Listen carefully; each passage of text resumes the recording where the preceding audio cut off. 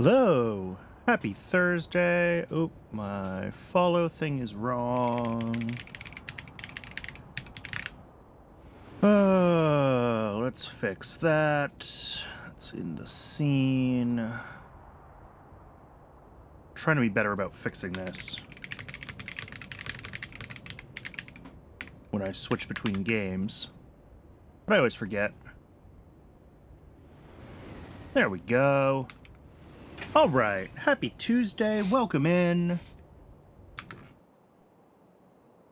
Get zoomed in on the thing I should be zoomed in on when I start the save. All right, so earlier this week, we were working on figuring out our bottlenecks with science production, and we still have bottlenecks with science production. So those are going to be the things to work on first. The to-do list, I think our science is stalled. Yeah, our science stalled. And I believe that it is stalled on automation science. If I find research, yes. And automation science right now, I think, is stalled on wood of all things. Correct. So that is our first goal today, is to do a new big log build. And then after that, we'll figure out kind of what our next bottlenecks are. I know that I am having issues with fiber keeping up as well. Fiber is used as solid fuel all over the base. So we're either going to have to expand wood to fiber, which is fine, and that also gives us a bunch of biomass byproduct, and biomass is just ash in the grand scheme of things. So, like, that's fantastic if we want to do that. Or we'll need to figure out fiber from kick elks. That is the other option. But we're going to expand wood first. I think that is the thing to do. As I recall, I started looking at this in YAFC, maybe, kind of, sort of.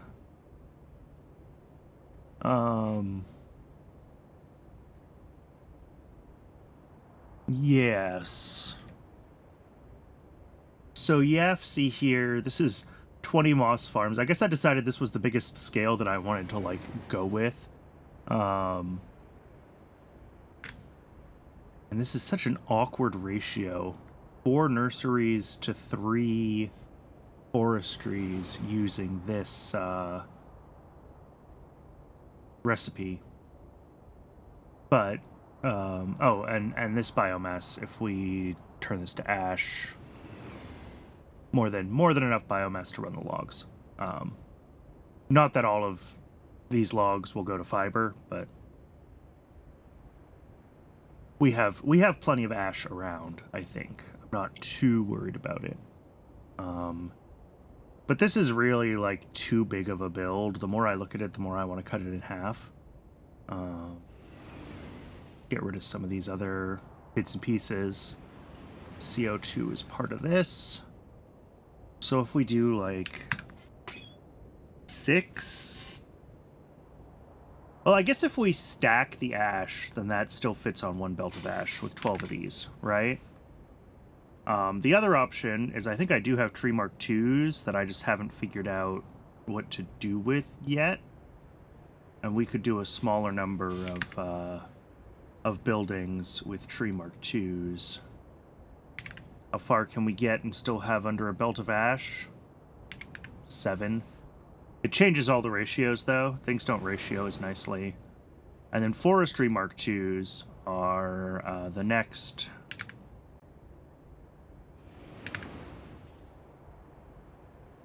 threshold technology, but I don't think we have those yet. It thinks they're unlocked because we've done the... We have the tech milestone listed as unlocked in YAFC, and that's true, but we actually don't have most of the tech available to us yet. So yeah, Botany Stage 2 is quite a ways below, and it looks like these take red circuits, so we're a long way from them. So I think... I mean, I could get Tree Mark IIs started. Maybe that's worthwhile. But for now,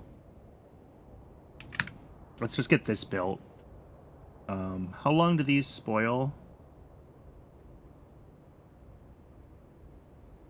An hour. Okay. So these don't really have to be direct insertion, as long as we're careful with them. They work better when they're direct insertion, but this 4:3 ratio is a pain. Maybe not.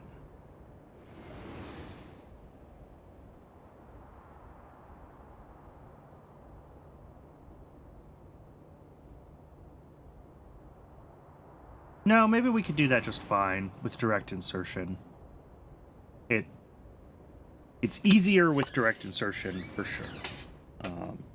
So I do want to try to do it if we can. But let's get this shopping list into the game. Export to a requester chest blueprint.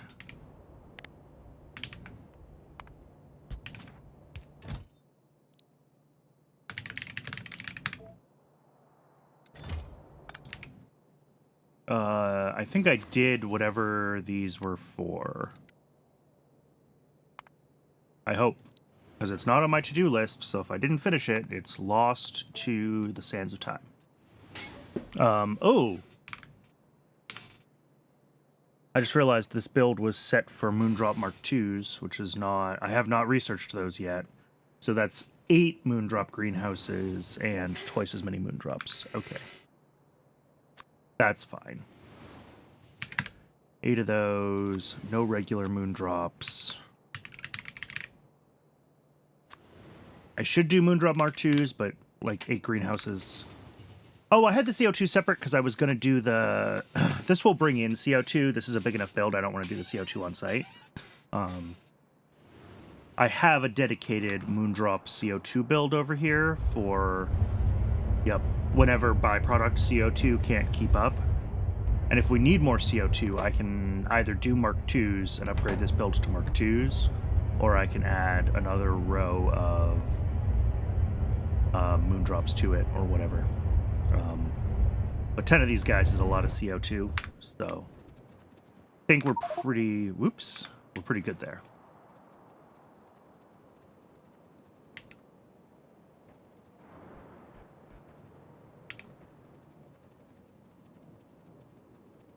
All right, and once we grab, hopefully the base can provide most of these buildings that we need relatively quickly.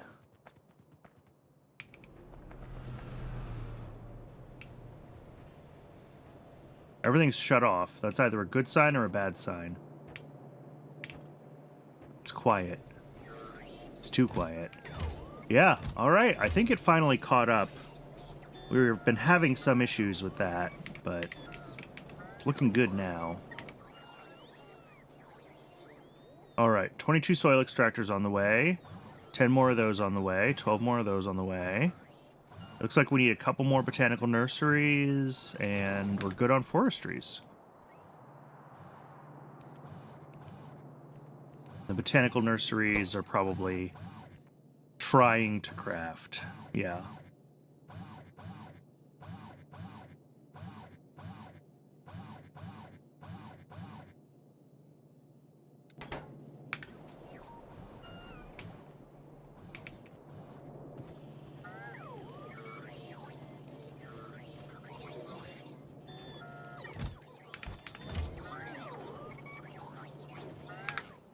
I'm curious how circuits are doing.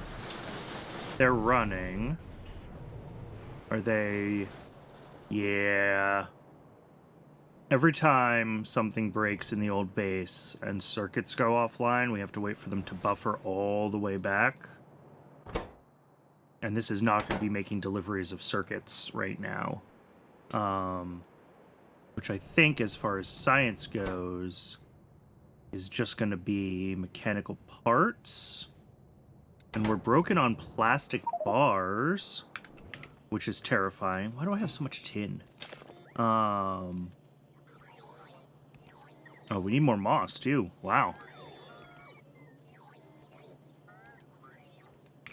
Let's find out why plastic is broken. That's concerning.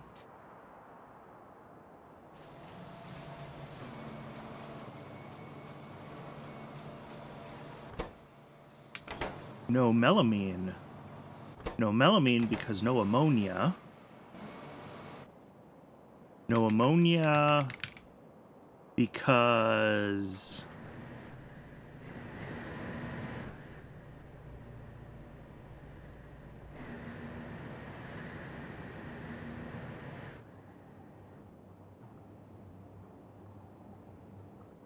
So this ammonia just goes straight to cyanic. I don't ship out ammonia from this location. That appears to be the case. And the other ammonia we get... Oh, is still the ammonia that comes from this system. Right, and this was backed up because... we didn't have coal for a little while. But this should still be sending plenty of ammonia back to the rail base. Oh, no, I broke a pump. I don't know when or how I did that. But yeah, so that's broken, feeding ammonia from belt base back to rail base. Okay. And that was one of the only sources of ammonia that we actually had. So we'll have to go fix that. I don't know when I did that.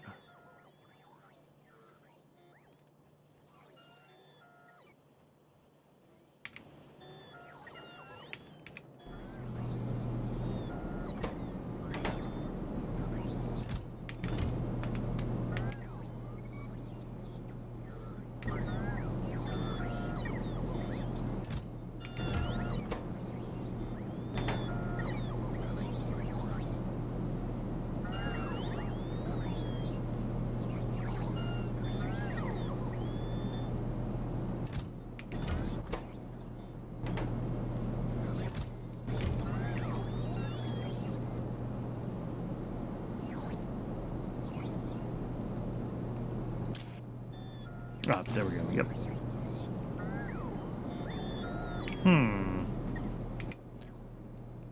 Alright, we've got everything except for a few more trees, which we'll get later. Let's go ahead and get that ammonia pump reconnected, because apparently that's broken.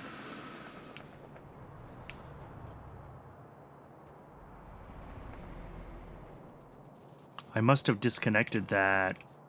Oh, it was getting power through this build. Whatever this was at the time.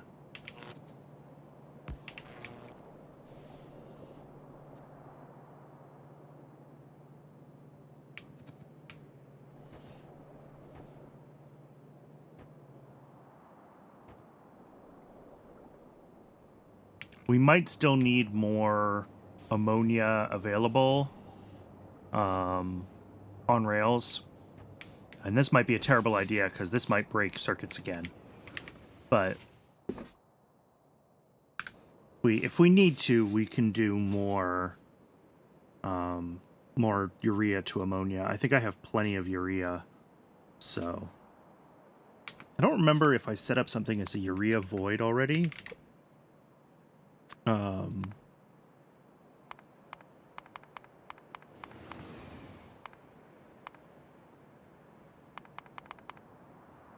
I don't think so.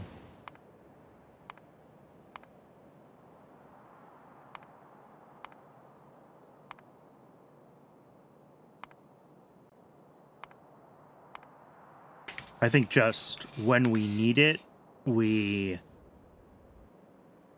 don't end up making it from... Yeah, here we go. Yeah, this is full because we're getting enough urea from other sources that we're not really feeding it from manure.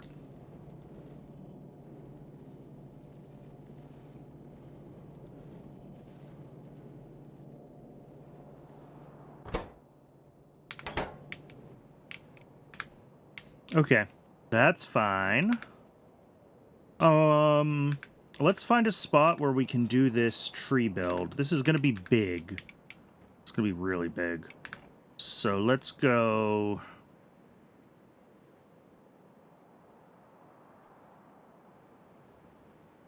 Station like here and do it up... Oh no, but I've got this patch like, yeah, fully... That's doing things. Problem is this whole side is like still kind of weirdly connected to parts of the old base, and I guess we could do the station here and do the build like up here. That's fine. Let's do that.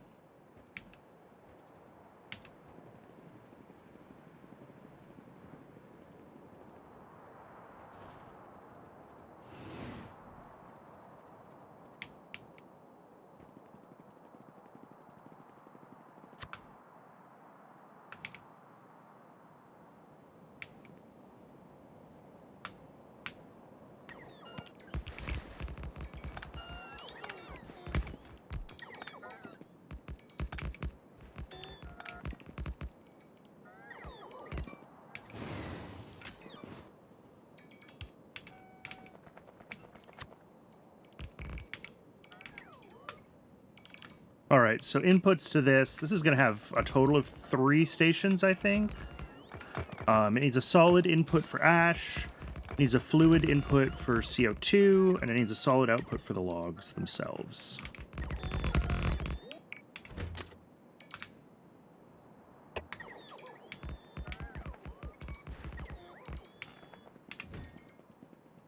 And those stations will all just go right here.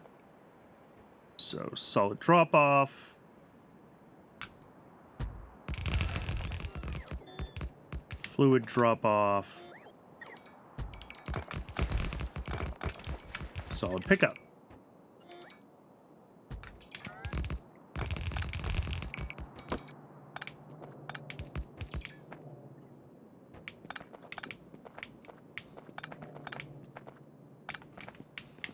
All right. So this is going to request ash. Make sure that we have plenty on site, so we can buffer a ton here. That's fine.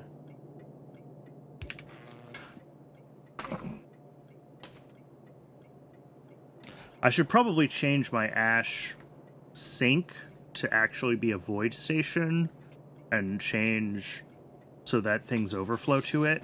But for now, this will get ash. Basically, as soon as there's any available, it'll get the first delivery, right? Fluid is carbon dioxide. Let's not forget our signals. And connect that in. Okay. So those are going to be our 2 inputs. As far as the ash goes, that's actually nearly a stacked belt coming out. Oh, actually, yeah, let's change this over to a stacked unloader. Because we're going to have a lot of ash. That's a stacked loader. Where do I have a stacked unloader? Up here somewhere? Yeah. Oh, perfect. This is exactly what I want. Except I don't want to bring this station along, just everything else. Perfect.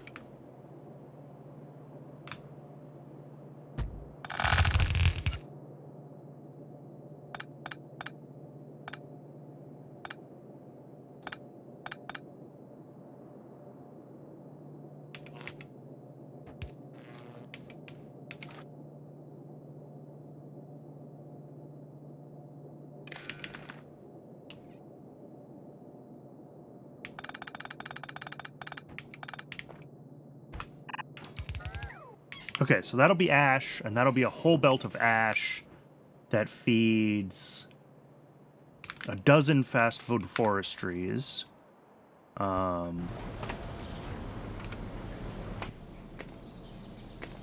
That's not the right ratio.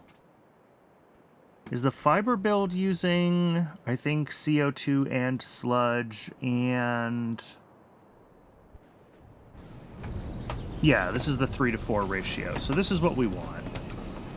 I'm going to copy this. We might make some tweaks to this whole design.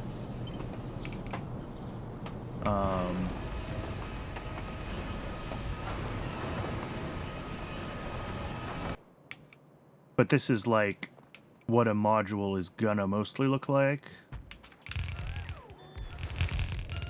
And then we need to make sure that we've got all the right...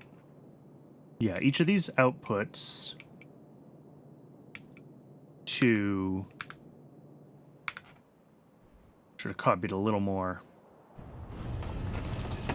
Okay, I have each of these going to a belt, which comes down to a chest, as opposed to having each of them have their own chest. So these are all on basically the same network, is the way I built it.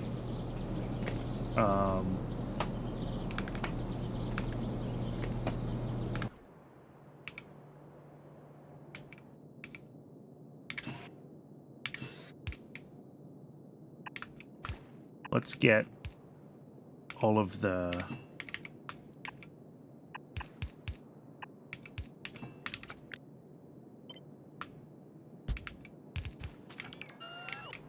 all the pipes hooked back up here. Oh, and then this one will need to move. But...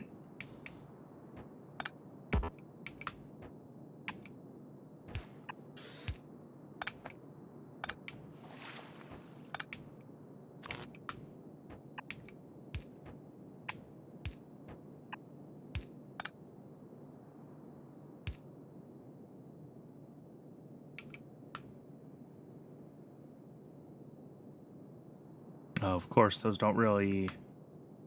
Gotta go like here.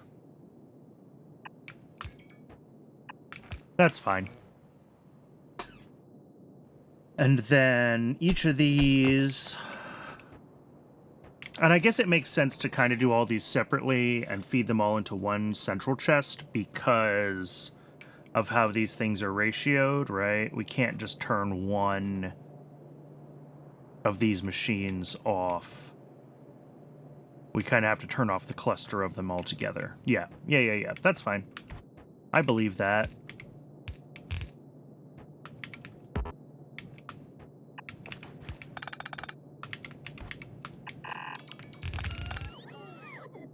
And then...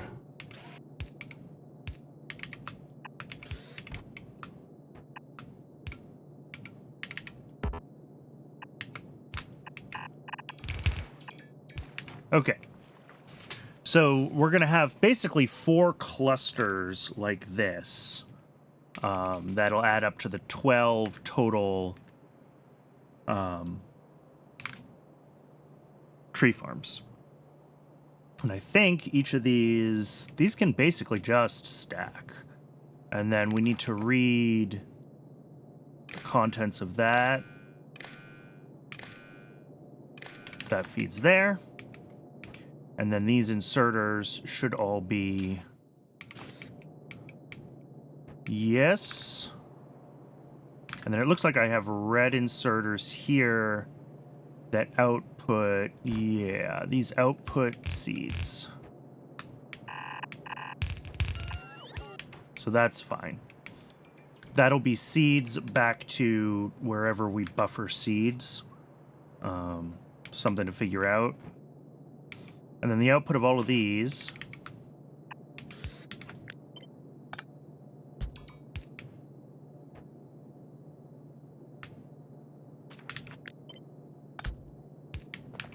I'm going to just line these up. Looks better. Okay. The output of all of these then needs to be fed off. And again, we're going to have 4 of these all coming in.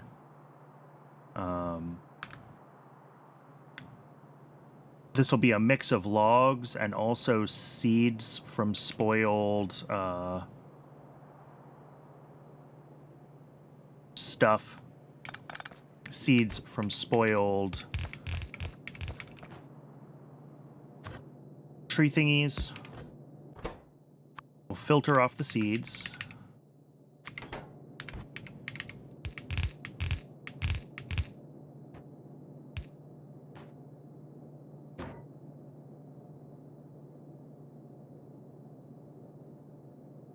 How do I want to do this? I do that there.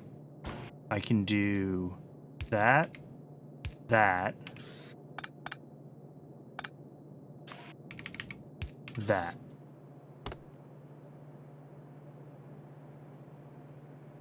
So tree seeds, any tree seeds get filtered off and put into this chest. And this chest is what tracks tree seeds. This is our tree seed buffer, right? So we will also want to have a, and I didn't make this in the, yeah, I didn't do this in YAFC. Oops. We need an assembler, which I just don't have here. Actually, we can use a burner assembler. That's fine.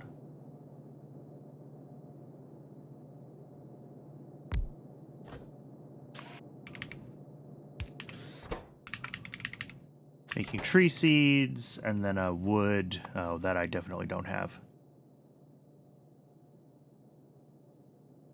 Oh, I just need some stone. Oh, maybe I could get that.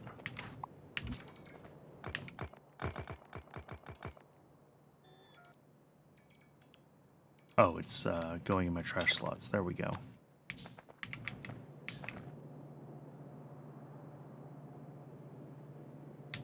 This will actually come, like, down here somewhere.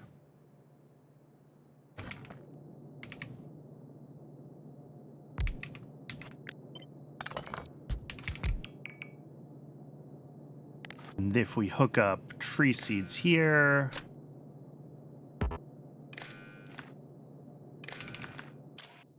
And then this is enabled when tree seeds are less than a stack.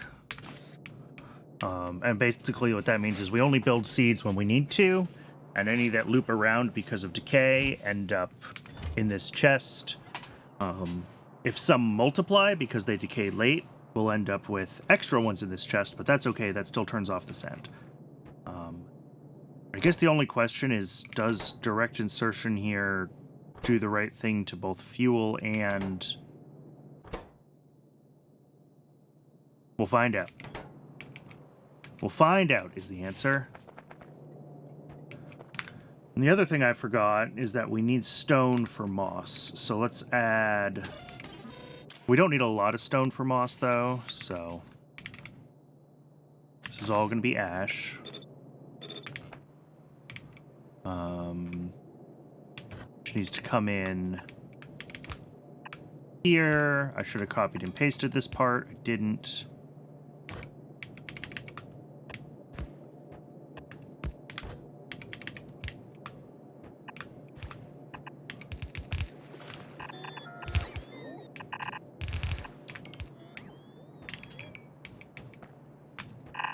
All right, and that goes up that way. I can actually move this over, I think, so that we have this kind of like... It'd almost come all the way down. Like there.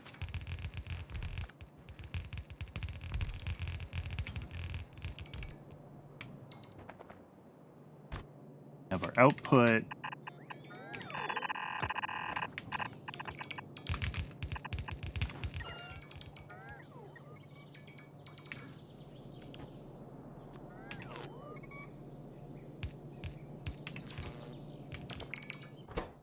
Alright, if I throw some logs in this, I'm curious if this will fill both slots or not when you use the poop chute, or if I have to put an inserter in between.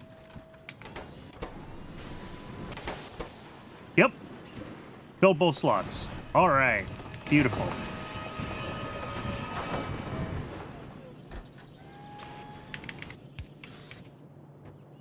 So that just gets first dibs.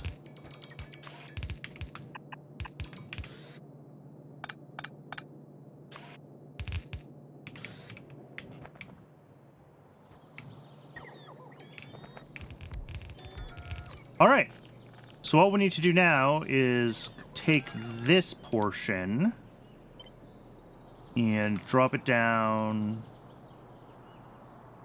a few more times.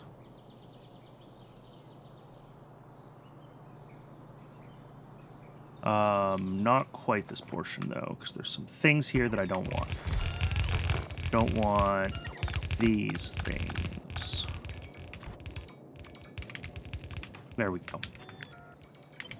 Now we should be able to grab this and put it where we want it. 1. Oh, I hope this fits.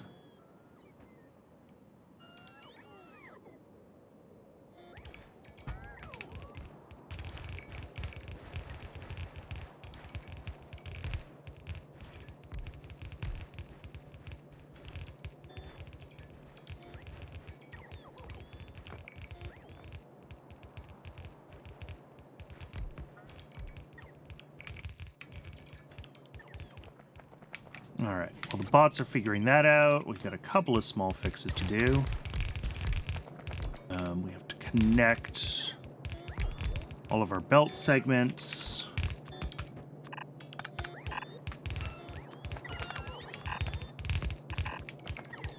And 3. And paste that one.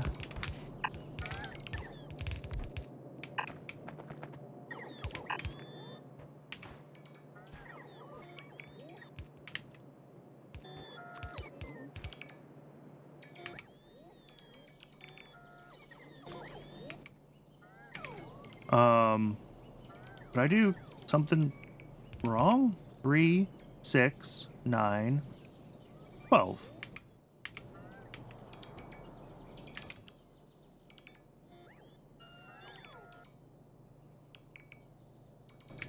Oh.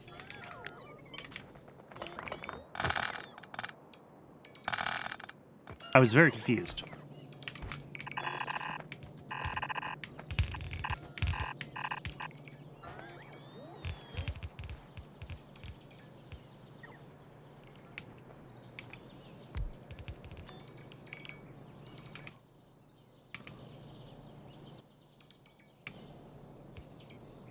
And I am missing a few tree modules. That is expected.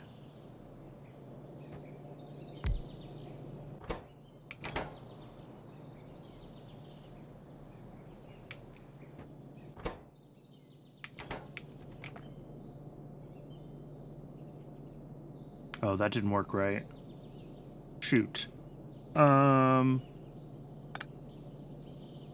Might have to make this a different...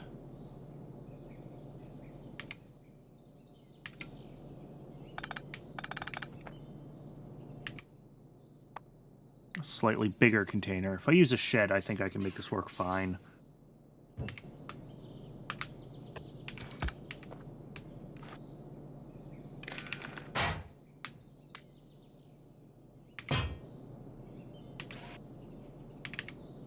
Yeah, and that'll output there. And inserter there. There we go. Oh, that inserter is still in, like, the worst spot.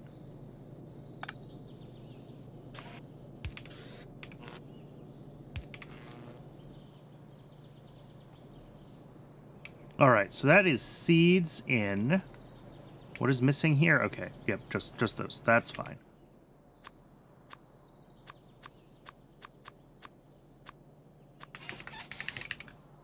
So just the trees, and we just need 9 more of those when we go back up to base. Okay.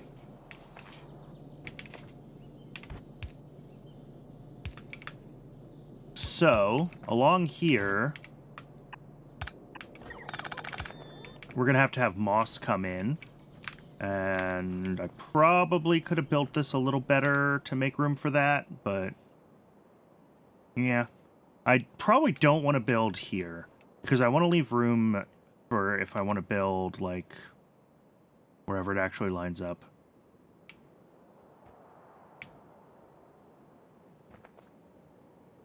Yeah, if I want to build another thing going this way, in this spot, then I want room here. So I don't want to put the moss here. I don't want to go any closer than this. So let's figure out how to route the moss in from the bottom here, which is fine. This will be moss in.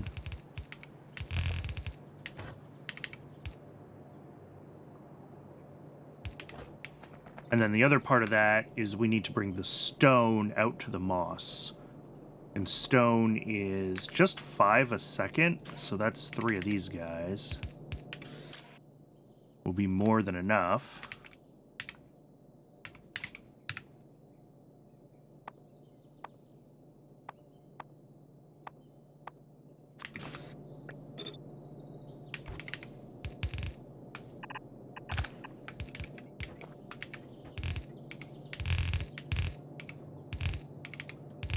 All right. So that'll be stone out and moss in. Moss needs to go onto one side of this belt because the seeds go on the other.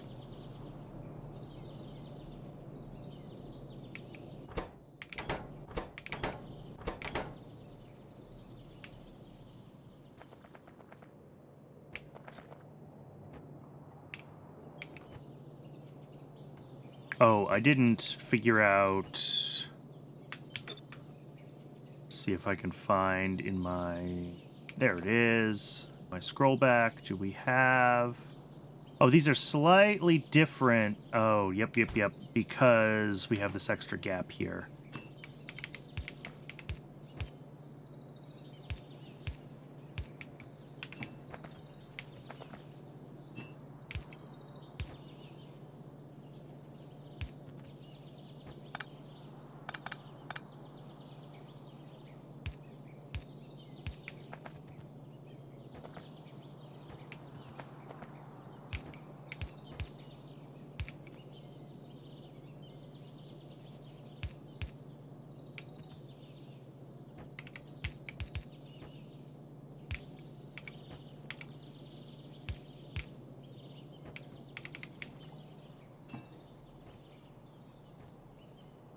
Is that all hooked up now? I'm not sure. Think so. Looks like it. Okay. With that fully hooked up...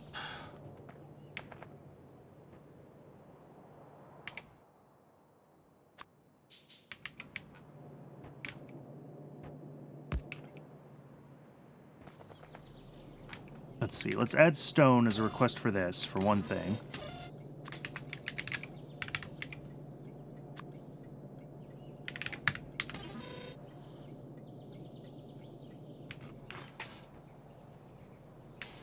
Now we need moss. Moss is 20 moss farms, so that's like 2 rows of 10, I guess.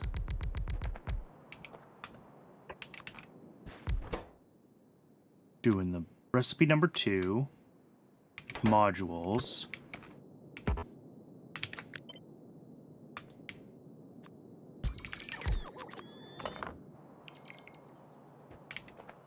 Yeah, and if we take this, flip it horizontally,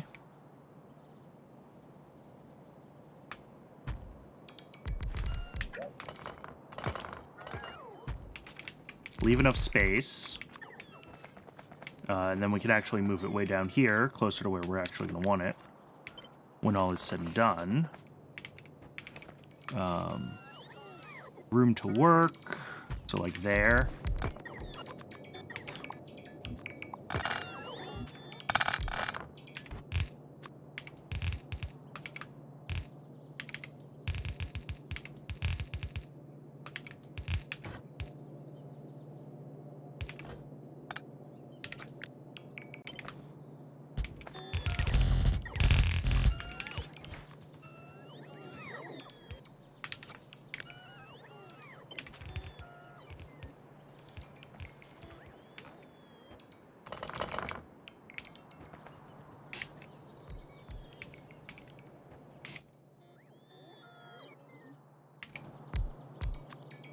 All right, we're going to need some more moss modules too, it looks like.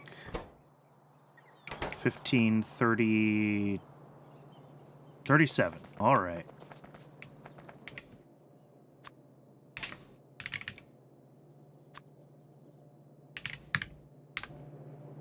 Now, as far as hooking these up goes...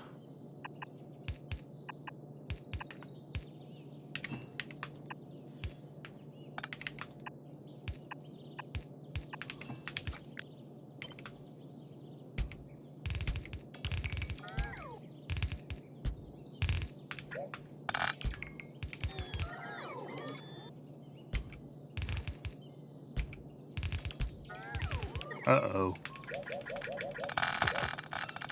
I got off the alignment. Okay, like that. So like there, nope, there,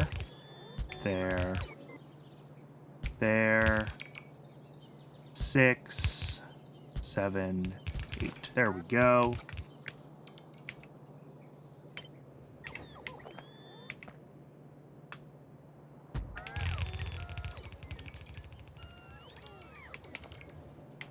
What did I... Oh.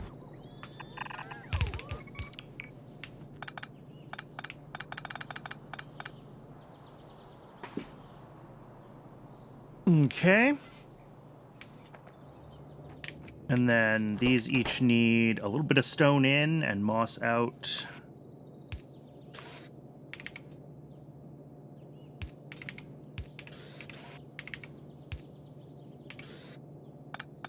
Sorry. Let's actually get these the right way around. Stone in, moss out, stone in.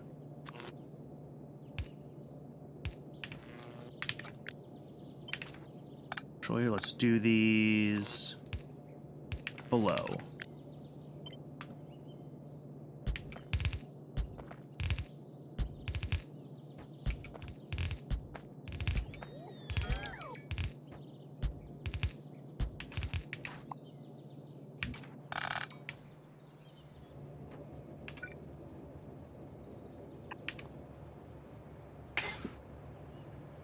All right, now we just got to figure out, we got to get the CO2 routed, and we got to get the muddy sludge routed. It looks like I managed to line up CO2 kind of by accident here. So that's CO2 connected. Muddy sludge, we can kind of do the same thing. And then up top here...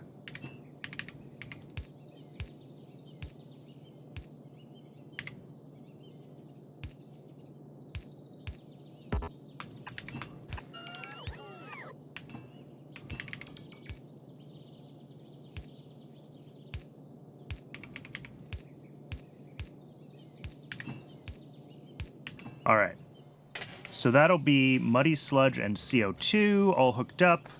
These need water, and then we also do need to start making the muddy sludge. How did I do this?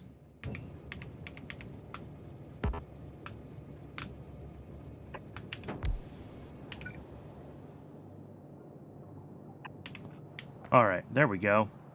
I'm not sure how I deleted that tank, but okay.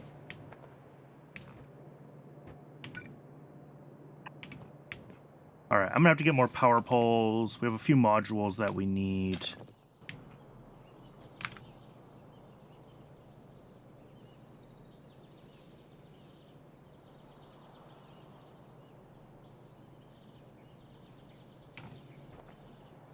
All right, let's get the... I guess the muddy sludge going. We can feed that in here. Oh no, let's get the CO2 hooked up. That's an easy thing to do first. Because that goes like...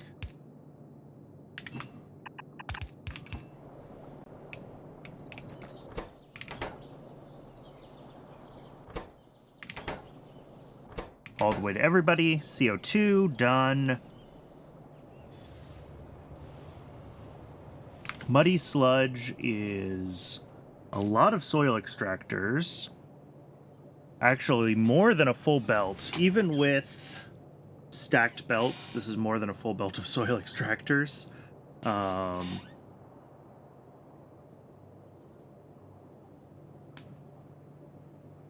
So...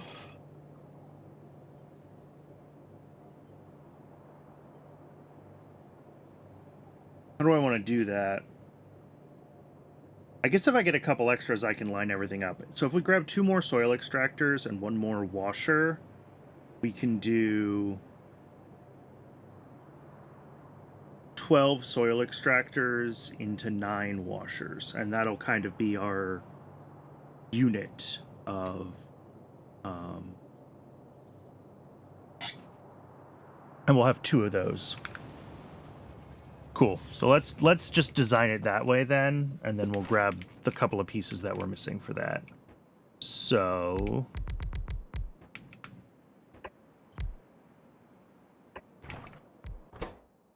these are making muddy sludge.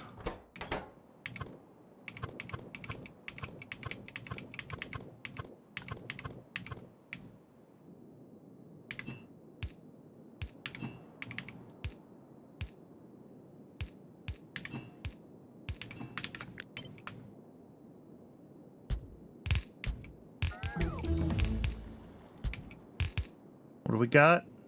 Rhinias.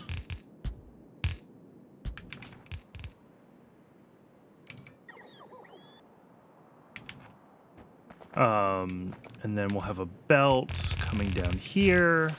Each of these brings in 2.5 soil, which is a little bit more than 2 yellow inserters. It's really like a blue plus a yellow, I'm feeling.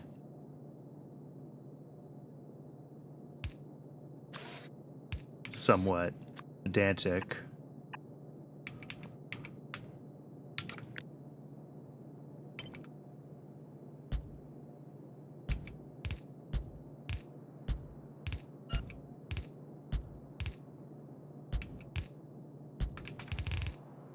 All right. And then this would be fed from, what did I say? A dozen soil washers, basically. 6 on each side.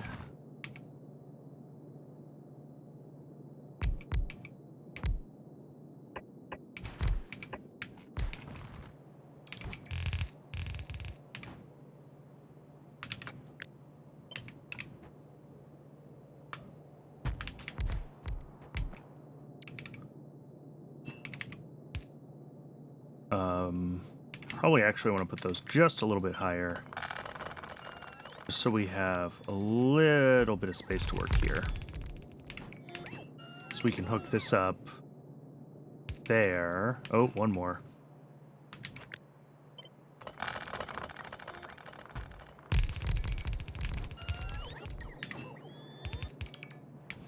That would be the water in, and then water up at this end. Connects these like so. And then if we take all of this, flip that horizontally, line it up on the output pipe.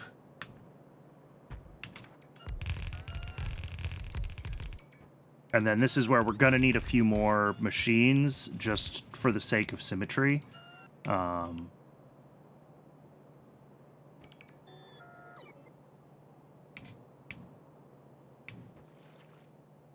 But yeah, this is all of the muddy sludge production that we need for this. Water in is, we need 3 pumps to run this whole thing, which there's just enough room for here. Beautiful.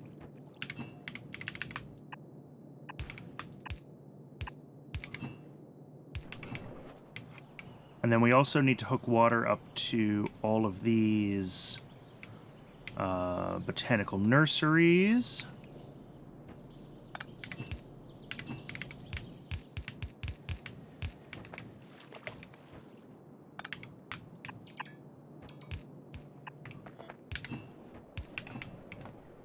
All right, and that should feed, yeah, seeds there. These have everything but moss. All the way down. You don't have water. I missed a connection somewhere. Ah, those were not pass-through pipes.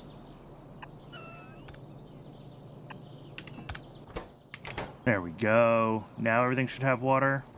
Now everything has water. Okay. So that just leaves hooking up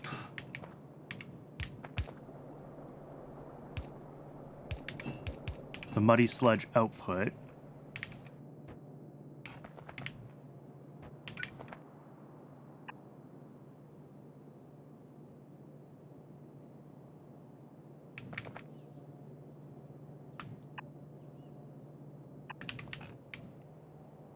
Here from these.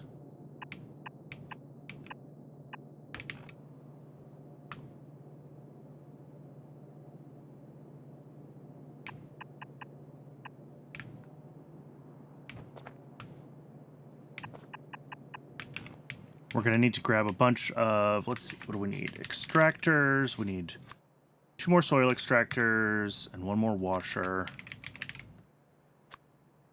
We're going to need a bunch of power poles, obviously.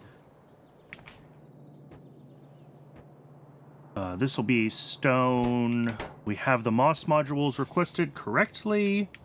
So I think this is, I mean, pretty much the build. It just needs, you know... Why did... Oh, shoot. That's fine. This will burn through. How much is left in here? Oh, a whole tank. Ouch.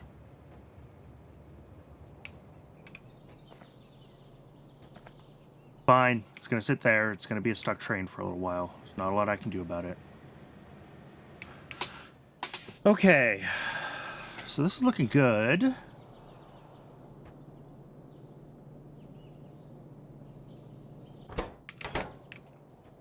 I think we can head back to the mall and grab whatever of the remaining things we can get over there.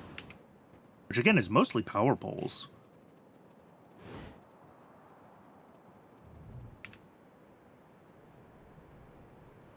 I did not have power poles as my limiting factor on my bingo card for today, but that's okay. Where's power poles? Power poles. Power poles.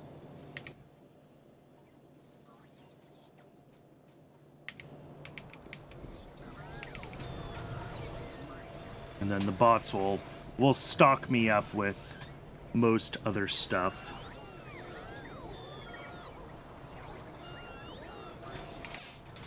Yeah, the moss we're going to have to grab, I think, because we just don't have any more moss in storage.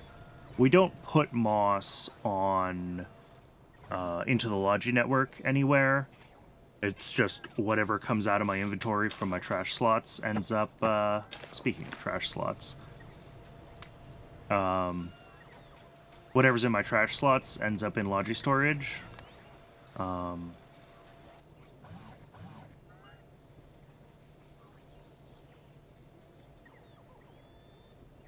But we're out of moss from storage. So let me see. I should have some... Here, let me mark this. 37 to 37. That way, any that I pick up that's extra will get trashed automatically. There we go. Now I just need these last few trees and this washer, and we'll be good to go. There's some trees. That's all the trees. Oh, and we got the washer. Okay. I think all these other pipes and rails and stuff we don't necessarily need to be fully stocked on. I think we have enough to finish the current project. So let's go finish the current project.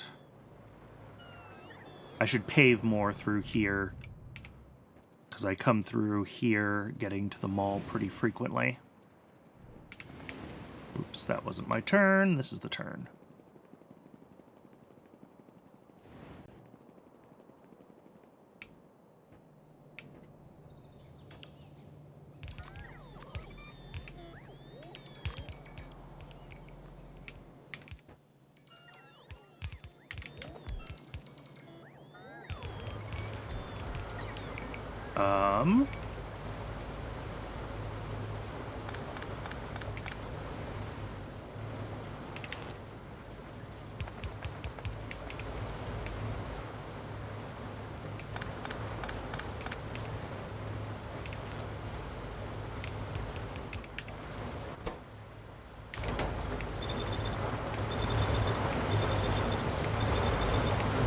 Okay.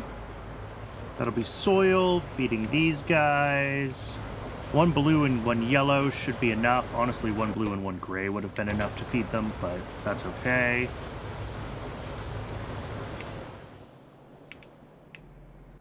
These guys are...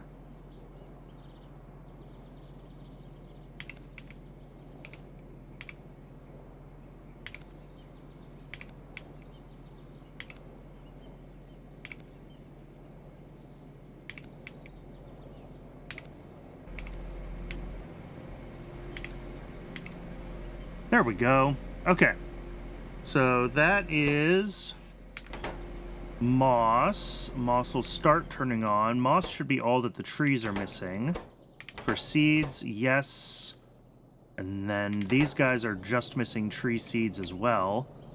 So I think this build is done. It's going to take a couple of minutes to fully turn itself on, but that's all right. And perfect timing, because Twitch is telling me that it is time for an ad break. So I will let Twitch run the ad break. I do run just one ad break an hour, just to keep... just long enough to keep pre-roll and short mid-roll ads turned off. So there's just going to be one 3-minute ad break. I'm going to stretch my legs and get a little bit more water during the break, and I encourage everyone else to do the same. And when we come back, we will, hopefully we'll see that this ran, and we'll figure out what our next bottleneck is. See everybody soon.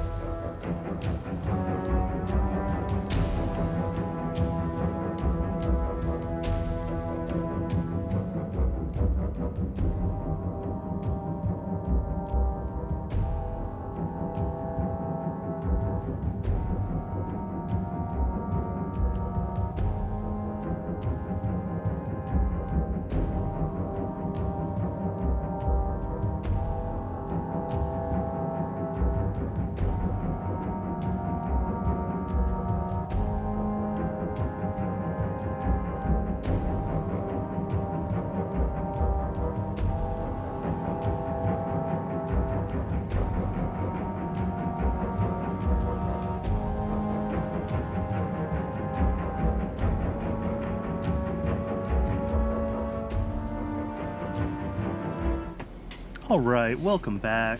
Thanks for sticking around through the ad break. I do appreciate it. I do try not to use ads as a cudgel to encourage people to subscribe. I make them as unobtrusive as possible, and I try to make sure that you don't miss anything. But if you don't want to see ads, you can always use a Prime sub. I am about less than $5 away from hitting my threshold for my first payout from Twitch. So just a couple of people Prime subbing in the next week before the end of July would push me over that threshold, and that would be just reaching into Jeff Bezos's pocket and giving me a couple of bucks if you have an unused Prime. All right. So I think this is done. I think this is working. I mean, it's running, obviously. This shouldn't be able to do... How many logs a second? 6.4, so half a belt is fine. I don't have to do anything to split how we're handling this across two belts.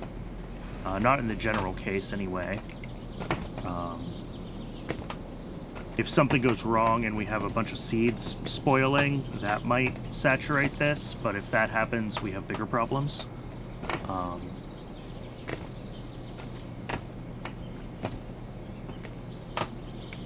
So I think that's okay.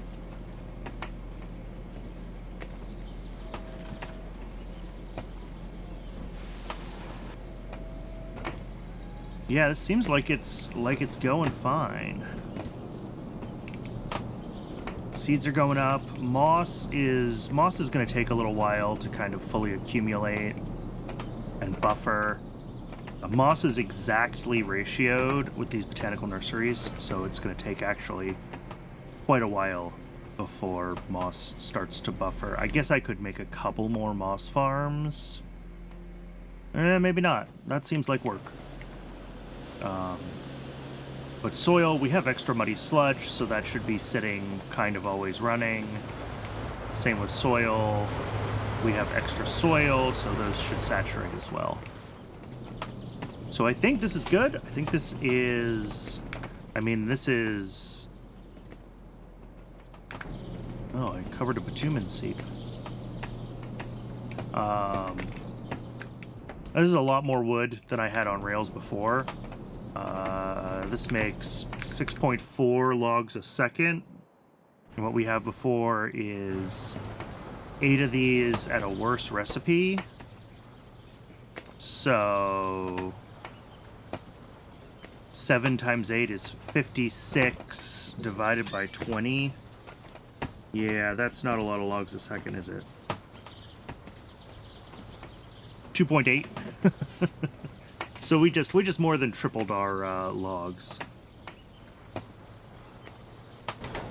So definitely a worthwhile investment there, because this has been a limiting factor for a little while now. The things to keep an eye out with this is going to be ash coming into it. I should really switch my ash sink to be a void. But if I do that, like, I make ash in so many random places that I'm gonna miss some of them and something's gonna break. But maybe that's the thing to do, is switch, is it down here where we do? Yeah, this ash processing here, it's set low priority, but it's not set as a void. So this is gonna request any ash that something else is not currently requesting.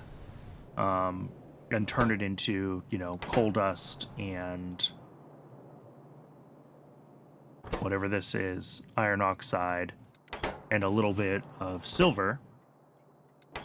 But,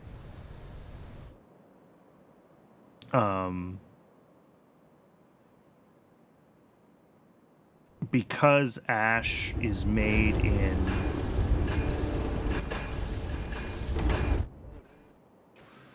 so many random one-off places, what happens is that it's not really allowed to, like, accumulate anywhere, and it all ends up here right away.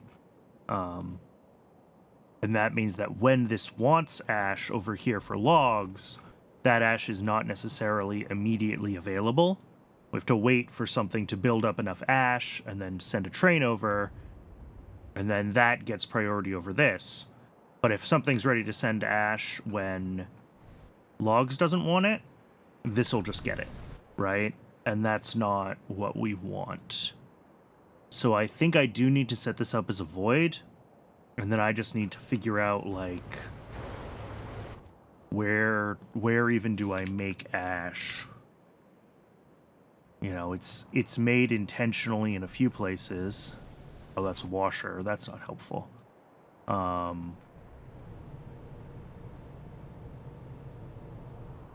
Yeah, this is turning, what, bone into ash? This is a bone void? Yeah. So, like, I'd want to make sure that this only sends to silver when it overflows. There's this ash from flue gas. Yeah, this is a void as well. So this one should be set, again, to only send when it has to.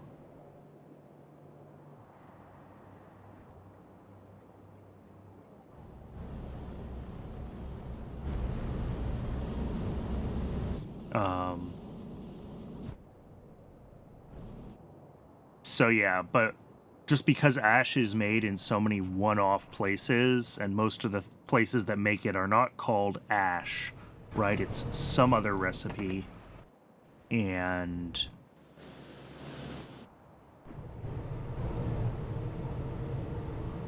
who knows where it all is. So if I flip this station to be a void, I can fix a couple of the places that I know are going to back up, but I'm just going to kind of have to wait for things to break and then repair them as they fall over. And, like, maybe that's fine. I just don't love doing it. I think that is what I'm going to end up doing, though. So let's do that. Let's change this to a void. We'll fix a couple of the places that I know are going to break. And then we'll have to go from there. Just try to remember to check anytime we see an ash provider station, make sure that it's switched over to handle voiding correctly. And this is why I should have done voids right from the beginning, but I was lazy. Alright, so this is now on the V network. And what that means is that this will not be sent anything unless that thing is on the V network.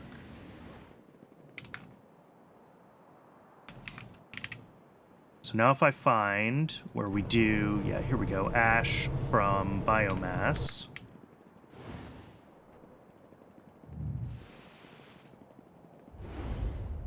Over here somewhere.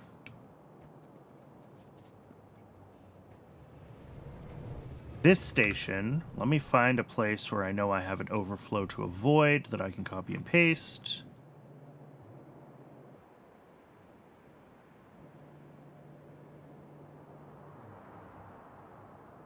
None of these. Okay, down here.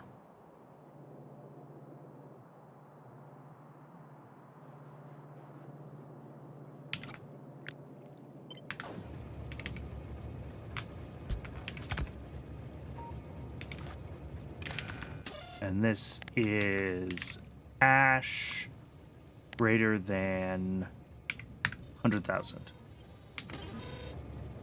Yeah. So this has to be all the way full above 10 rows before it will be sent to actually be voided, which means that this will stay buffered and be available to other things that want ash.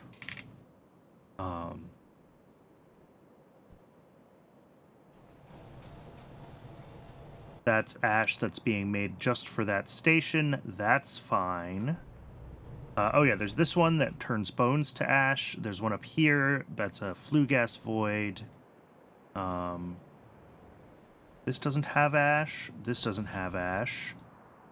I made a void somewhere for... I'm not sure where I put it. Thought it was up here somewhere. But I have a void for coal dust that just burns coal dust into steam and voids the steam. And that obviously produces ash, so that needs to be set up. I just don't remember where I put that. And if I don't remember where I put it, it's gonna break, which is unfortunate. Thought it was up here, but apparently not. I must have tucked it in somewhere else. Ah, here it is. Over at zinc. So yeah, that one needs to be fixed. Kind of all over the place, they need to be fixed, which is why I didn't really want to do this. But I think it does need to be done for the base to work more smoothly if we're only voiding things when they really overflow, instead of having the voids as like the low priority monsters.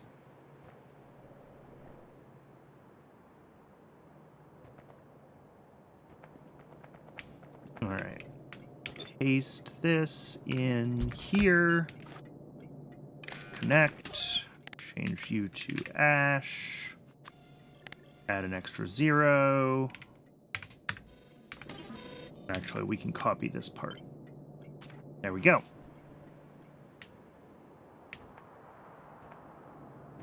You can see here that I made sure that this coal dust one is already a void.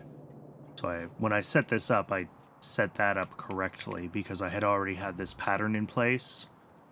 But for things that were done before that, we don't necessarily have another method ready to go.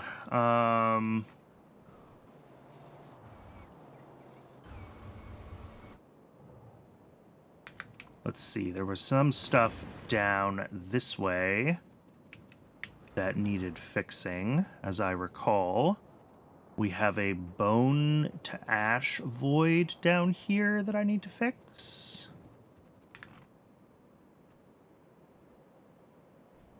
Down there.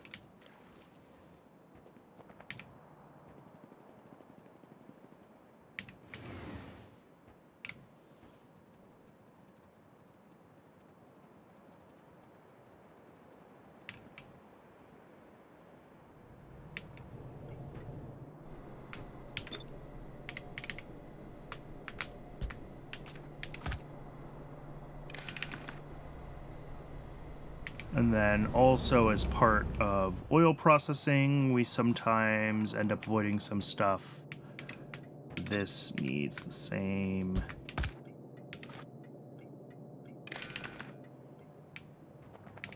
All right. There's probably other stuff that makes ash. In fact, I know there is. Down here, doesn't oil... No, not oil. Plastic have heaters. That's latex. Is this rubber over here? Rubber's over here. Yeah, rubber has a heater. That'll make ash, so that needs the void added. Any place that I'm using coal for heat, I need to add this logic.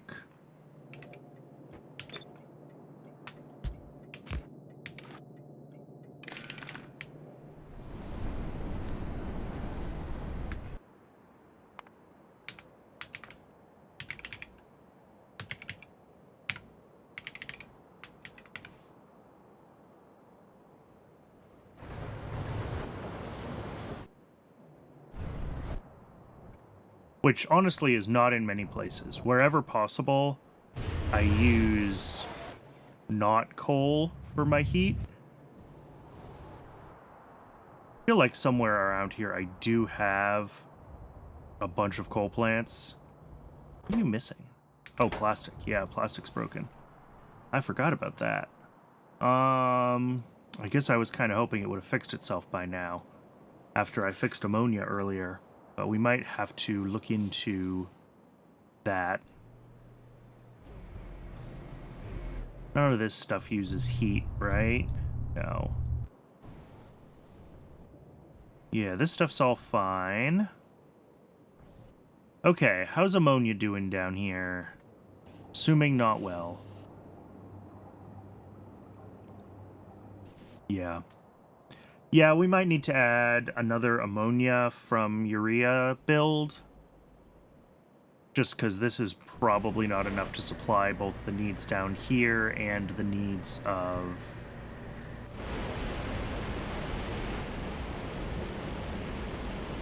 the rail base. Then again, why no...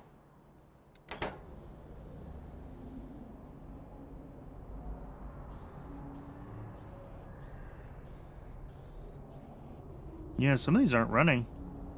This does not have enough barrels in the loop. Interesting. I mean, not interesting. Annoying, actually. But...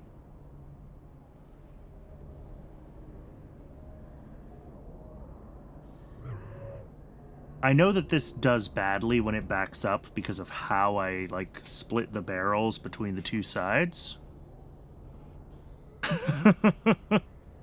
That is... I mean... How many of these do I have here? 20. I have more somewhere else. Yeah, here we go. Another 20. But the base makes plenty of manure, so I can definitely swap some of our... Do more ammonia production on rails, like that's fine. Plus I have urea as well from various byproducts. I was just making sure that, like, I hadn't broken something. And the answer is that this is always kind of broken because the... Something with how I've got the barrels splitting... Yeah, I mean... I think right now the best intentional source I have is still manure. But, like, whenever I can get wastewater on rails, all of my wastewater is turned right into urea, right? Otherwise, like, liquid manure, eventually I'll be able to do it from blood, although I'm not sure if that's a good one. This looks nice, but apparently I never get this. This is, like, actually locked away by... I don't know. This is either a turd or it's a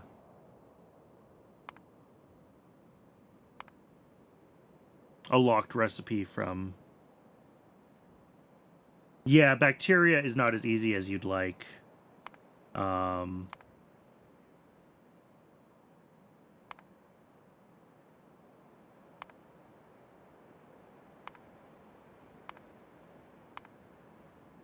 Is this a turd recipe that gets rid of the need for lamps for the Zogna?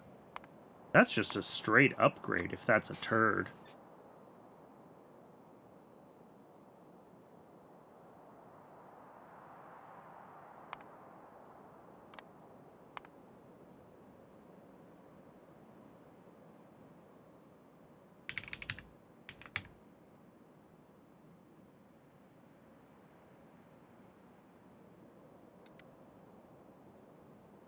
Yeah. Oh, but I have to pick it compared to other incubator upgrades. Okay.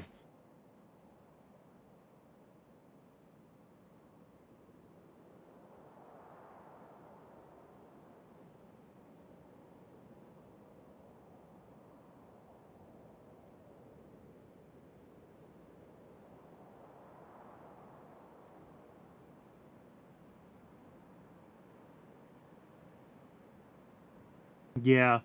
I mean, I would probably pick this one. Getting rid of lamps for Zogna seems like a good...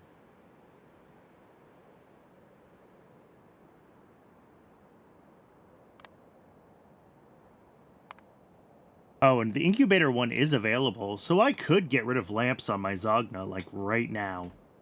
Just across the board. Just do it. I have it available. And it wouldn't even break my builds, right? Like, yeah, I'm delivering lamps to where I don't need them, but that's fine. Yeah, some of them are absolutely dangerous on hard mode. I saw one, I think it was in the incubator even. Like, I'm looking at this, like, yeah, 50% more manure bacteria, but adding fish hydrolysate, which has its own side products and other stuff. Integrated circulation is fine, but also biocontainers aren't that expensive. So, like, getting, you know... Yeah, this is like 50% productivity on biosamples. And 50%, There's no way to void pressurized water? Really? Huh. I did not realize that. Now that I think about it, though.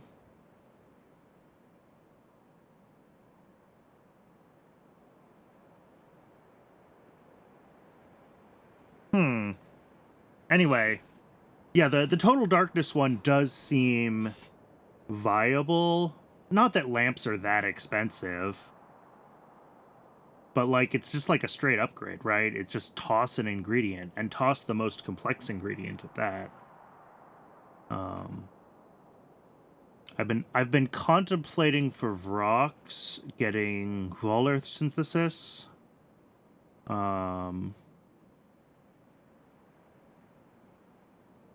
Yeah, where's the main time delay with them? It is almost certainly Petri dishes.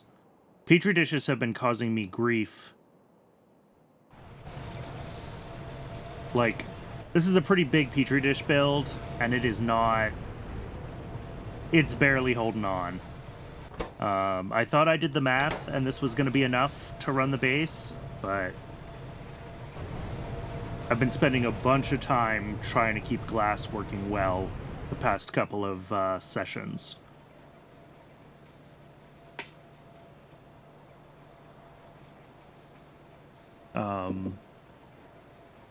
What I might have to do is switch all of this up to...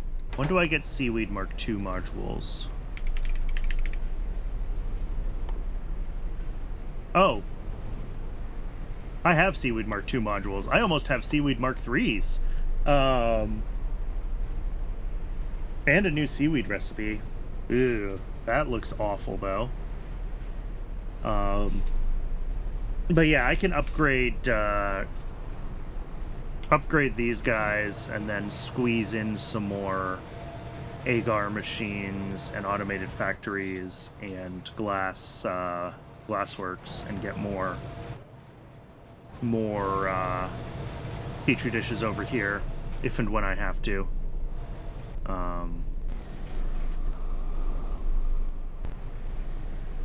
We'll probably need to like do something to stack the belt though if I do that.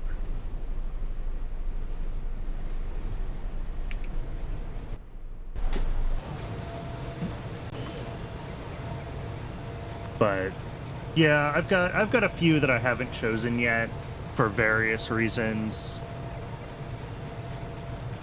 Moss. Internal bioreactor seems potentially useful just because you get refined versions of syngas and natural gas as byproducts. Yeah, once you have natural gas as a byproduct, or sorry, not natural gas, pressurized water, you have to basically find a consumer of pressurized water.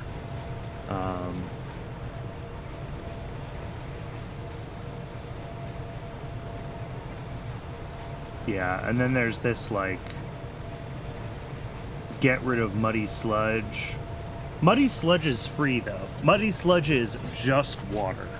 So, like, I don't know why I would ever pick high-density culture.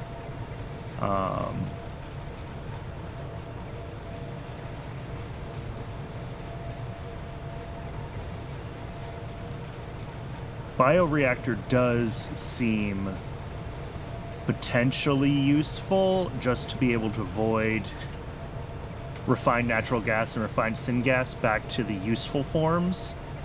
But I'm also worried that this is like a my tech level, it looks good trap, and that later on I'll never use this.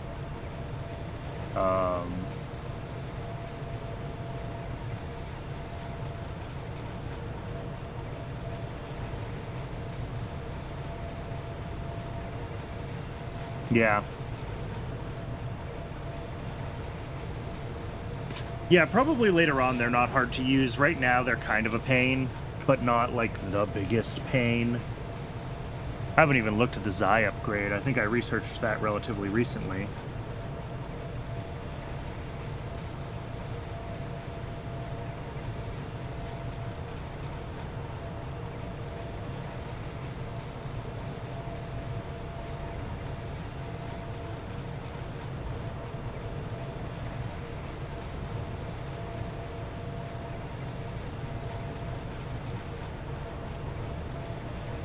Oh boy.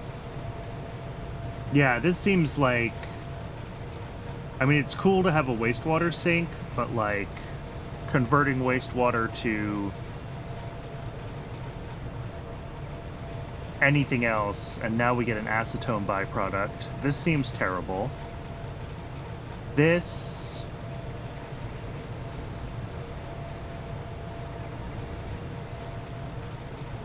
I'm not sure...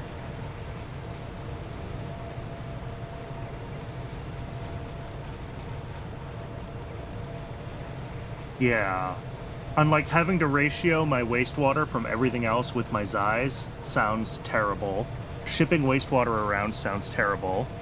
Yeah, acetone isn't too bad. You can burn it and you can turn it into organic solvent, right? But that's a lot of acetone that comes out of this too. All right, and what's this one?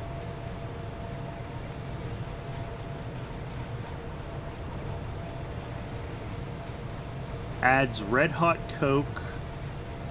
Oh, and the phytoplankton gets barreled. Yeah, crafting speed.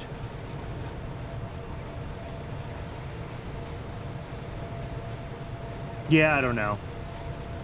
The problem is that all of these also break my builds, which means that I don't necessarily want to take them right now until I'm ready to rebuild. And I just got Xis going, right? I've been very tempted by Volar synthesis.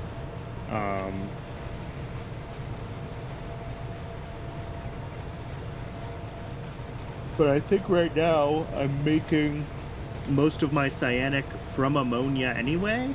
Oh, but this loop is ammonia positive, right? It's really turning hydrogen into ammonia.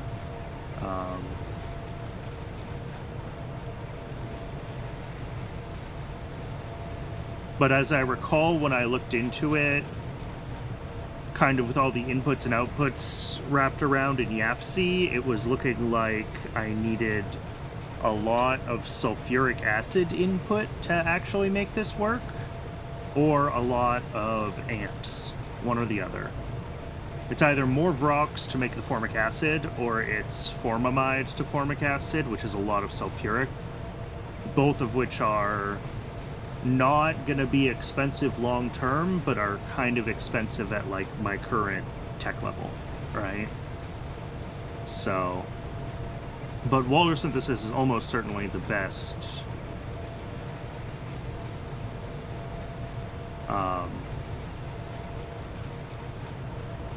You know, yeah, I can get rid of water. I just don't care that much. Especially in Factorio 2.0 with better sushi belts, like the water barrels are just not a big deal.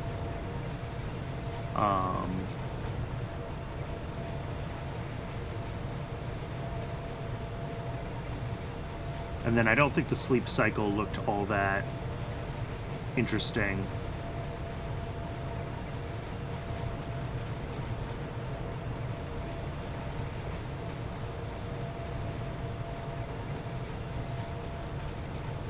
Like lower energy usage for, yeah, a lot lower speed and a slight productivity buff. You use direct barrel feeders? Yeah, for smaller alien life things, I absolutely will use direct barrel feed.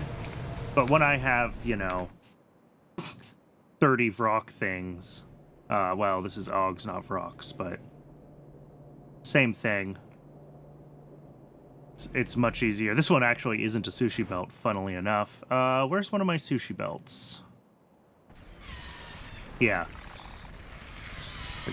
It's pretty easy just to feed it directly here. Just using, before 2.0, I would have avoided sushi belts, but with 2.0, you know, this is so easy to do, right? The hold all belts. So just side load all the products on and enable disable the loading belt.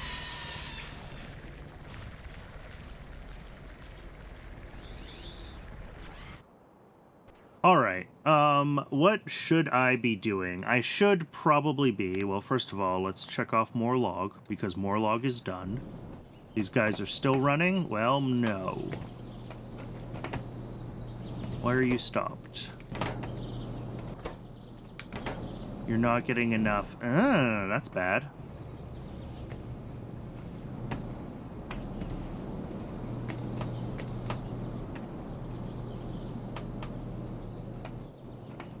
All right. Yeah, I think this just was temporarily out of ash. Slowly rebuilding itself.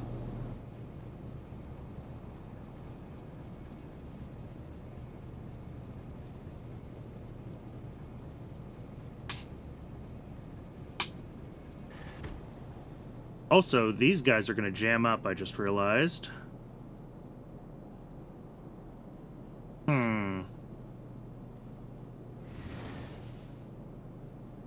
I guess I've never really used these,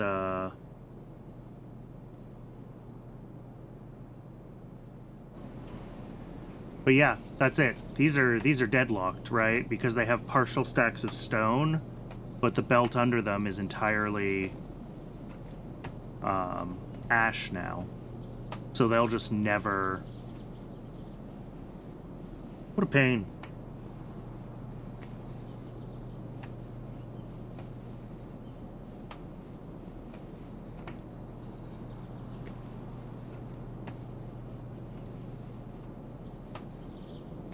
There's a way to fix this, right?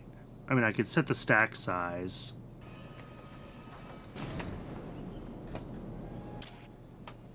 Can I... Let's see.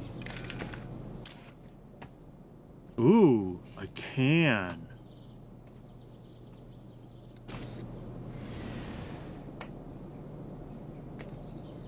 All right.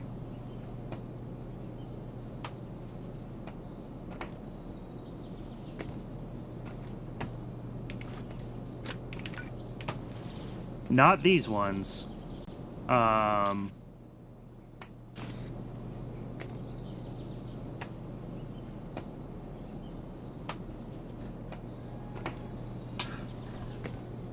Bulk inserters will. Stack inserters don't. I think is how it works. But what I think I can do is I think that I can detect when, like, there's no train. And if there's no train, set the stack size to 1.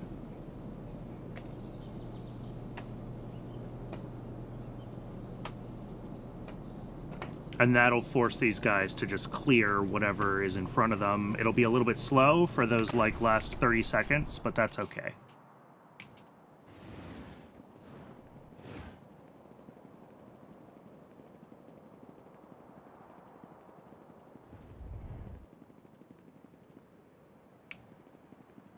Yeah, I could set it for the last 2, but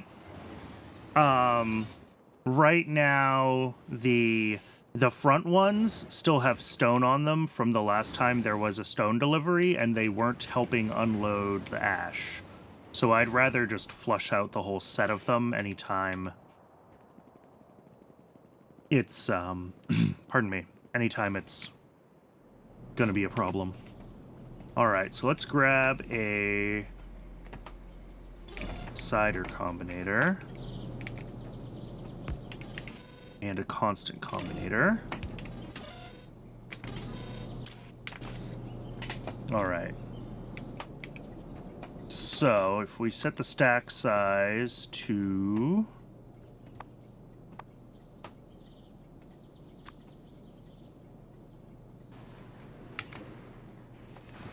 Currently 13 is the default right now. Yeah, 13.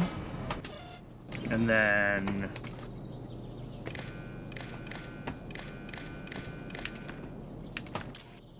Yeah, set stack size. And then...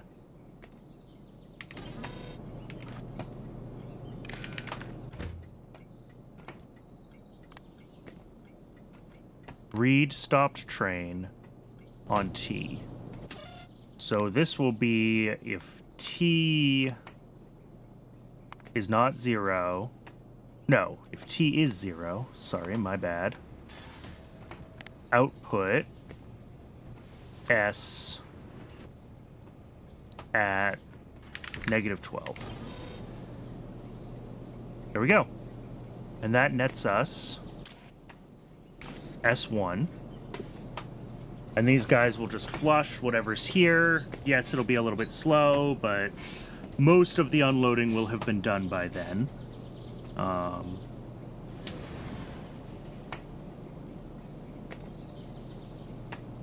And then I guess we have to wait for another train to show up to see if this goes back up to... I mean, it should, right? Yeah, read train ID into T.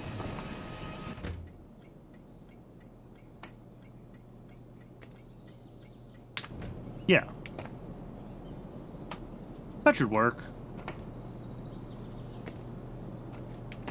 T is non-zero, -12, which sets the stack size to 1. Yeah. I believe this to be correct.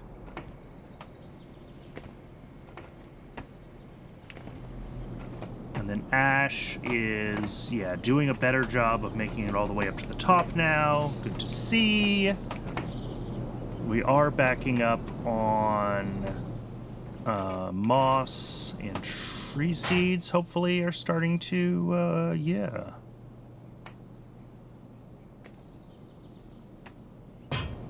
Yep, and this turns off when there's 100 in here. That's working. These are not backing up yet, so we can't confirm all of this logic is good, but pretty sure all this logic is good. This is all copied and pasted from other builds that are working, so...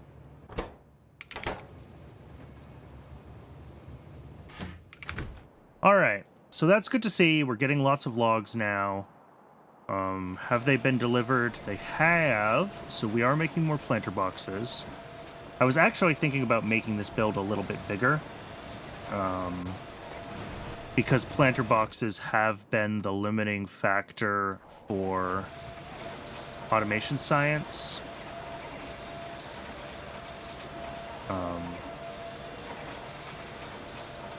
Not that it's a huge deal, but...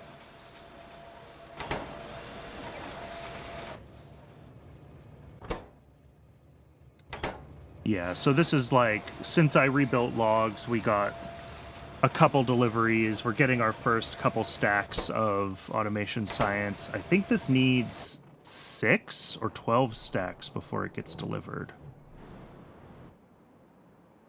What did I set my thresholds to? 1, 2, 3, 6. So yeah, 6 stacks. Oh no, we got a delivery. Excellent. Good, good, good, good, good. Yeah, we're sciencing again. And we should be sitting around 18 SPM. Yep. That's the 12 SPM that we make plus 50% productivity that we have at this point in the game. So...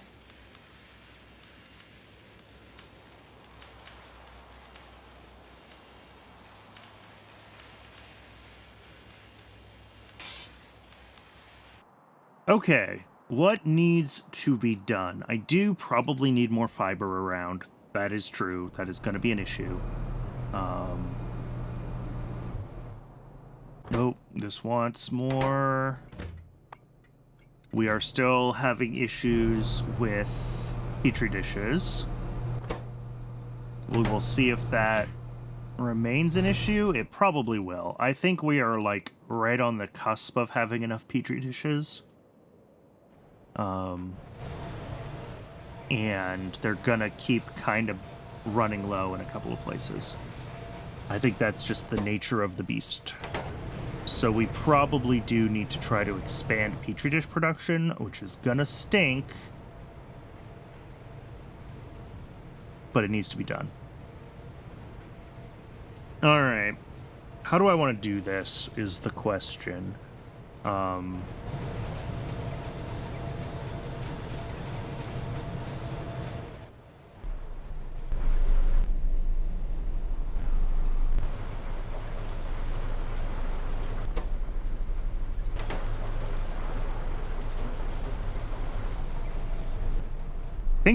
I think I do have room if I wanted to just copy and paste all of this seaweed to like down here.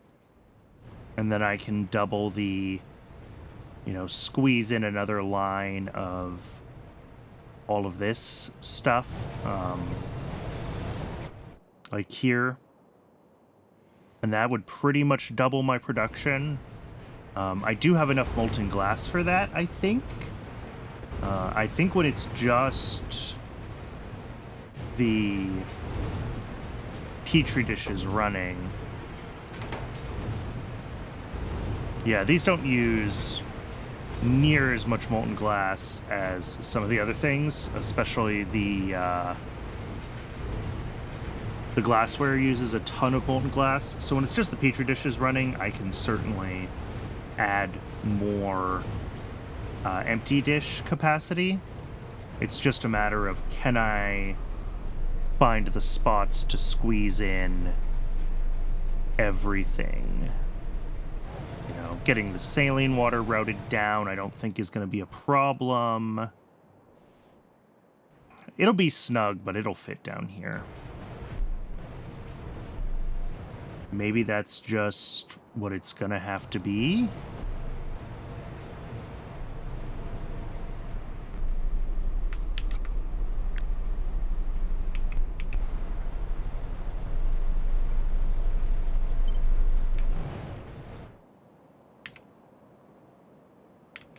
Oh yeah, no problem.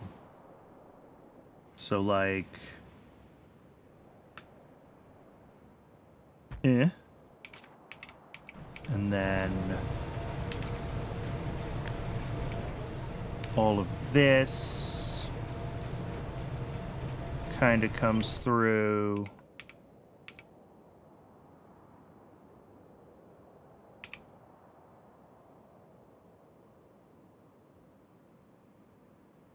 That's, how is this done? Yeah, I think that.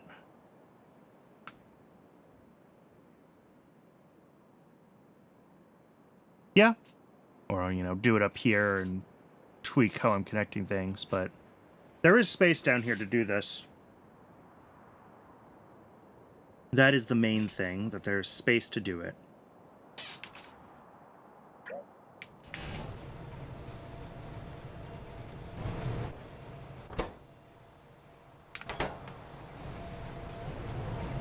Yeah, I should just do it. Okay. What do I need? I need 20 plus 10.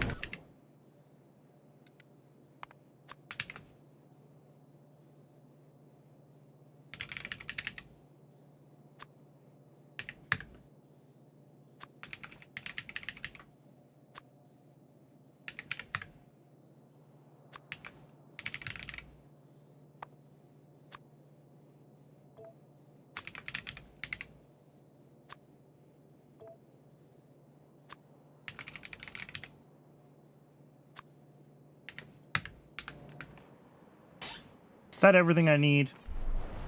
Soil extractors, a bunch of those guys. 10, 10, 4 electric boilers. Okay.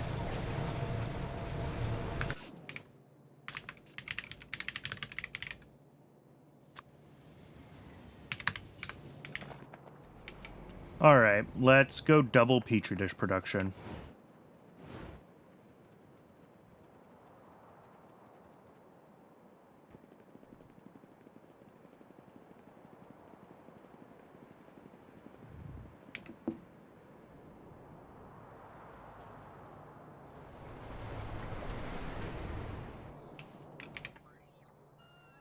Are we going to get all of these delivered? It looks like we might need to make some seaweed crop facilities.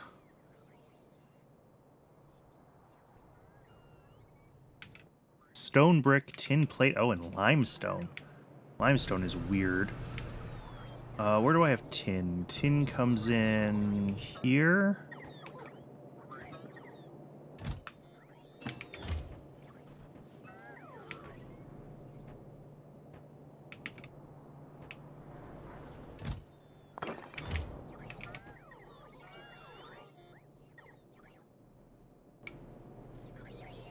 Where do I have limestone around here?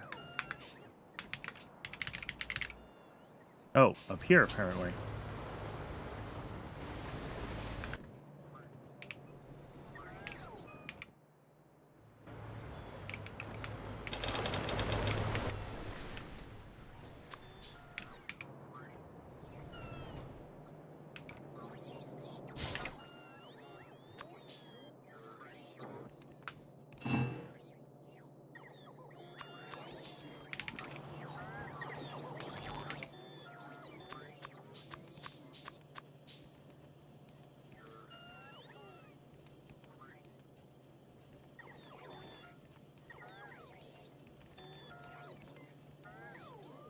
That was weird. Oh, it's okay. Huh. I just, like, lost my connection to Twitch chat for a second there. Alright. We've got everything here, I think. I mean, more pipes is more better. But here, let's get this built, like, remotely. Otherwise the bots are going to build it when I'm copying and pasting things.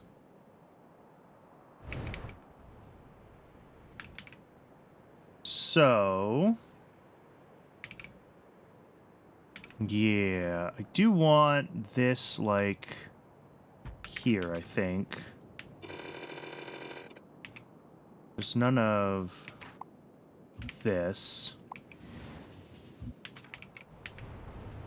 And then this part is going to be basically the same, I think.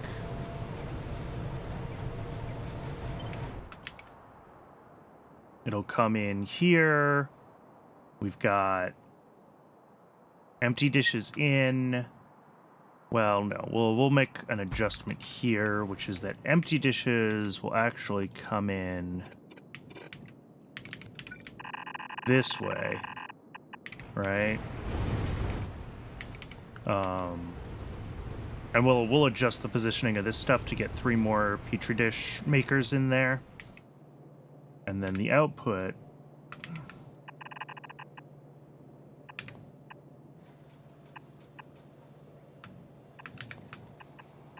basically goes there.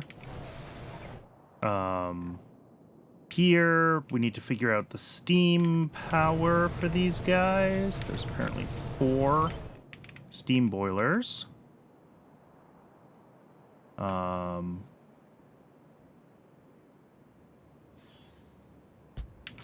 Over where I want to hook that up.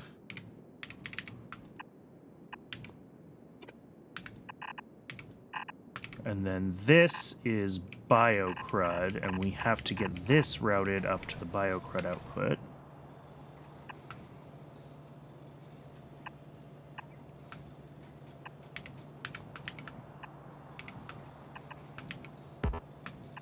Okay.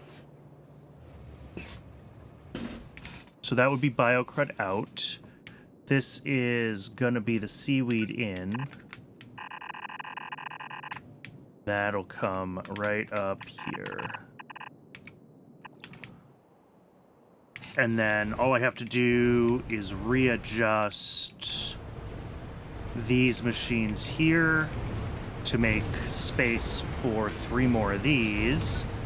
So, like, these guys end up here, right?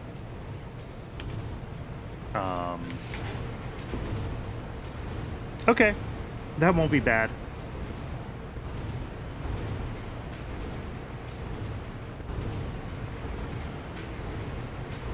Just a little bit of shuffling things around down there. I might need to pick up more landfill. Hopefully I'm okay on landfill. All right, let's do this. Let's head down.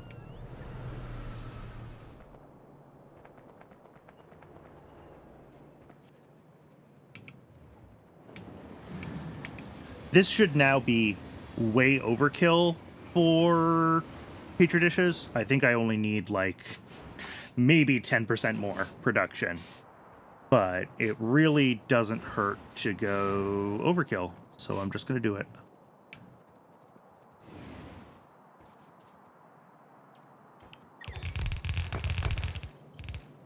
Oh, and I got to route the saline water and CO2 in as well. I forgot about that. Maybe I just set up another station right down here for saline water and CO2. Like, we got a spot for it.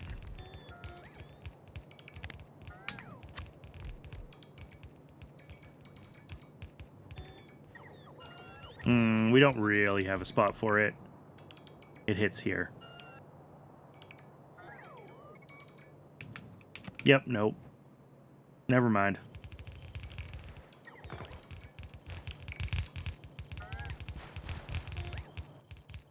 Oh, I forgot to request the modules that I need for each of these, didn't I?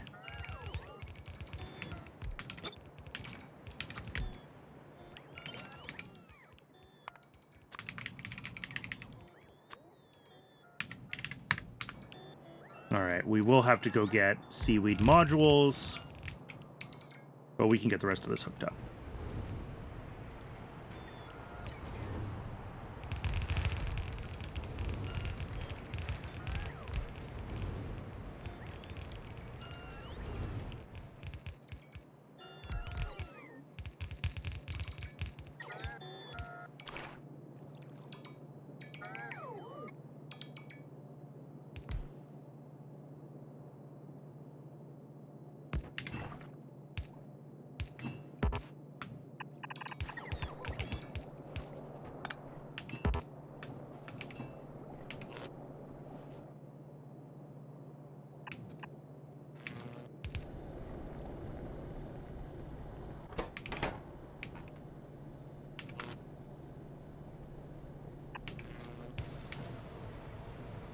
Right. These guys need a water in as well.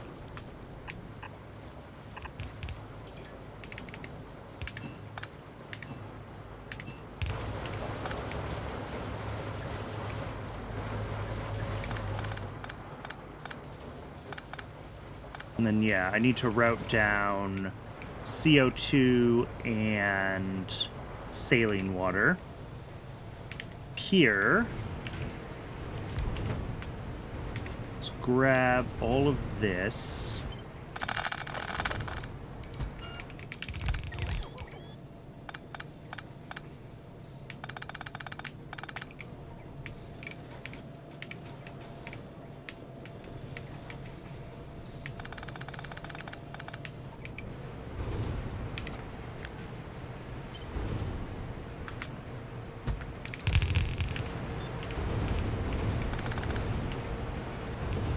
That connects there, and here we've got empty dishes coming in. We'll actually do it from this side,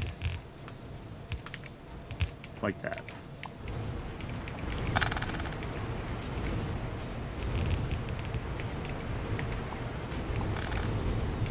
All right, that's the general shape of it. we do need to get the modules grabbed, which I'll do. And we need to hook up the CO2 and the saline water here. So let's do the CO2 and the saline water first, because I'm here and I'm thinking about it. And then we will figure out...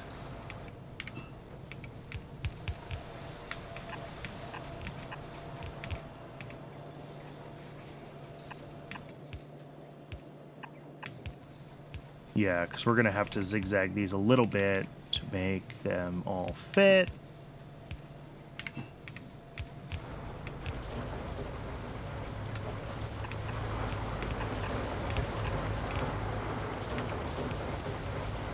Of course not. That would be too easy.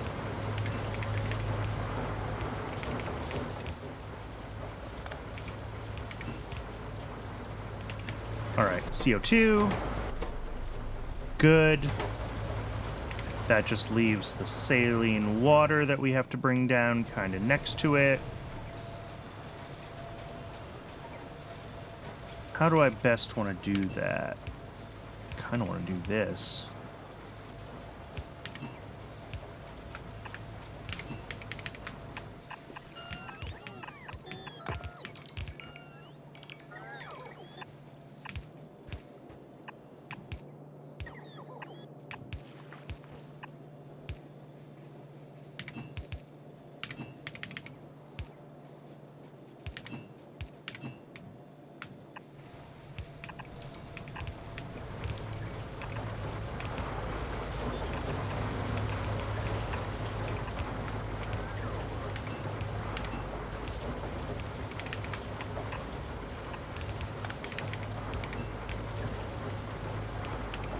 All right, and saline water. Okay, so I just need all the seaweed modules then. That's fine. Let me see if we have some seaweed backed up that I can just like do. Hey, we do.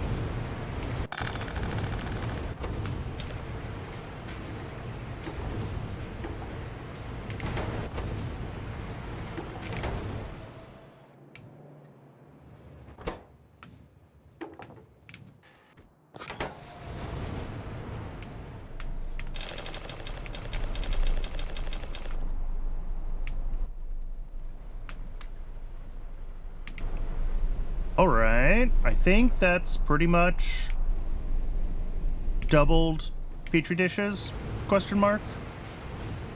I'm not...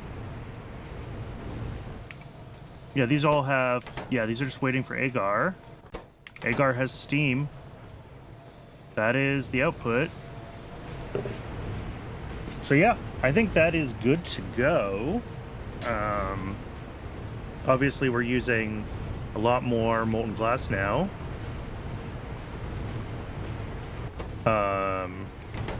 Whatever.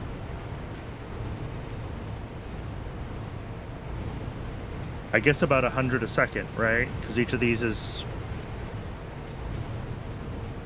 a sixth of 100, approximately, 16.6. And each of these makes 12.5. And we have 12 of those. So that's 150? Okay. So yeah, if none of the other glass is running, then these petri dishes can run full tilt. If any other glass product is running, we won't have quite enough molten glass. And, you know, right now we can see we did just get pickups of both glassware and optical sets. So that is gonna slow down petri dishes a little bit. But they should be able to run, you know, at least 50% faster now. So that is hopefully bottleneck resolved.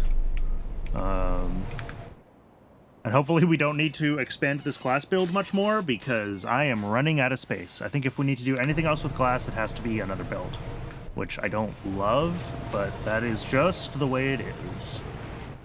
We do have some more space here, but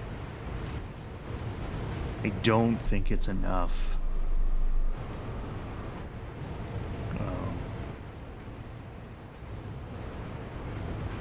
Alright, Twitch is saying that it's going to be an ad break shortly, which is fine. We'll, I'm not sure what the next bottleneck is going to be. It does... Oh, science slowed down. Why did science slow down? That'll be our next bottleneck. Whatever reason science slowed down. Where is science? Oh, it's the ad. We will check in with science when we get back. I'll see everyone in a few minutes.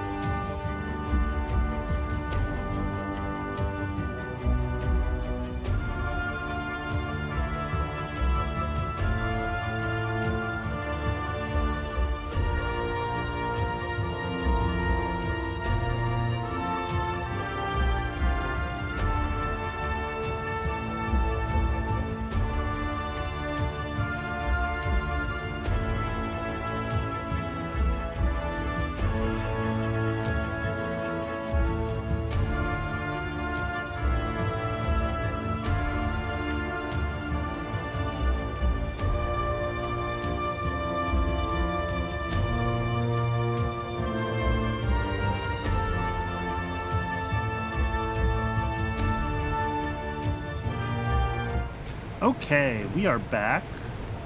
I did look at what was blocking science during the break, and it is still automation science packs. They up here are running, and it does seem like we're mostly keeping up with their demand for wood and plates and stone.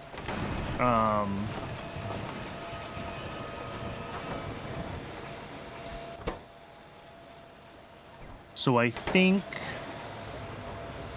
the issue is just one of, like, the latency of getting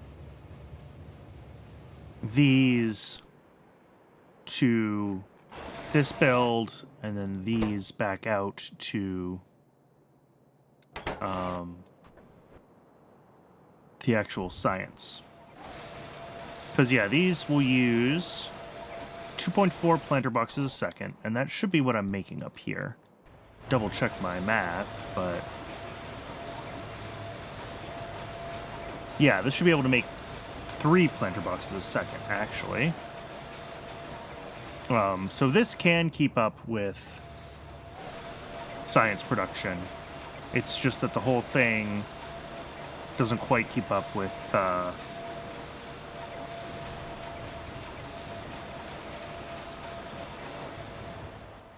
running the science, you know, because it's not, I guess, not running perfectly smoothly all the time. But if we add 1 more of these factories, 2 more of these, and then like 1 or 2 more down here, I think that'll help the whole system run a little bit more smoothly. Although maybe it was just taking a little while to stabilize, because this seems like it's running fine now.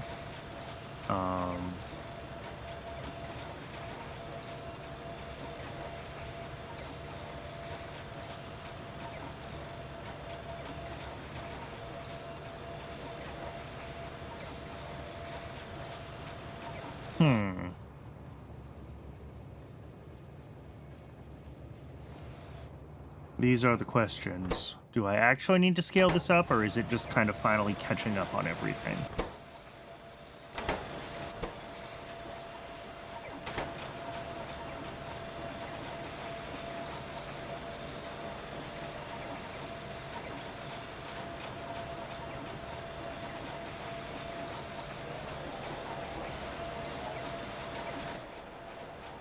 I mean, I guess 1 more doesn't hurt if this is our limiting science.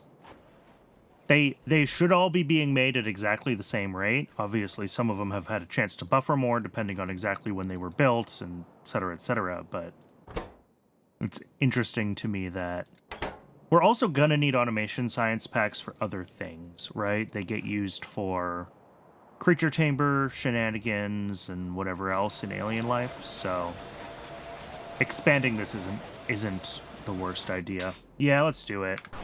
Let's grab some more automated factories. We don't need the seaweed. Trash some of these random buildings. All right, let's go grab those automated factories. Let's expand planter boxes and automation science.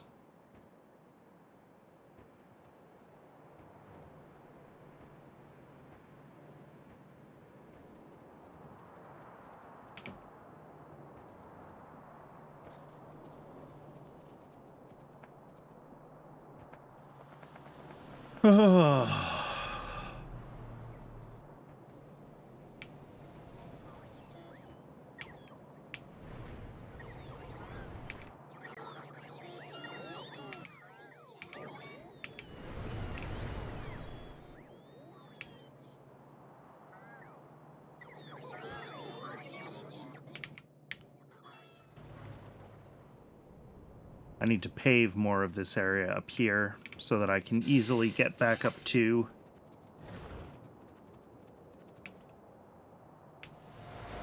All right, so let's grab that.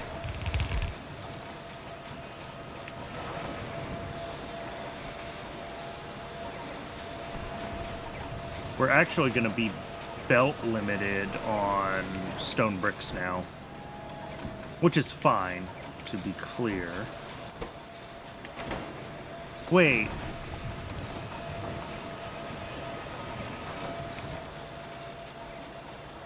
Am I an idiot? Oh, I am an idiot. Look at that. This hasn't been running at full capacity. 1 belt missing.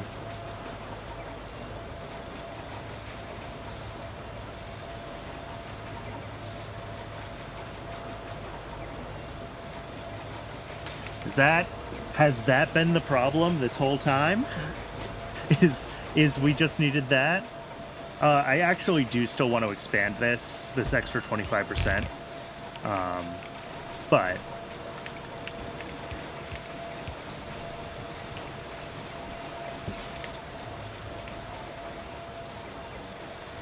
oh, but this is also trying to get Ash to... Is that okay to run 4 of these off of one machine? No, it's not. We'll have to stack the Ash. Ugh.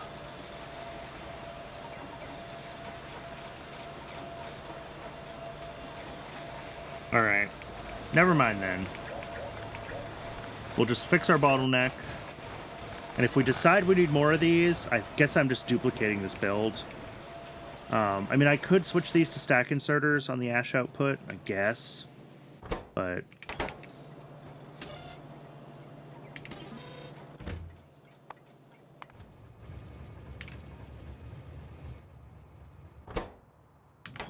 Alright.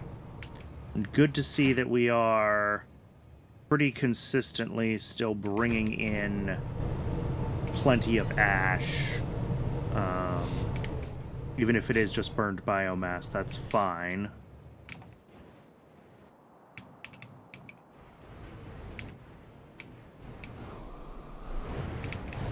Those glass going? Are these all running now? These are all running now.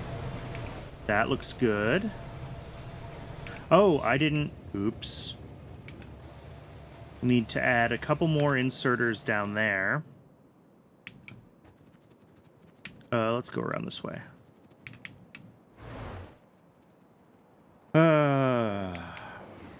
This is why I overbuild so many of my... Oops, that's not the path I want.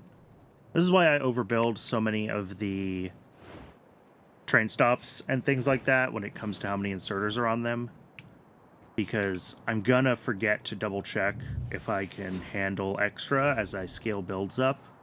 And it's just way easier to just know that I can always... I've got a belt hooked up. It's got 6 blue inserters. It'll do the right thing. And that's what I'm going to do. Is it overkill? Absolutely. Because we're only making 4 a second. But...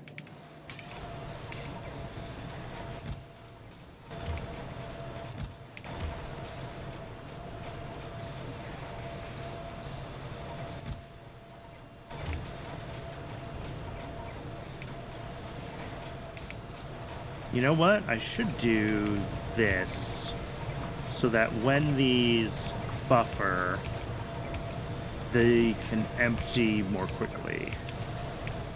I'll do the same thing down here.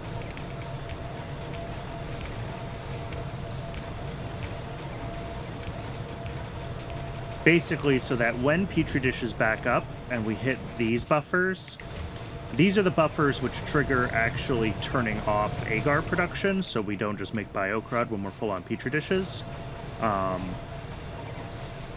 But there will be up to a stack, a little bit extra actually, in each of these.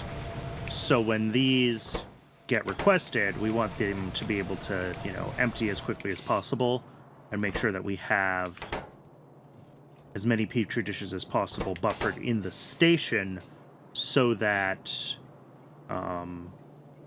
Cybersyn can dispatch any trains that need to pick them up. If they're buffered here and not in the station, Cybersyn's not aware of them. So...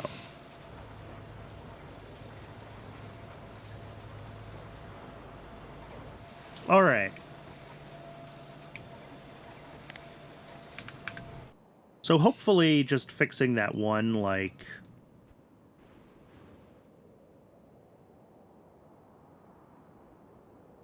messed up... Ooh, we don't have iron. That's bad. That's stone. Alright, why no iron? Hopefully iron's not broken, although it wouldn't surprise me if it is. Train limit on this is high. So this should... I should actually set this to keep a larger iron buffer when it can. Just because we have the space in this, and iron's the thing we use most quickly. But... let's figure out why iron's broken. Iron not working worries me. Iron is halted. Completely.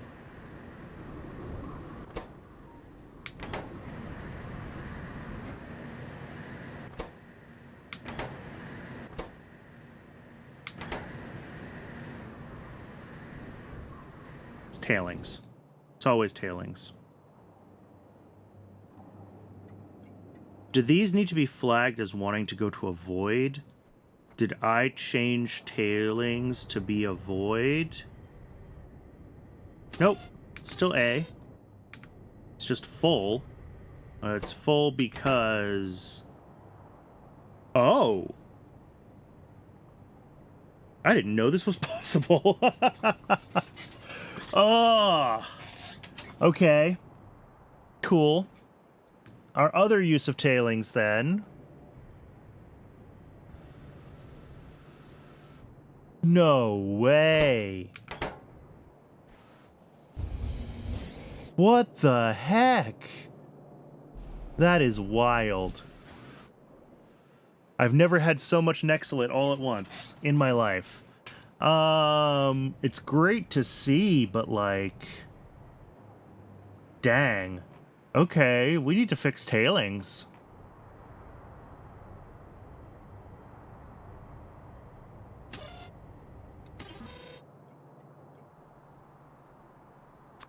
Nope, not you. Alright, what else can we do with tailings?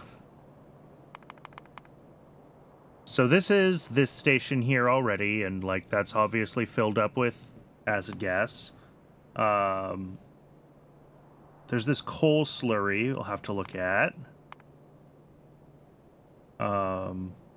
We can burn them to upgrade our trees to Mark II, but that's not a long-term solution. There's this tailings to iron, like, which is also an iron oxide sink. Nexalit we're doing, and then we don't need more acid gas. So maybe this is what we need to build, is tailings to iron.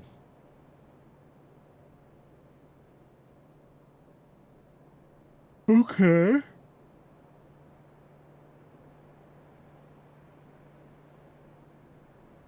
Let's, I know that I make some iron oxide in some places. There we go.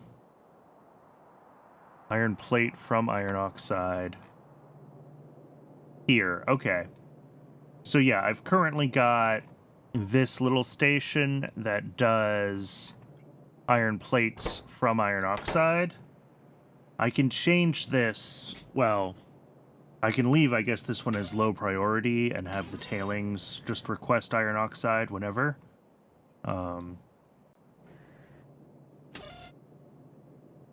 Could actually have them run off the same, same system, but... So yeah, that's an option. I don't love that because iron oxide is one of those things that I don't make, like, heaps of, right? And I don't want to be dependent on iron oxide for trying to void tailings.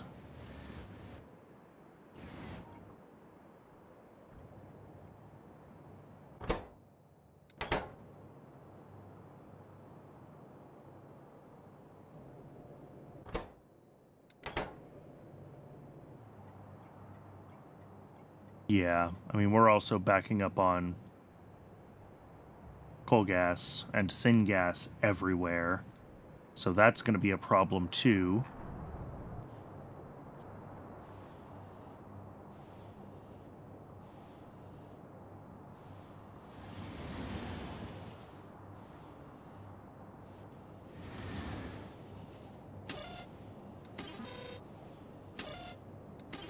Those are set as priority 1.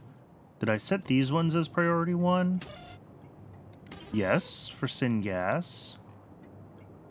And yes for coal gas. Okay.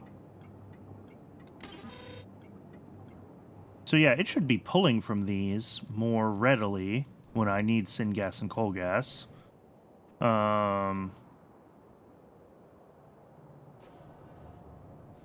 Not that I need coal gas other than, like, here, but...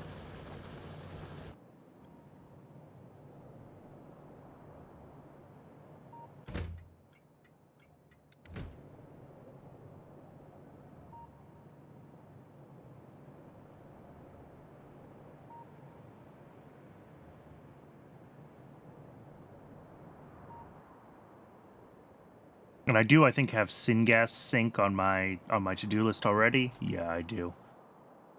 Yeah, I wasn't expecting tailings to back up on acid gas. That has just not been the issue.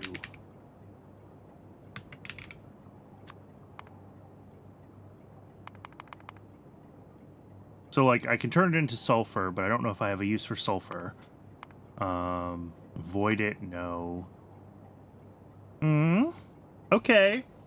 We do need also an arthropod blood sink. I was saying I need to start getting rid of arthropod blood, and, like, Vanabins is where we go with arthropod blood, right? This is the vanadium, vanadium path.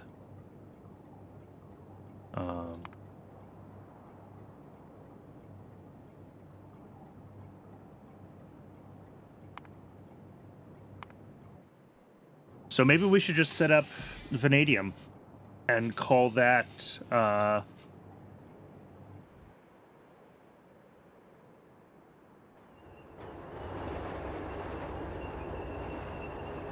yeah, because we only need, like, 4 arthropod blood a second to keep up with both of these running full-time.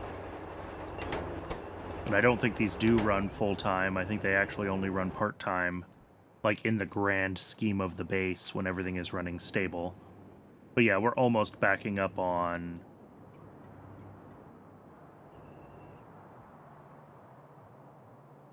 arthropod blood. And that'll pull some acid gas. Okay. Let's do vanadium then. Alright, so we're gonna bring in arthropod blood at... We're gonna start with this -4 a second, and we'll see what that looks like.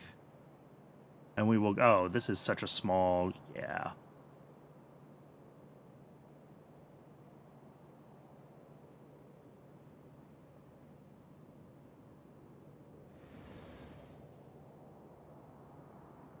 Alright, so this needs a little bit of coal bed gas, which I don't have. It needs a little bit of iron oxide. Oh, this just needs a bunch of stuff. Which is fine. But, like, I think coal bed gas I'm not currently putting on rails. I do mine some, but I think I convert it directly into acid gas, which is funny. Alright, so yeah, let's scale this up to, like...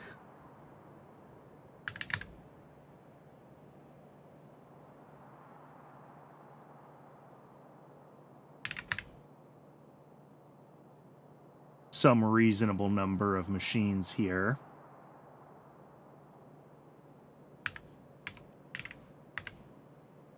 Although these don't seem to ratio. So, that's just a thing. This recipe, 200 in 5 seconds. Okay. And you produce... Huh? Oh, it's because of the loop. It's the loop.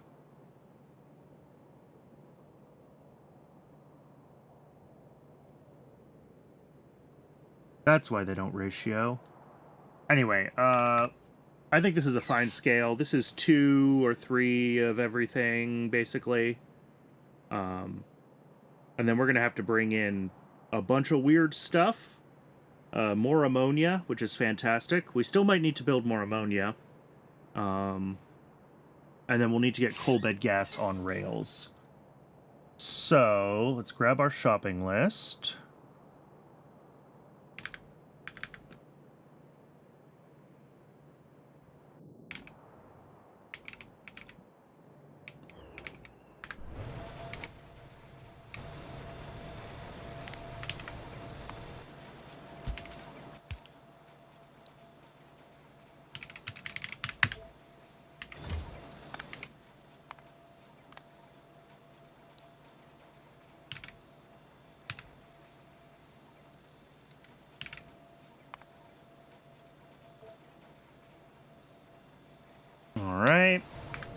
And then let's find our coal bed gas. Yeah, and this does go just directly into acid gas, which, I mean, we really don't need right now. This should almost never be being pulled from because we make plenty at the other place. Processing up here, tailings. But, yeah, I just need to find a spot where I can add a pickup station and get this routed out. This is going to be fairly low volume. Like, each of these makes 10 a second. We've got 5 of them, so we make quite a bit per second that can head over to a station. And I guess I'll do that station right here. So let's do that. Where am I? I'm here. Let's do that first, just so that the coal bed gas has a chance to start buffering. And then once we have that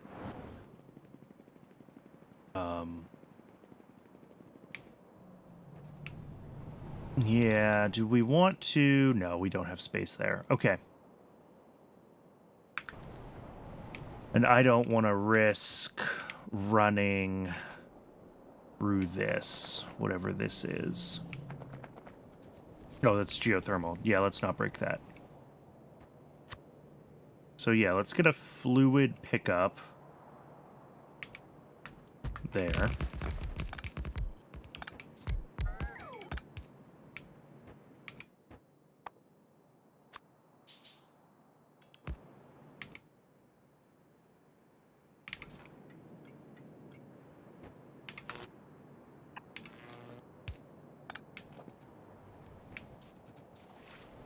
And then if I grab, let's see, this is our output. So let's swap that there. There. That can be an overflow.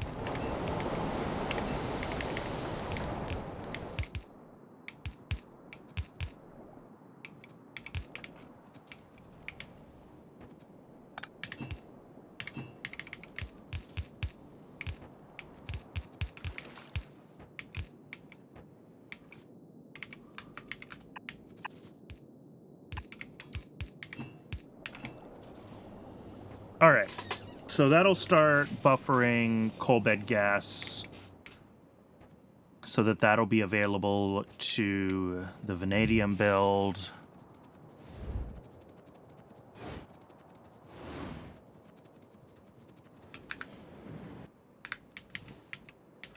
So let's grab the buildings we're going to need, and I think most everything else that this needs as inputs is like available somewhere in the base.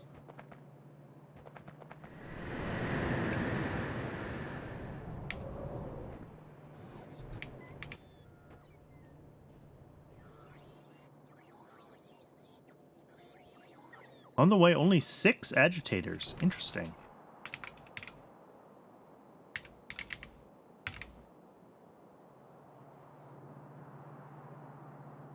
But why?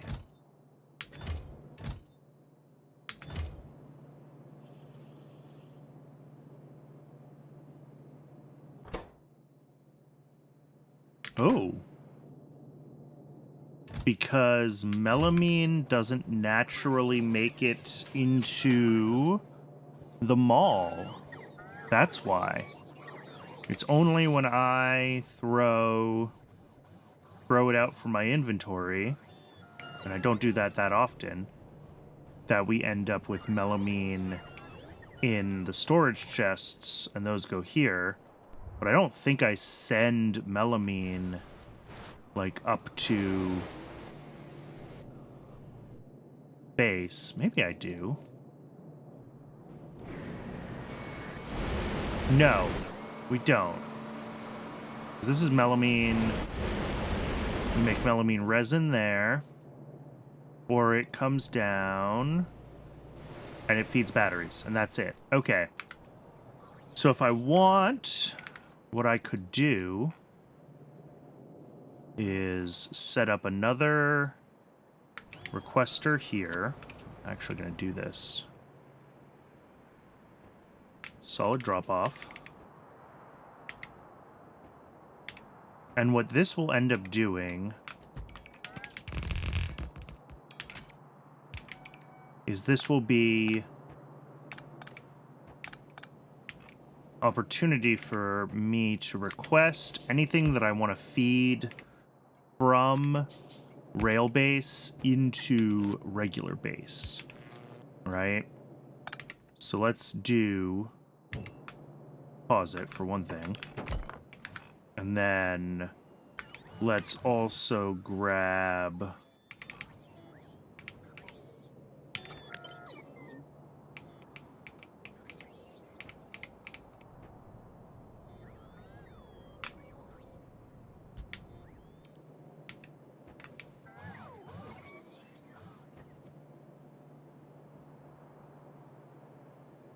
oh, of course. That's fine.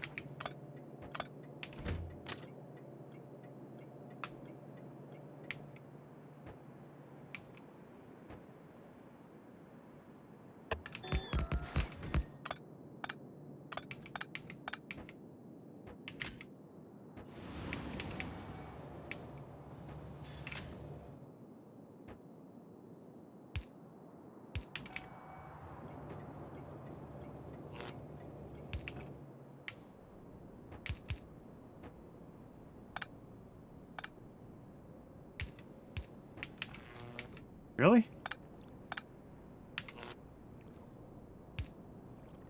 Oh, that's perfectly wrong. Love it. Okay. There we go. And then, guess I need one more of these, like, right here.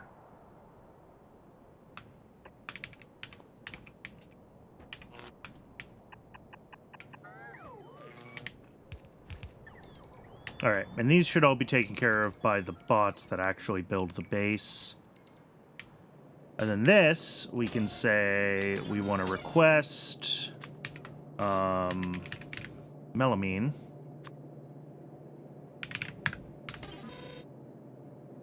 And that will get sent to here.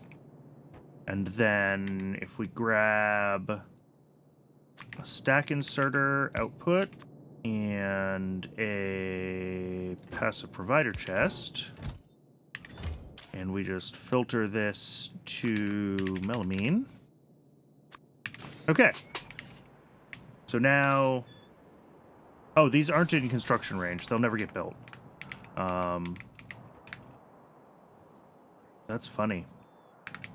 I guess I didn't realize that the construction roboports in this were...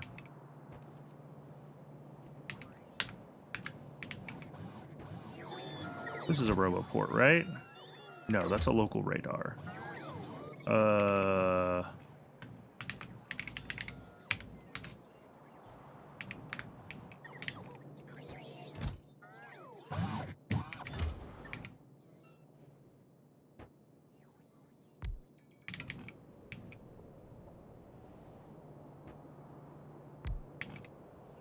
All right, there we go. That should get... now we can pull in melamine to feed to the bot mall, basically. Anything else we might want to feed to the bot mall, we can add up to, like, what? 9 by 9, so we can add another 18 more. Well, no. We're going to run out of...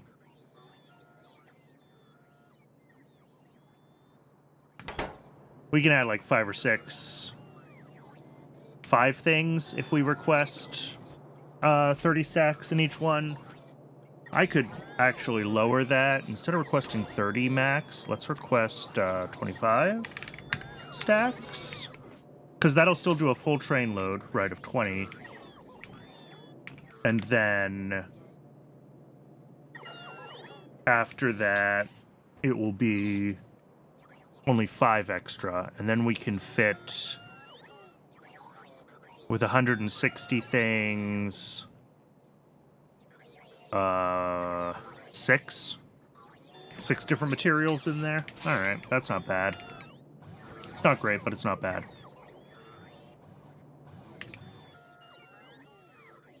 Alright, so we still have 2 thickeners that I'm waiting for, and a couple more agitators, and then the rest of the agitators are waiting on melamine, which the bots should immediately start delivering, yeah, to construction projects, as we want it to.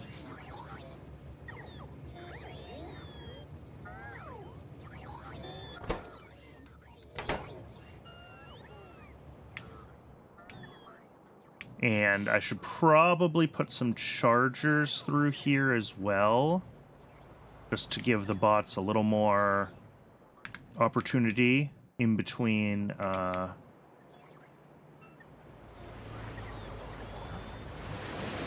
roboports. There's a charger.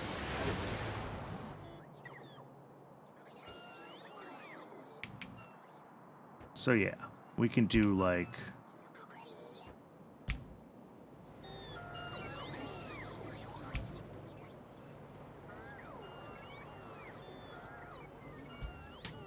a few extra chargers through here. My construction bots should be able to drop those on their own. They don't need me for that anymore. But that'll just help as the bots are moving things through this area, because once I start adding more requests to this, it's going to be more than just melamine coming from here, right? So the chargers will help the bots to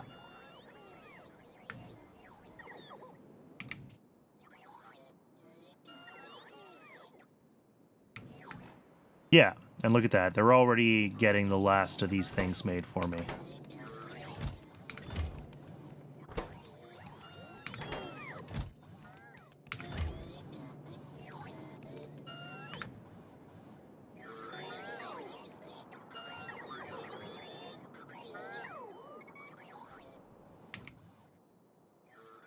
Yeah, 3 more on the way. So that is all of those agitators built. I guess I decided not to use those automated factories, at least for the short term, until I have a chance to see if I have actually fixed Logi-Sai by repairing that one broken outserter here.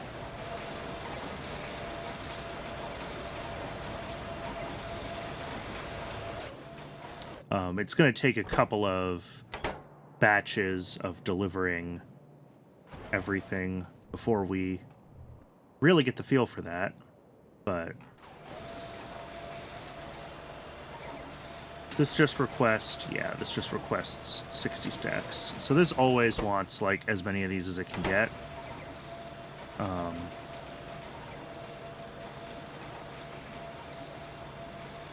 But yeah, this was turned off for a little while because I guess it didn't get enough.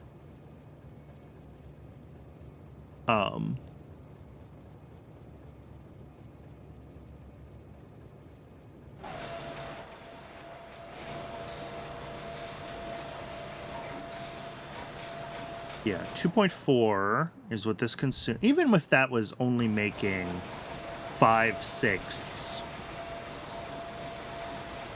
it still should have been making enough. It still should have been making 2.5 of them. So I'm wondering why every time I look back at Automation Science, it seems like it's just restarting. Again, maybe something to do with train latency, but...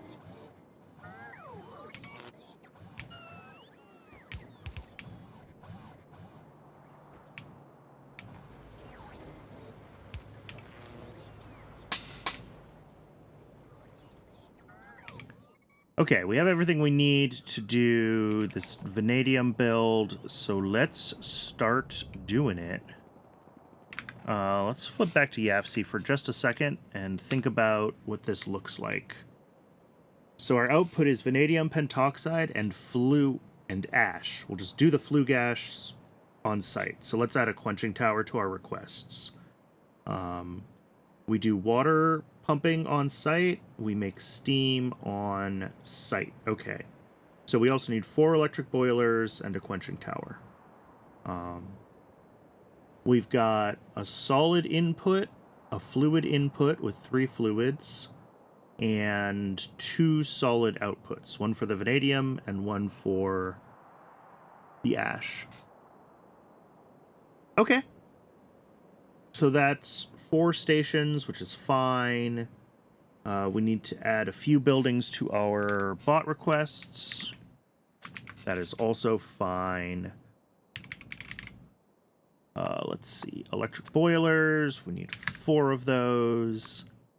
And quenching tower.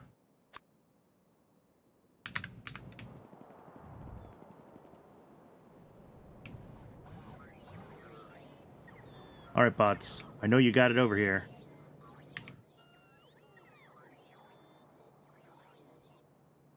Beautiful. That didn't take long. We can clean out some of these shopping list blueprints while I'm thinking about it.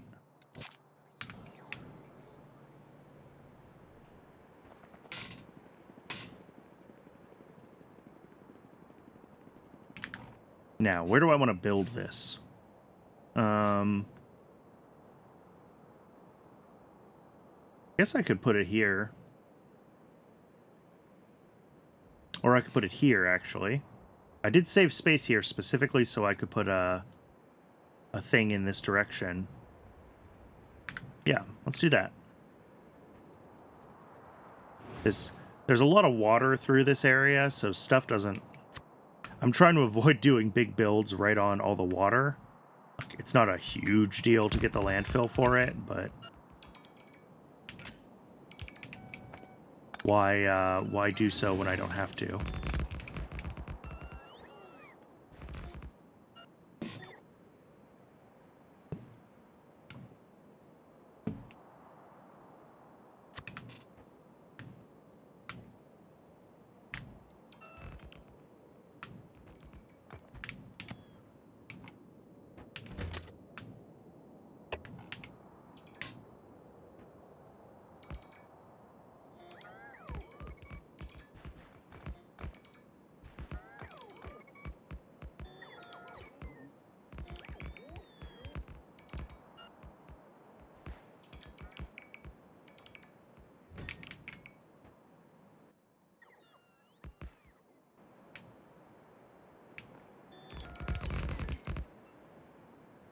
Alright, so input-wise, we have...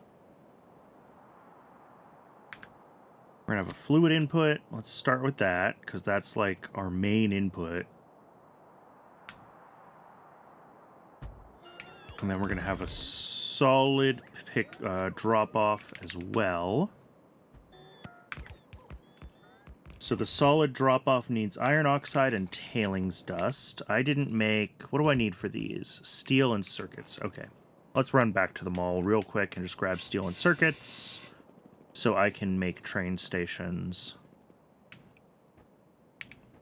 Because I never bothered to automate train stations.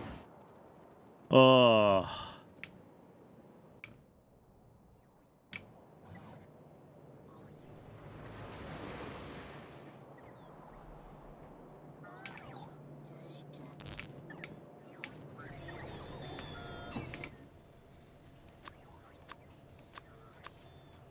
Alright. That should, help. What am I out of now? Batteries. I have batteries down here somewhere.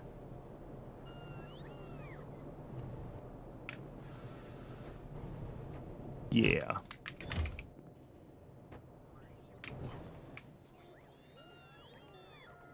Alright, but that should be plenty of stops and combinators for now. Back to the build.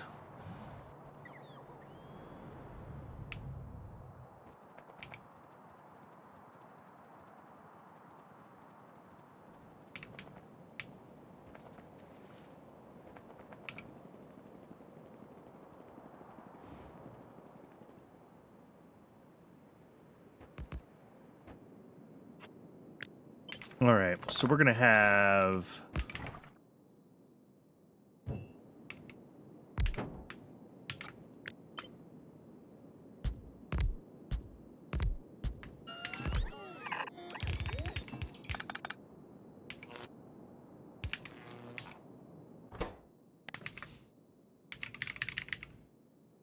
arthropod blood. We're going to have acid gas. We're going to have ammonia, and we're going to have coal bed gas.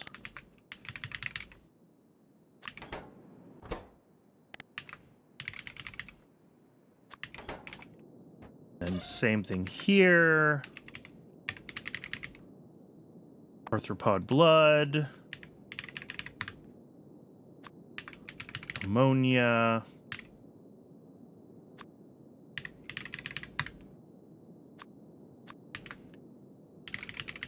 Coal bed gas.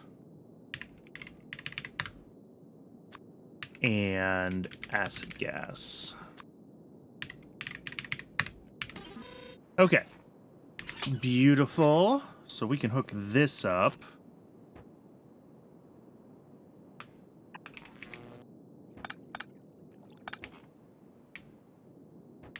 Really? I'm out of landfill? Nope. I've lost some bots. Uh-oh. Where are they? There they are.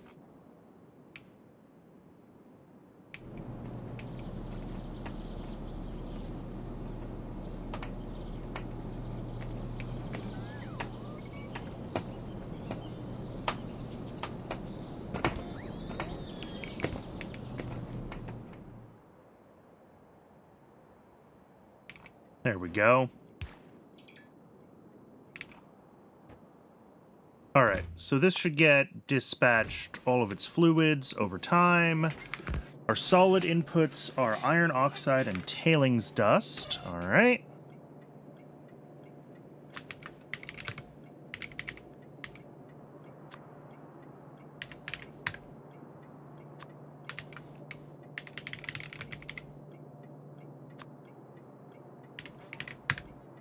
All right. And that's great, because tailings dust is also something that's been backing up on me. So, cool.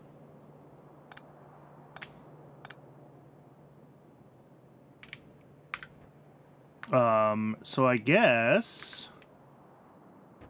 this is just a, start grabbing the fluids and routing them to the right buildings kind of situation. So we start with, looking at YAFC, centrifuge with acid gas and the arthropod blood. All right.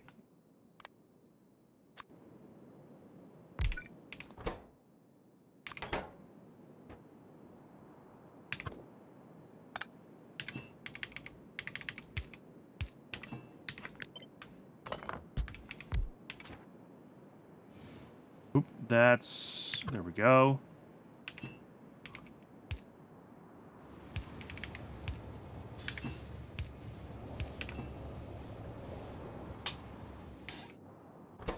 And then the output of this is vanabins. And those go into 2 thickeners. All right. Which are going to make the blue liquor.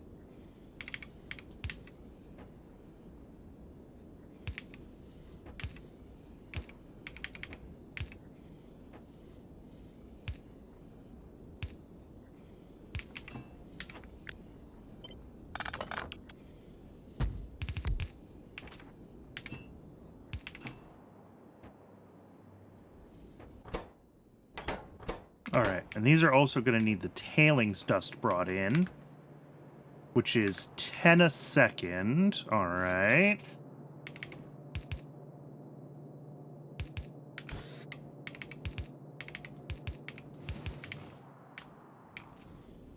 So if we take our output here,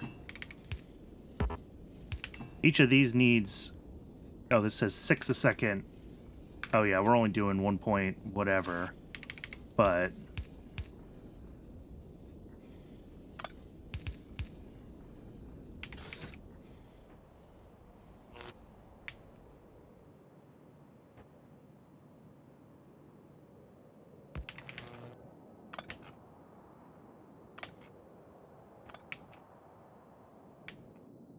all right. Water.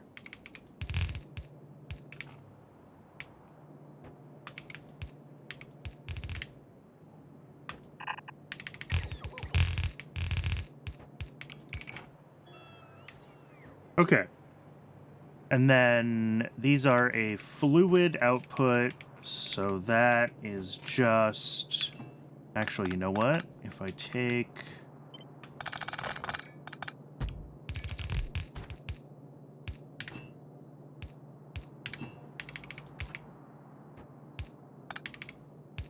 There we go. All right, so the next step is the blue liquor into 4 agitators with steam. What do the agitators look like to do? Vanadium pulp stage... No. Vanadium pulp stage 1 from blue liquor. This is the one.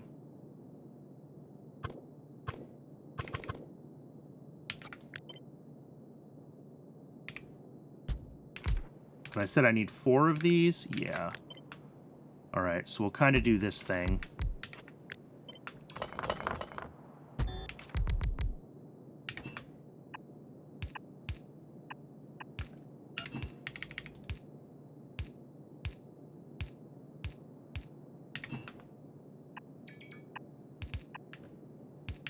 And then, is that all of our steam? All of our steam is here, yeah. So if we grab our...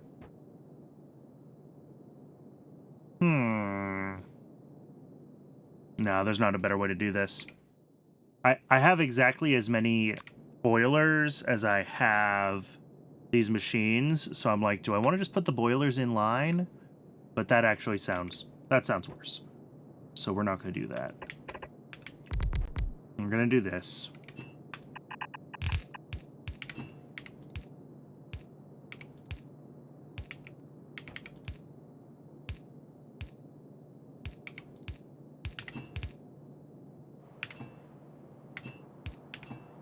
All right. So that'll be all the steam in, and then our output of the stage 1. And then stage 2 goes into 2 more agitators. Yeah.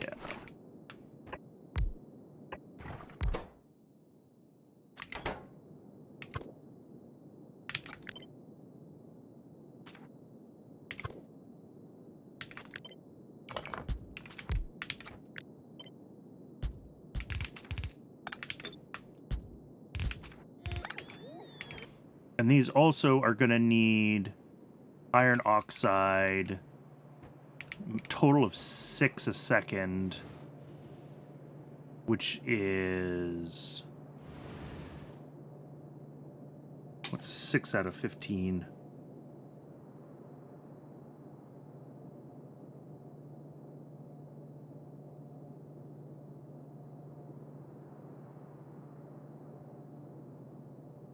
Okay, so yeah, that's like 3 blue inserters worth. 2.4 actually, but that's fine.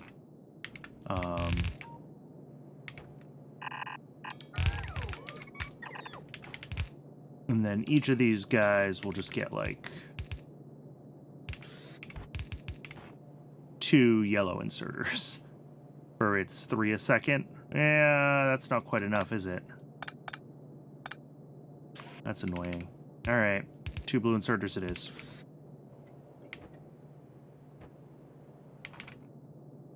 Really, it's like a blue and a yellow each, right? That's enough. And then those feed into another 2 agitators. It's amazing how many agitators we're doing.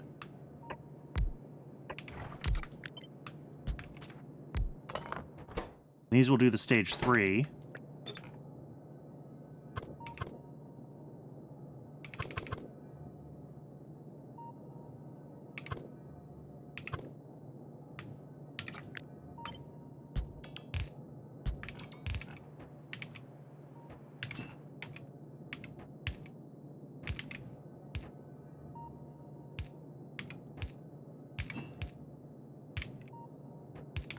All right, and then we need to bring in the ammonia for that, which is going to be here. Of course that hits.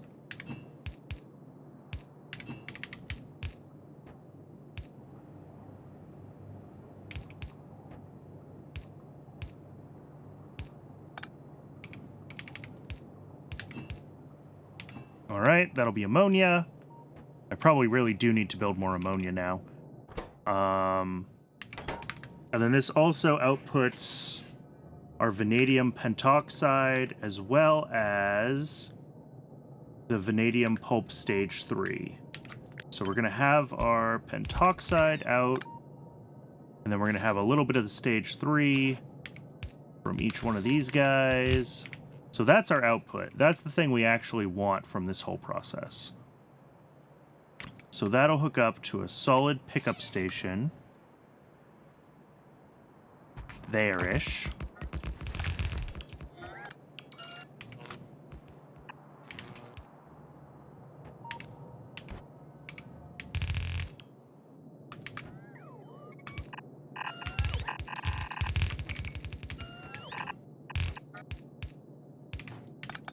Okay.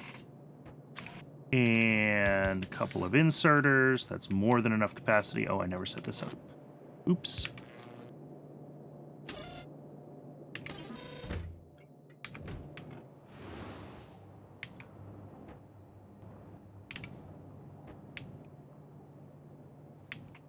And then here, this outputs the vanadium pulp stage 3, which goes into one more agitator.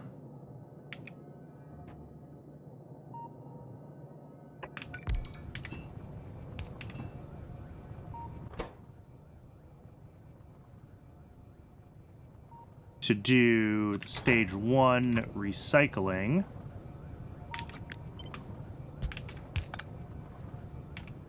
Which will need to be looped around back to, of course, it's on the wrong side of the building. You know what? Let's not do this here then. Let's do this up here, like here.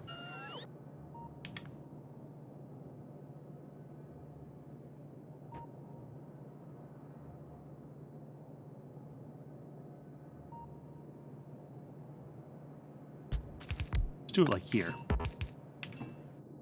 And then this goes right to, oh, here. Yeah.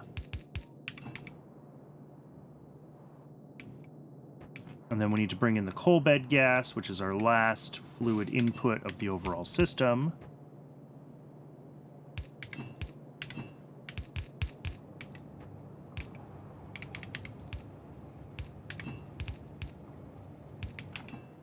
Coal bed gas, looking good.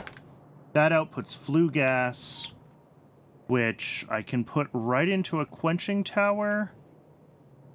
I guess I can direct insert it. May as well.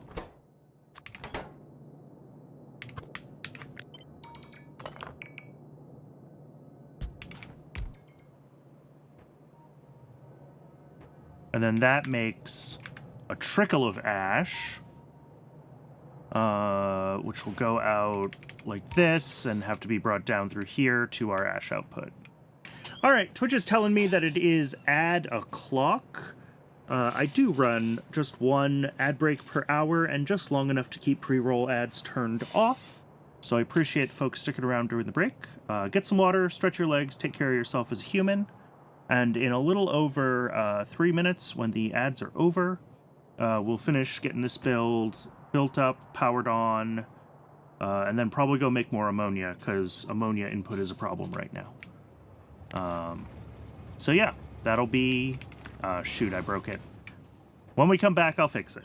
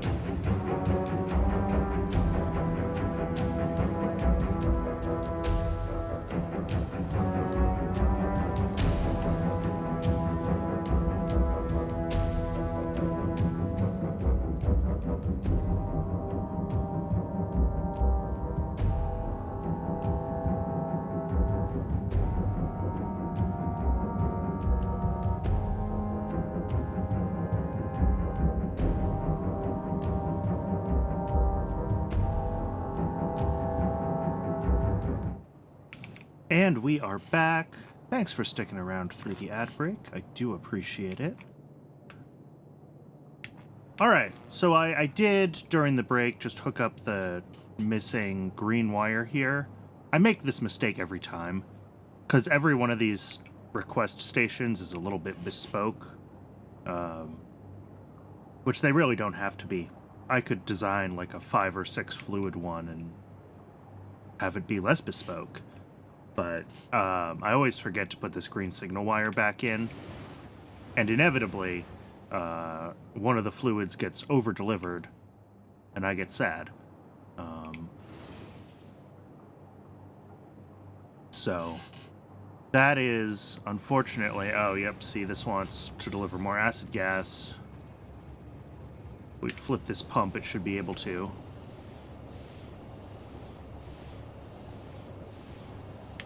And then flip it back. Alright, yep, and we've just got an extra 25,000 acid gas here, but that'll get used up as we start to hook the system up. So let's get our various power thingy things first. Yes, power first.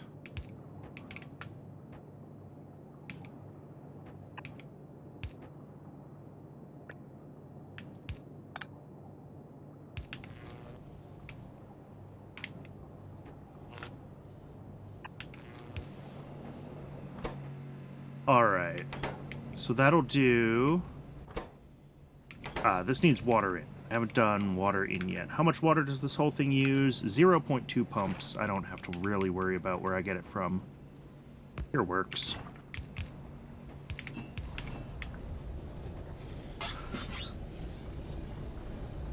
And missing one there. So then this one turns on. Excellent.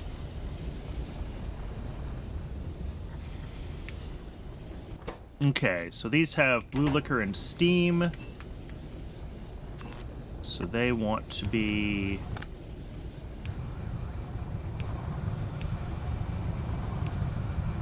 there.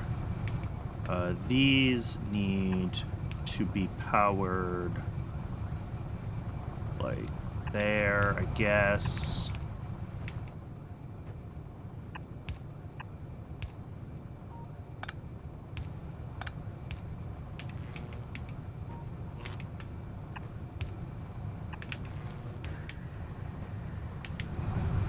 All right, that's running. This one is... ooh, wrong. Oops, oops, oops, oops, oops, oops. I did not set up filters for our tailings dust on this side and our iron oxide on this side.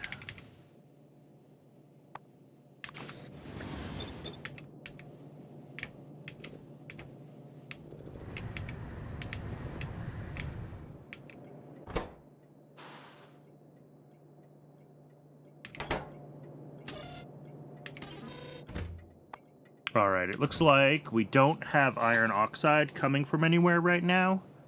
I could set up like an emergency iron oxide source, but I was hoping wouldn't have to. Iron oxide is generally a byproduct of...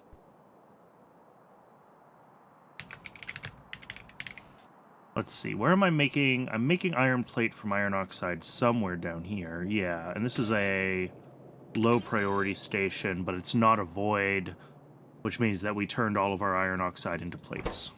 Cool. I think my main sources of iron oxide are coal processing right now. Which should be able to turn on a little bit because we just pulled away some syngas, so that's good at least. And does that mean the other one is also working? This doesn't output oxide, does it? No, because this is just coke. So yeah, I might not have enough iron oxide production, which sounds like such a ridiculous thing to say, but like I'm not making that much of it right now. I'm really not.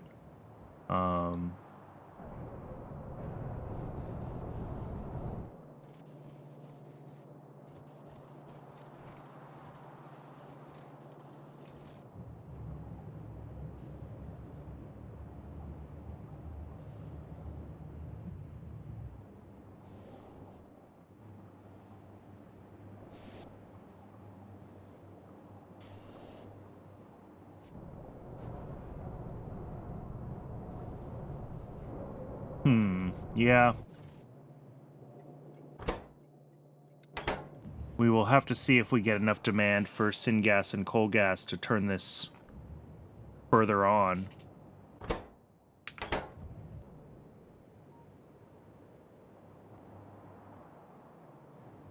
I'm sure I have something else that produces iron oxide as like byproducts of things, but I don't think it's going to be marked as like iron oxide being the...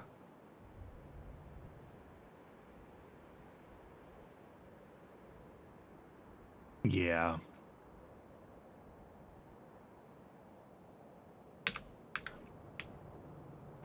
I guess what I have to do if I want to see where I'm making it is, if I go into here, iron oxide, look at all the ways that you can make it.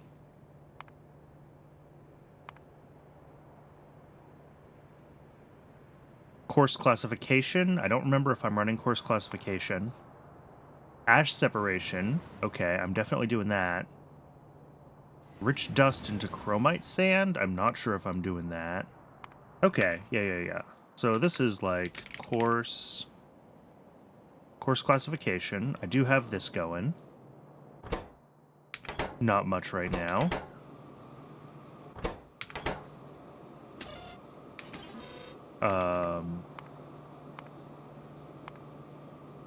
Chromite sand and ash separation. Ash separation I'm definitely doing. Yeah.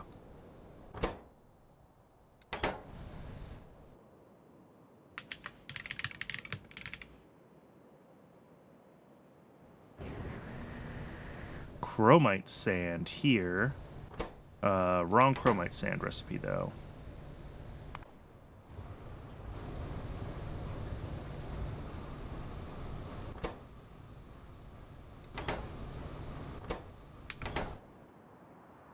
Alright, I don't think I'm using the other chromite sand recipe.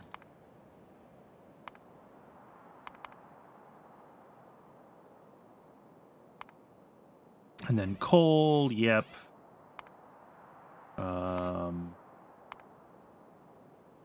Sand to gravel, crushed quartz. I don't think I'm using this anywhere.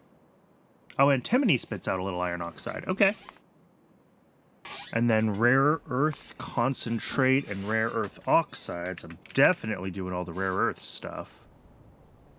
So this should be spitting out a bunch of, some iron. Why is this backed up, though? That's the real question. Oh, it's actually full. All right. So yeah, I used up all of my yeah, antimony's broken because no fiber at the moment. Okay.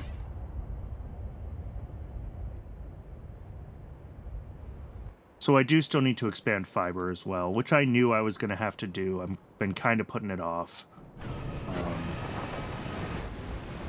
These are running full tilt, and it's just not enough fiber. But we'll worry about that later. So there's stuff running that will eventually deliver me some iron oxide for this build to keep going.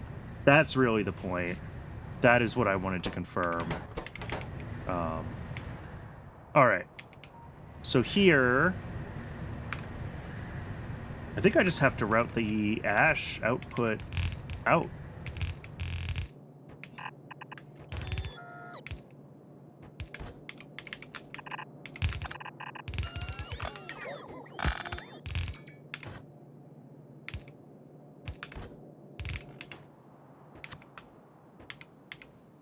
Another solid pickup station. And then this one needs to be marked as high priority because it's a byproduct. And bring in the ash output. All right. Cool. I think that's pretty much it for this. It needs ammonia still, and it needs iron oxide. Ammonia, I know I'm not making enough of right now. I need to make a small ammonia build. And iron oxide should just happen on its own. I'm going to call that my arthropod blood sink, and I'm taking care of tailings dust from Nexilite with this, because this also uses some tailings dust. So this is great.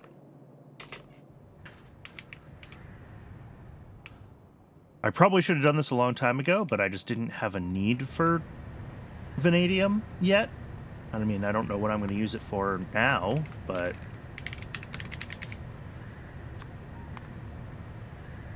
Anthraquinone, super alloy, and future stuff. Okay. Anthraquinone is a source of hydrogen peroxide.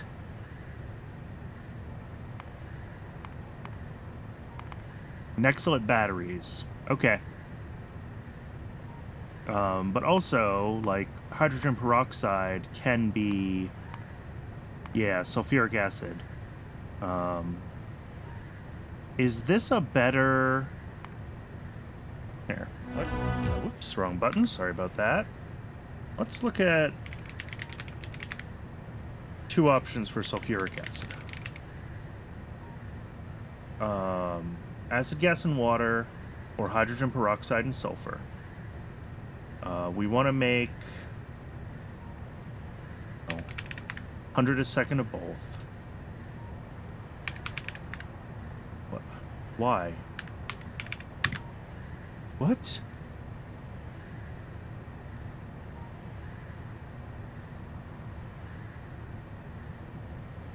Sure, that worked.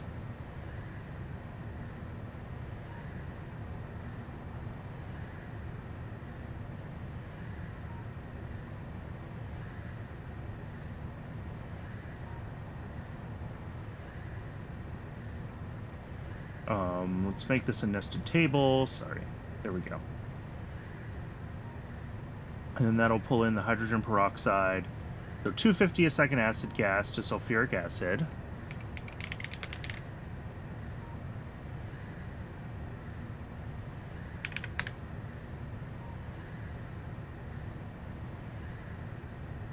Or 100 a second acid gas. Okay. So this is just worse. I mean, unless I have other sources of sulfur, right? Like outlet gas, I think, is one of them. Apparently there's this sulfur from bitumen that I can do. Biogy to sulfur. Oh, sulfur vein mining. I haven't even looked at this. Making a sulfur mine. But if I have solid sulfur, yeah, I need refined syngas to turn that into acid gas. So, like, that would be... If we say our input is solid sulfur, that's just 5 a second solid sulfur. Whereas here... Yeah. Plus the refined syngas.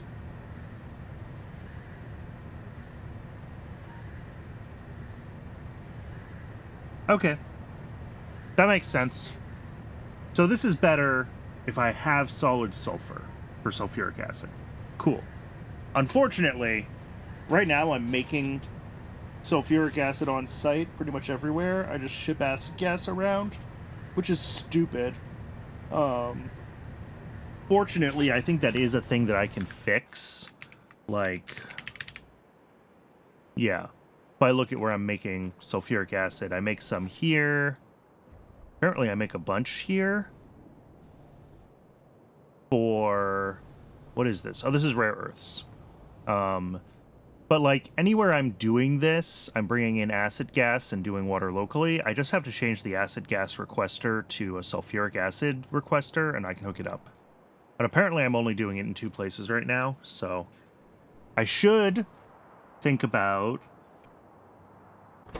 doing sulfuric acid in a central way, and that way if I do want to switch...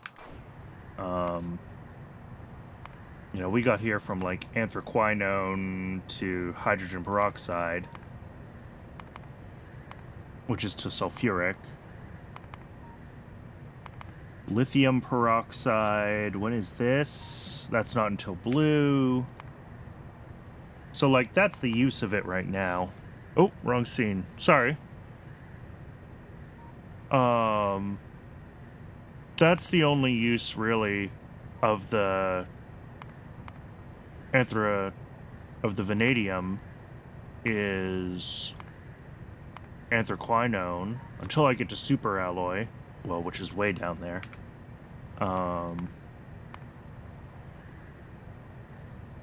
This seems very far down, yeah. Oxalic acid, pi 3, pi 3.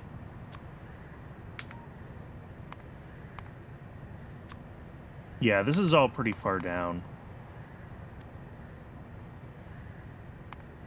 Methanol 2. Oh no, that's super steel, not regular steel. Yeah. So yeah, all this is further down.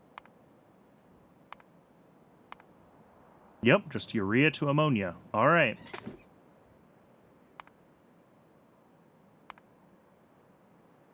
This is the other option for ammonia, of course, is to figure out Wöhler synthesis. That feels like a bigger electronic stage 3. Yeah, that's way out there. Desulfurization is way out there.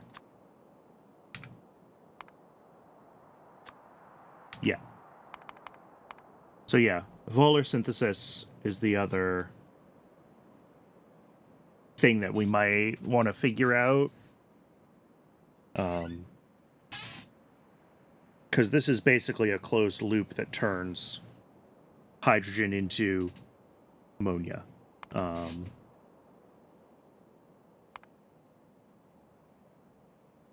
Because we break down ammonia.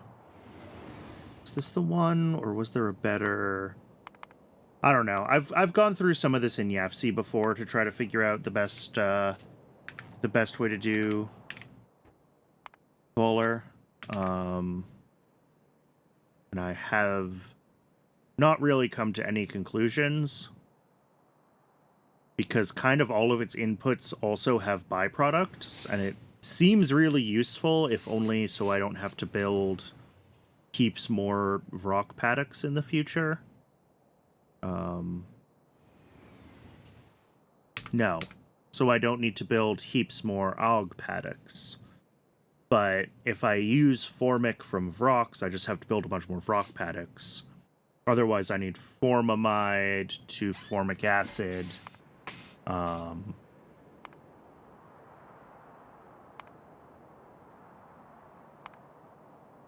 Which... yeah, this one. Which needs more sulfuric acid. Ugh. But, I mean, our acid gas has been backing up, right? That's why I finally am doing vanadium. So, potentially, it's actually totally fine for us to rely on having more... What building is this? Chemical plant.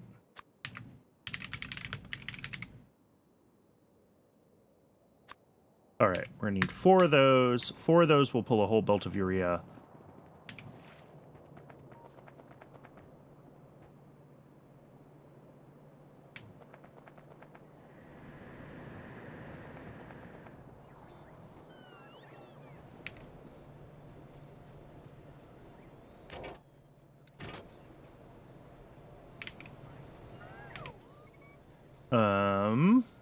Yeah. And the other thing we need is more fiber. And while we're waiting for the boss to do this, we can actually flip over to YAFC, and I have a tab that says fiber, and I turned it into logs, which is hilarious, but that's okay. So we probably, don't want to do... We set this to this. This is going to use too many of our logs, but let's not worry about that. And we need to use the turd recipe. Yep. And then raw fiber to fiber. I could probably get away with half of this. Yeah, 60 wood processing units. Let's not do this at this scale. Let's do this at, like, that scale. So I think this is basically what my current fiber builds are, actually, now that I think about it. Yeah, what am I doing right now? These are 16 wood processing units into 4 ball mills, which is apparently not the right ratio.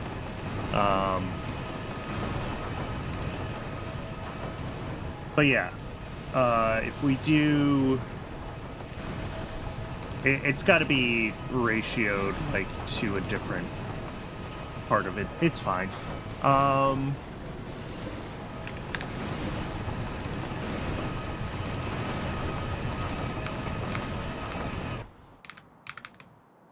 So Yeah, really the question is, how big do I want to do this, this fiber build?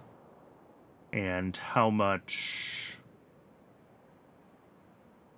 Yeah, 16 raw fiber. I mean, we can do it at this scale and say that we're effectively pushing through a belt of raw fiber, right? And then that's our...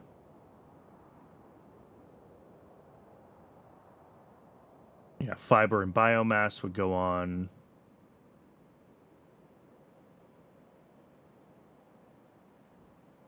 Yeah, because that's, I mean, about 30 items a second, right? If we run 20 of these machines on each side of a belt, that gives us a stacked belt that is all of this.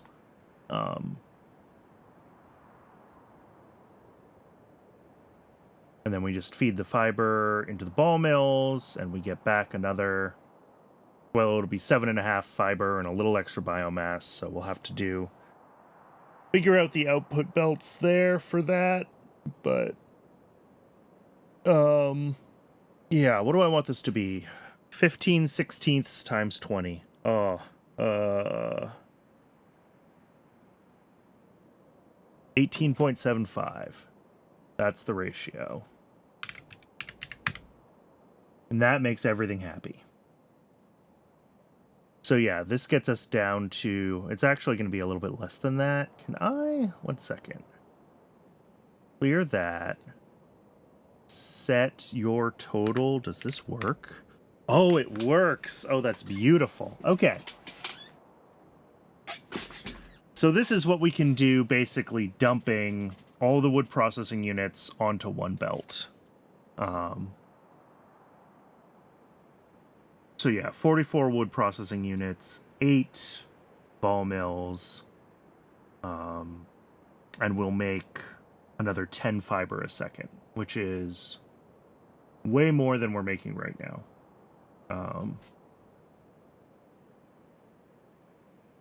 Or I do like half of that, right? And, you know, if we do 10 wood worth, another 5.5 fiber a second. I mean, I guess I could do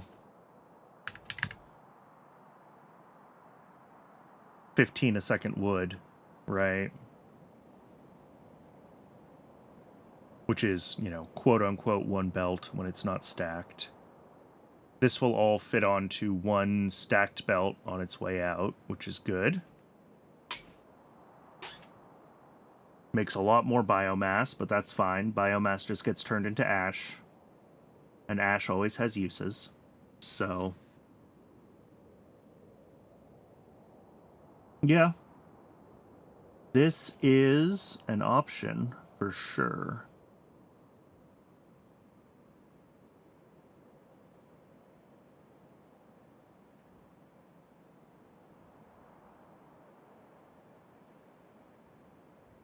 Yeah, let's just do the big one. Let's do 44 wood processing units and 8 ball mills. Why not? Why not?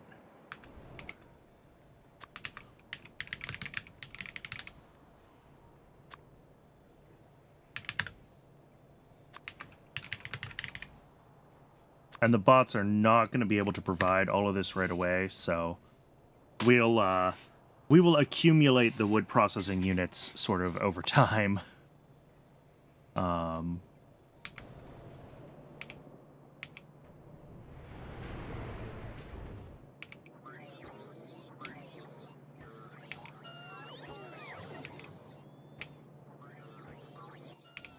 All right. Yep. Nothing else on the way right now.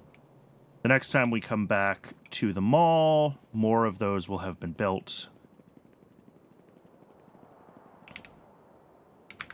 So, okay, we've got 2 builds. One is, let's do the urea to ammonia build first. That'll be a quick build.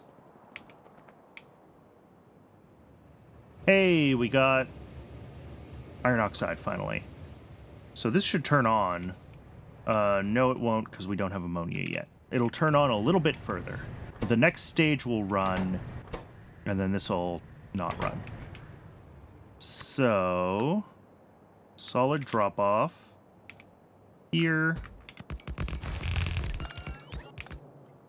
The fluid pickup here.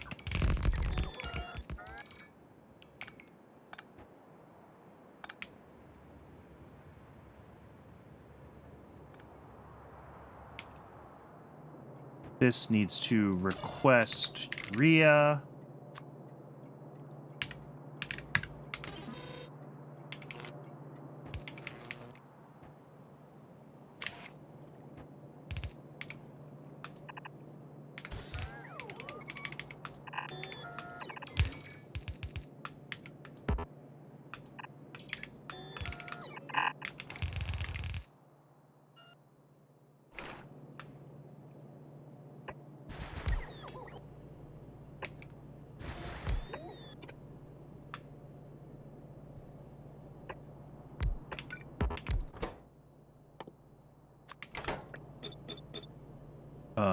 Yep, that's easy.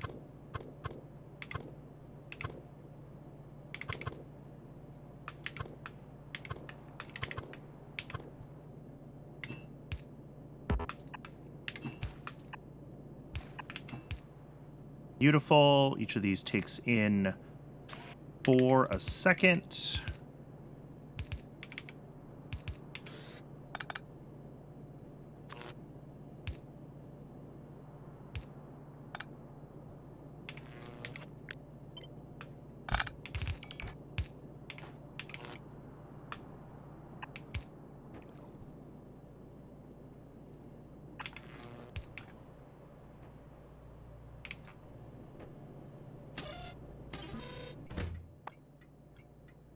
All right, that's getting a bunch of urea delivered to it right as we speak, which is fantastic. And then the output needs to just go right to... Yeah, let's go out this side.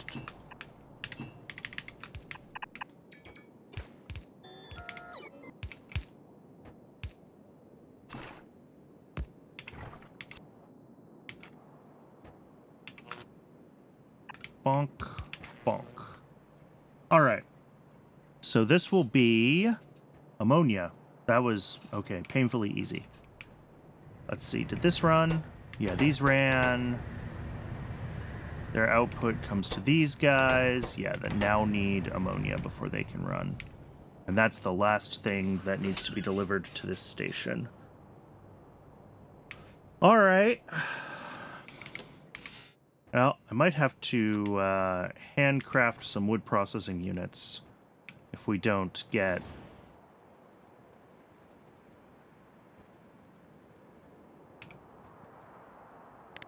Did I make an ammonia tab? I did. All right. Yeah. I think I'll just handcraft some wood processing units so we're not waiting forever for the bots here. They're only going to be bringing me a few more now. What do I need for these?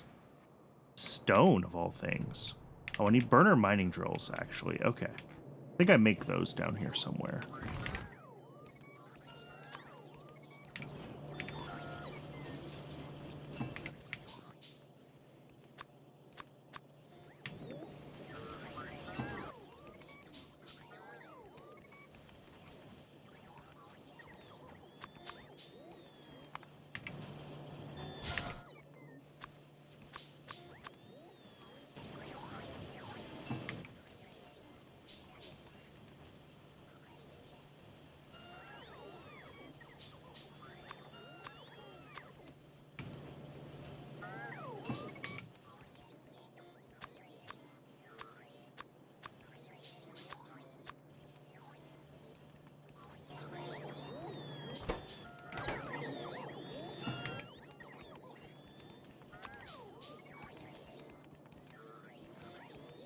Let's see, 25 on the way, that's 31, 32, 34, 6, 7, 8, 9, 40, 41.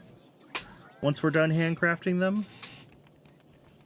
That is, I mean, closer to the 44 that we need, but not really all the way there.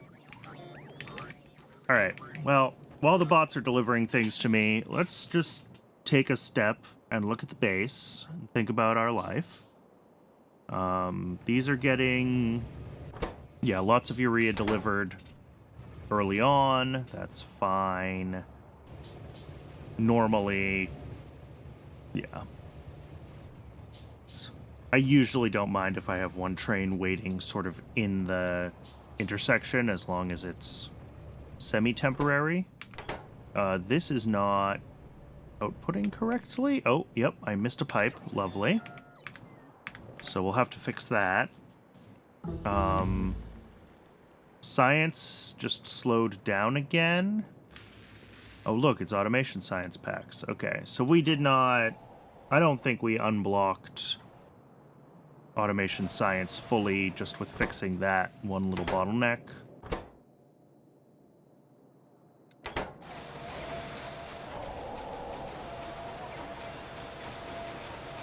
Feel like...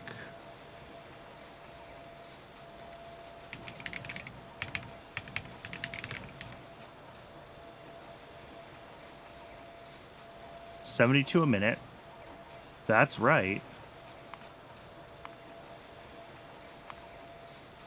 But, like, this is the problem, right? Is why are we getting these huge dips in the production?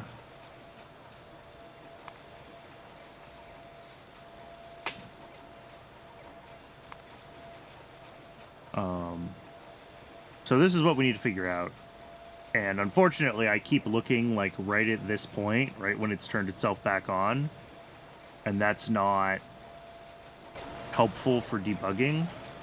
I mean, it's got to either be the small parts or the...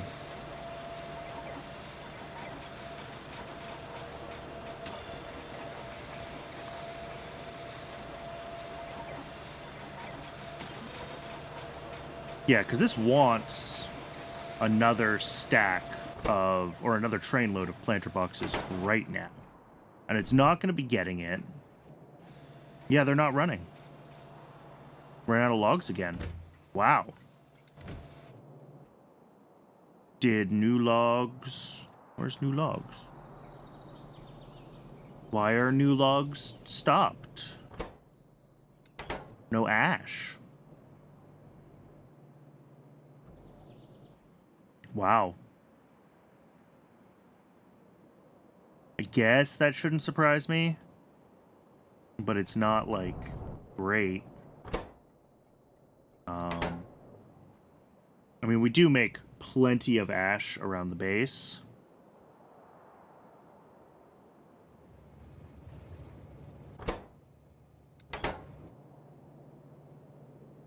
But I think it might take a little while. I go back to this. What am I requesting as far as ash goes? Yeah, 2 stacks. Or 3 train loads worth, actually. So this will, as soon as there's any ash available anywhere in the base, it should pretty much end up here, right? That's the thing we want. Because I did change the ash separation to be a void, right? I set that? Yes. But the issue is that ash is made in small quantities in lots of places, right? So you end up with, you know, a few thousand here, a few thousand there, and it's never enough for, like, a train load. So it's going to take a little while for kind of everything to be able to bring ash to there, I think, is part of the issue. And then, if I wanted to, don't I bring ash in from... Maybe I got rid of that. At one point, I was pushing in ash from the belt base, but I don't see that. Yeah, I disconnected that. And I replaced it with chromium, which I don't need anymore, actually. I'm doing chromium on rails. So I could hook up this ash to supplement what the belt base is currently doing, just to keep trying to get the belt base into a steady state situation. And maybe that's what I will do.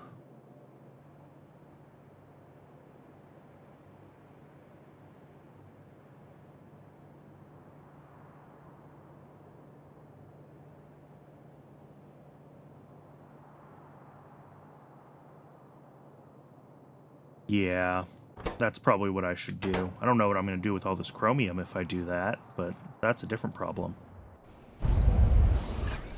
Speaking of, how's all my alloys doing? These all look fine. Yeah, this is all running fine. All right. So yeah, let's get that ash hooked up there, and I'm missing a pipe somewhere. Oh, and we have all these wood processing units now, so... Few little things to fix. Let's go put down the pipe at ammonia first, because that's blocking things, and then we'll hook up ash from belt base to... rail base, just to supplement, and then we will work on the fiber build, and that'll also mean more ash because that'll make a bunch of biomass, and biomass is ash. So it's all interconnected. MeCL007, yo, how's it going?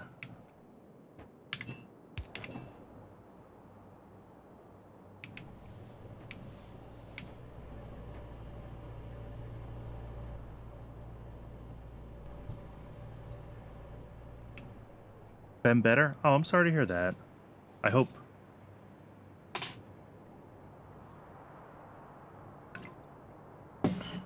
Well, that is never a fun time. I hope the stream can help you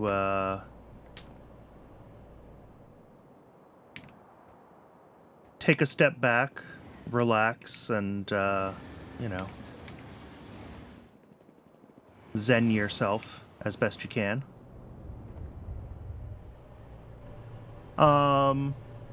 Okay, so this is running now. This is... yeah, ammonia. It's going to take a little while before we actually get a delivery of it. That's fine. Let's go hook up ash, and then I will hook up... and then I'll do this fiber build. Because there's no sense doing the fiber build before I get ash going back to wood logs, right?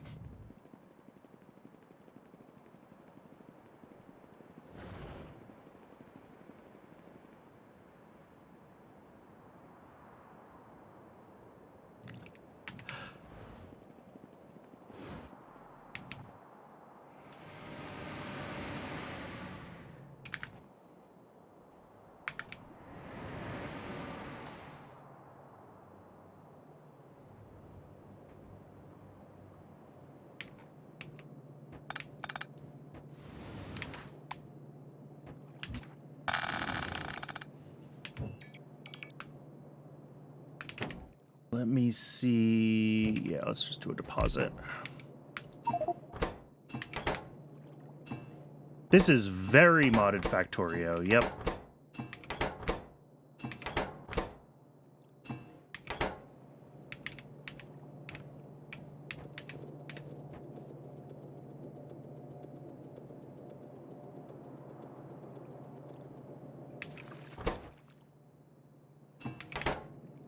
Alright, bring this belt back in, and I think this station is just suddenly ash again.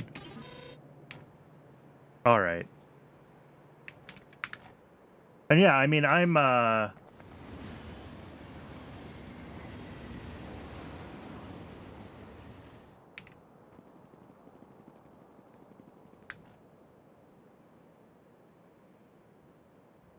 always happy to have opinions about things, but I don't know if I'm ever like the best person to tell who's the bad guy in an argument.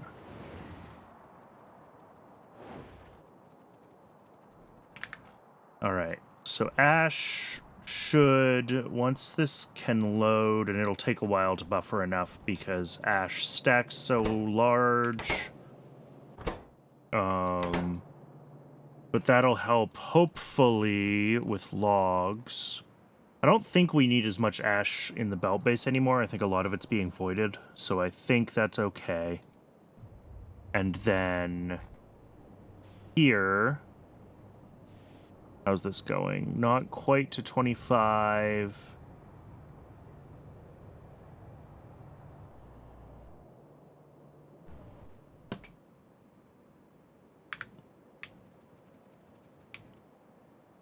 Factorio and playstyles? Sure, I can have an opinion about that kind of conflict.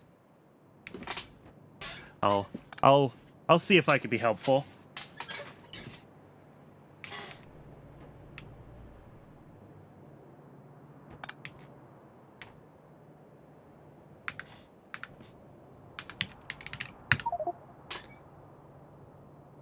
A little over 300 hours is where we're at right now.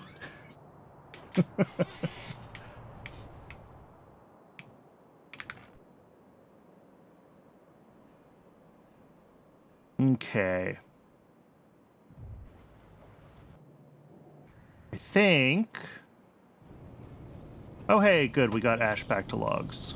And are they all just turning right on? They're just turning right on. Excellent, excellent, excellent. Good to see.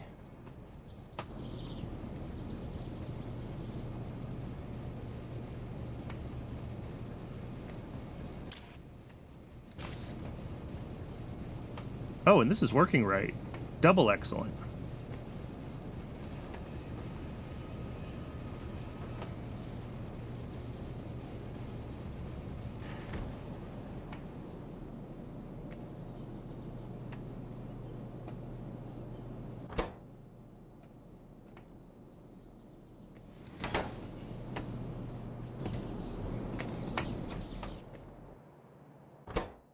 All right. So that'll be a bunch more logs soon. So I think I'm safe to do the fiber build now. Hopefully. We will find out shortly if I break everything, but...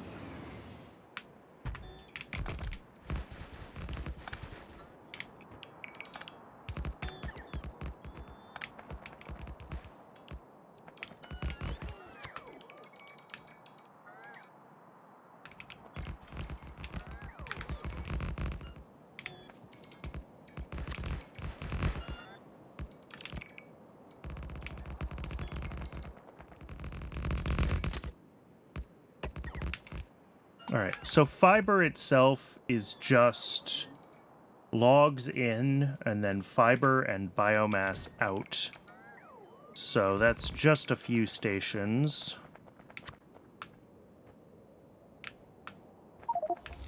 Hey, there we go. The build works.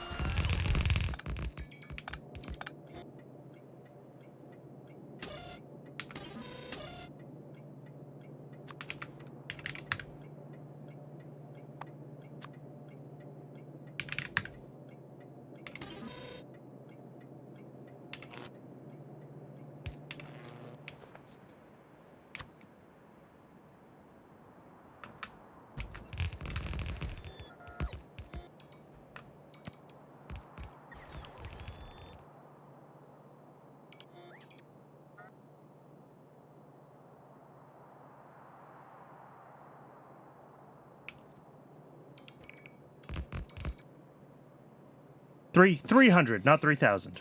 I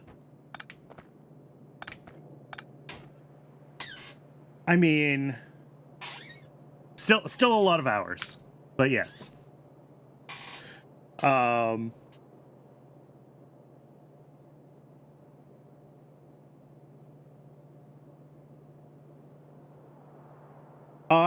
mean,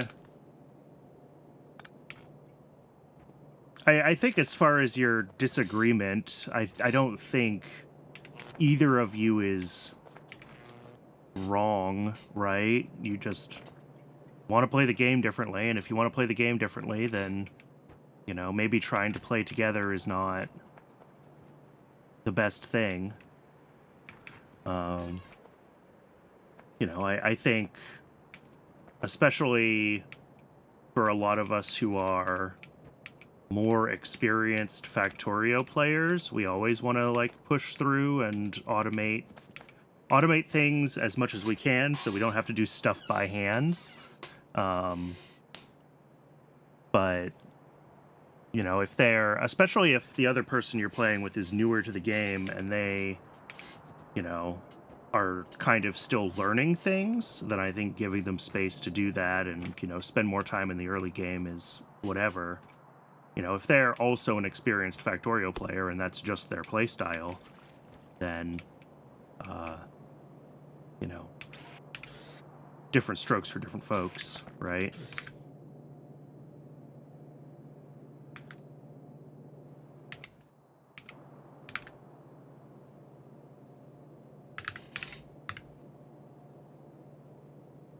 All right, how did I do this?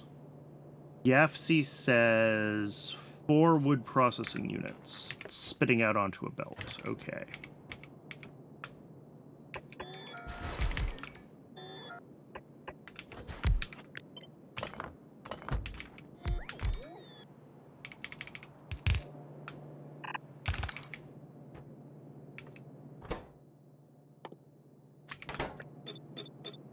And each of these is literally just one login. Okay. Cool.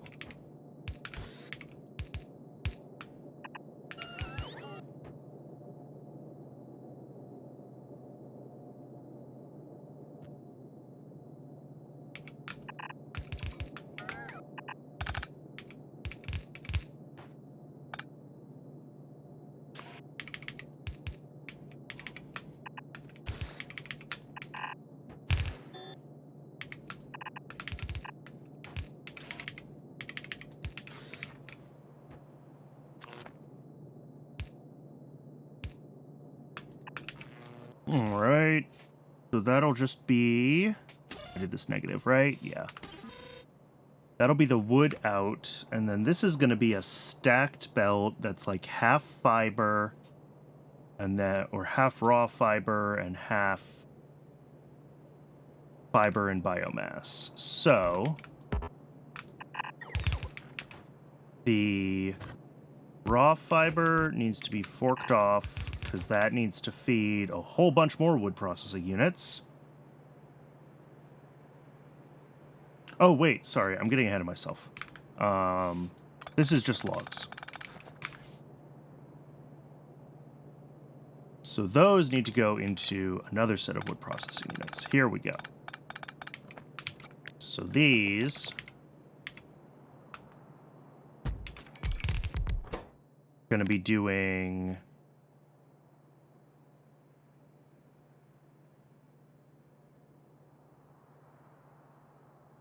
Yeah, the turd fiber recipe.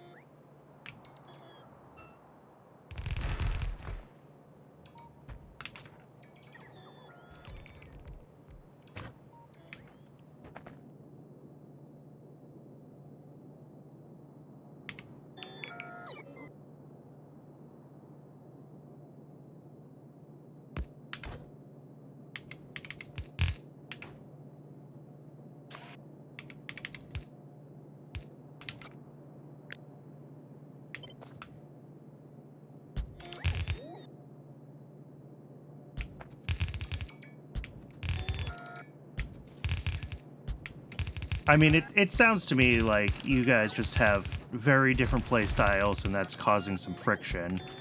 And I don't know that either of you is necessarily the bad guy there. It's just gonna be a challenge to play together with such different play styles, right? And obviously, I don't know either of you, and I'm trying to be diplomatic in my analysis, but...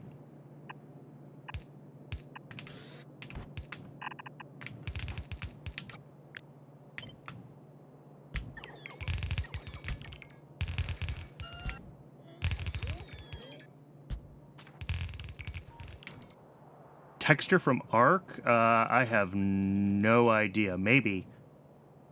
I know some of the,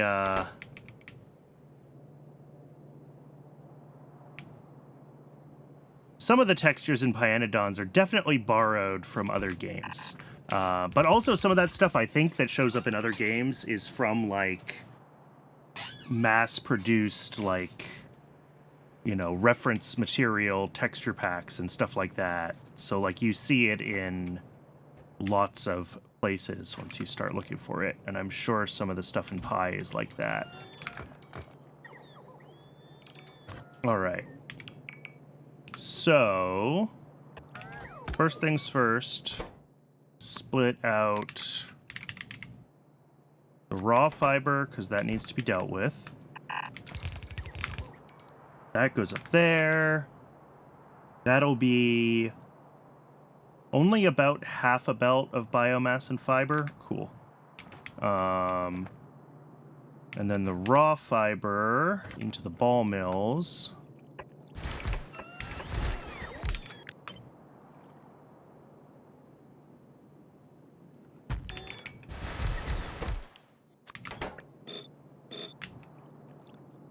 Two raw fiber in and 2 point something stuff out. All right.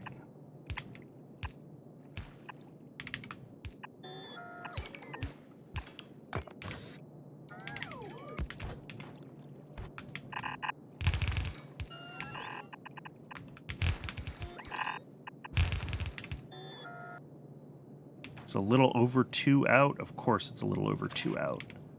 I think 1 inserter will be enough.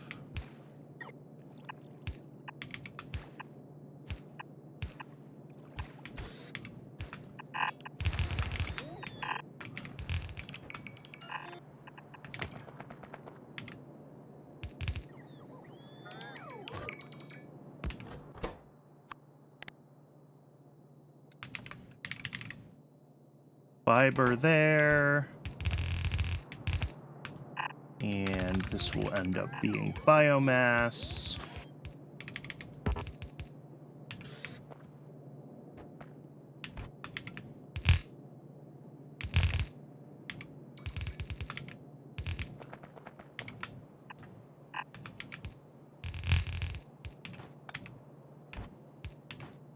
Okay, so I think, besides needing to power a whole bunch of stuff, which is going to stink to power,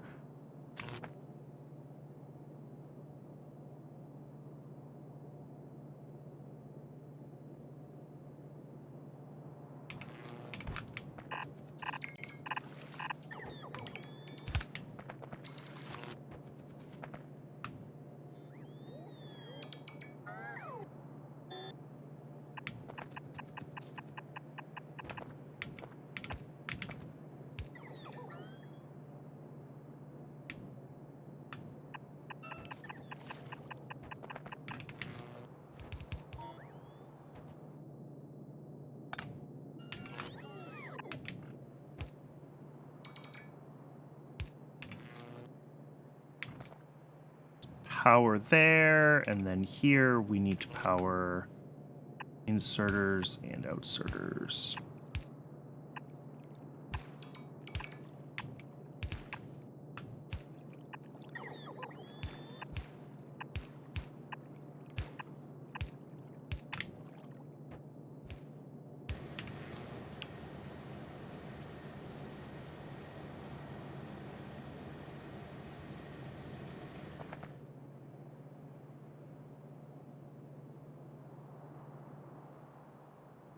I mean, that is always a fair analysis.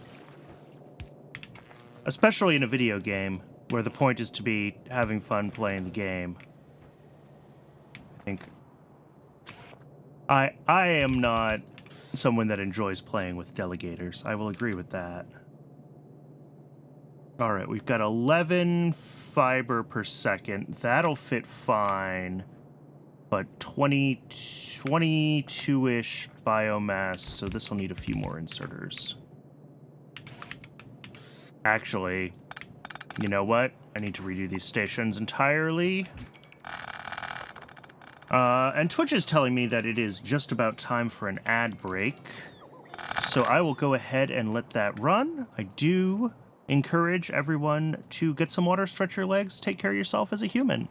And when we come back in a few minutes, we'll fix the stations here to use stack inserters so they run better. And we will hopefully have this build done.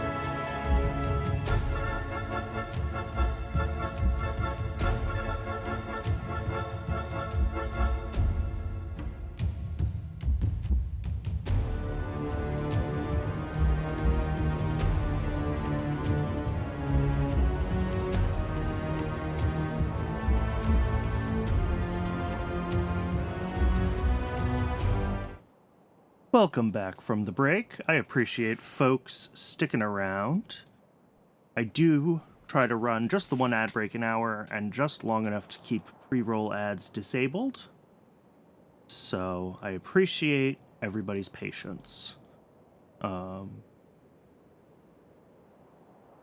always try to make sure that folks won't miss things during the ad break because I don't like to use ads as a cudgel. But if you don't want to see them anyway, now is a fantastic time to use a Twitch Prime sub. I am just a few dollars away from hitting my first payout threshold, my first paycheck from Twitch.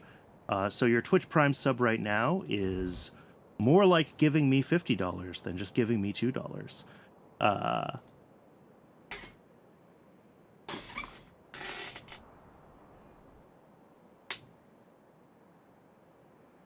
I know, well, you know what? 50 bucks is 50 bucks, and it's the principle of the thing.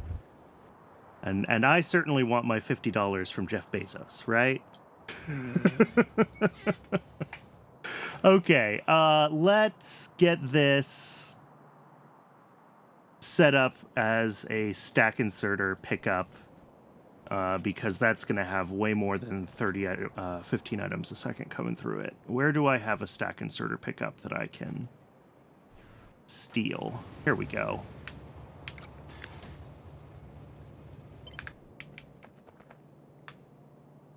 That one and that one.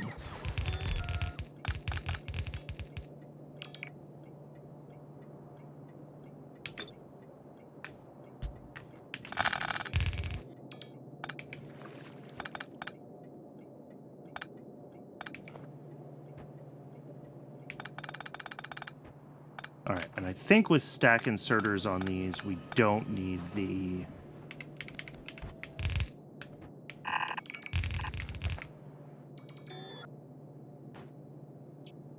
Oh, I also did it wrong here. Force build, thank you. All right. I'm gonna have to go grab more orange inserters at... Oh, no, actually, because I don't need those ones. And of course, this positioning shifted, but that's fine. So fiber on the right, and then this will be biomass coming down there. And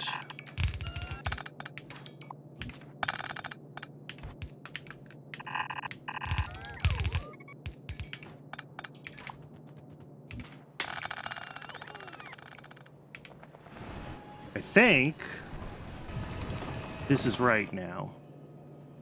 So we'll have one fiber pickup, we'll have one biomass pickup. Both of these are fairly high volume, which is fine and expected.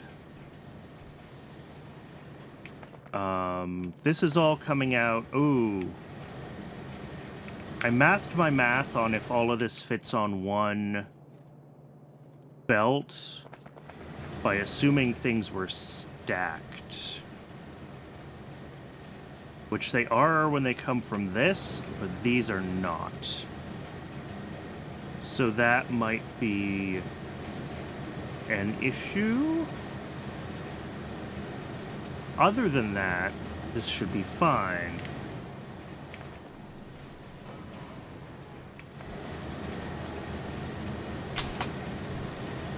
So I might need to adjust this so I can put stack inserters in here on the outputs, just to ensure that these belts merge. Or I'm gonna have to do some weird stuff with belts, but we'll see if this all comes through. Yeah, this is pretty steady state at this point.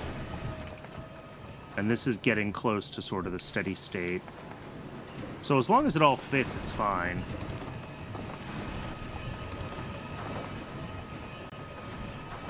And it does seem like it's all fitting. I don't... Watching this. It's trying to back up, isn't it?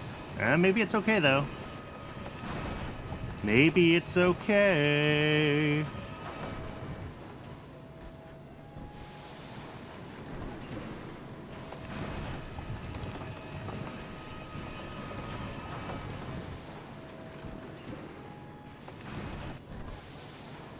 No, this backup's getting longer. Yeah, it's gonna be a problem. Alright, so that just means I'll switch this to stack inserters, so this whole belt ends up stacked, and it'll work fine. I just need to go grab a few more stack inserters from the mall.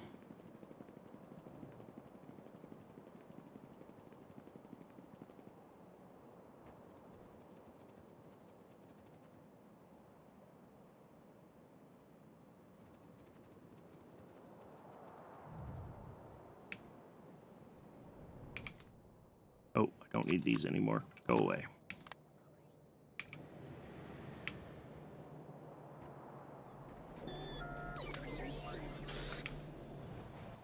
And yeah, the bots have a bunch of other crap they want to bring me, but I don't really care. Not worried about that right now. So the other thing I might have to fix, fiber done, is now that we've got this giant fiber build spitting out huge amounts of biomass, I probably will need to expand my biomass to ash processing.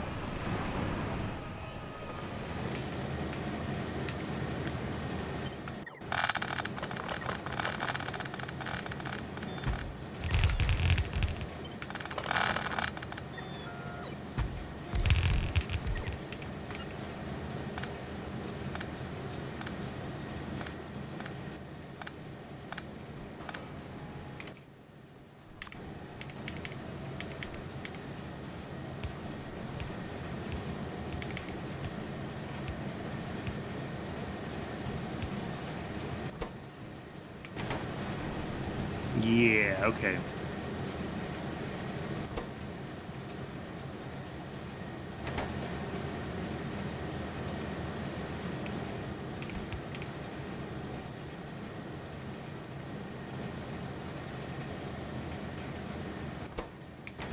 And that's exactly what I was afraid of. All right, so yeah, these are going to need 2 outserters each.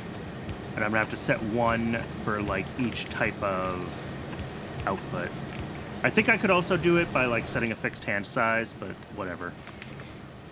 So one of you is fiber, and one of you is biomass.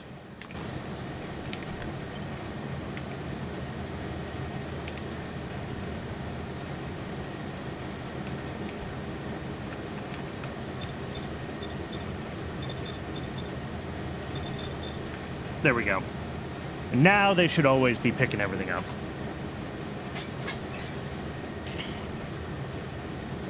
Yeah, I could just set the... Oh, whoops, and I set all of their things wrong, too. How did I do that? Fiber and biomass. Yeah, I could set their pickup threshold lower. That's the option, but... doesn't really matter. And this way they'll stack higher automatically when the belt's stack limit increases.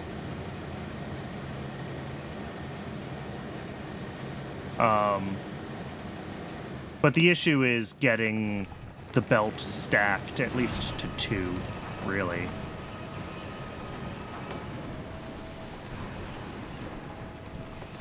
But I think this should all work automatically now with belts. As belt stack sizes increase, I can just upgrade the buildings, and it'll be faster, and it'll all fit still on a higher stacked belt. So I'm fine with that.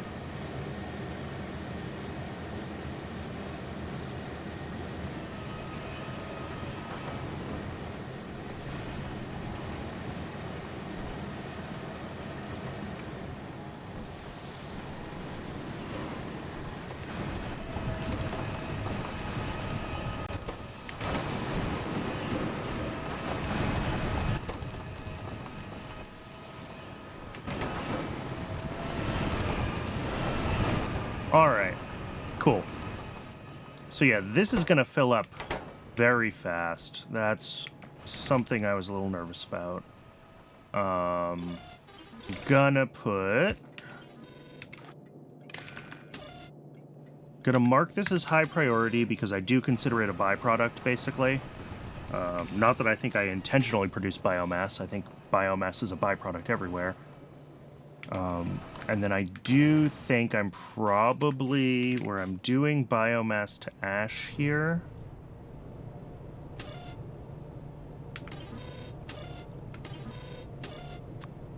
No, this will request all the biomass in the world. All right. Multiple trains per stop, no problem.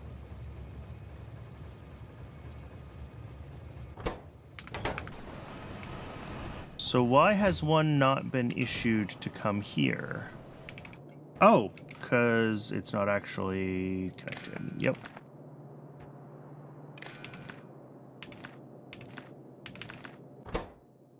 All right, now these guys should get issued requests. Yeah. As fiber is needed and biomass. Yeah.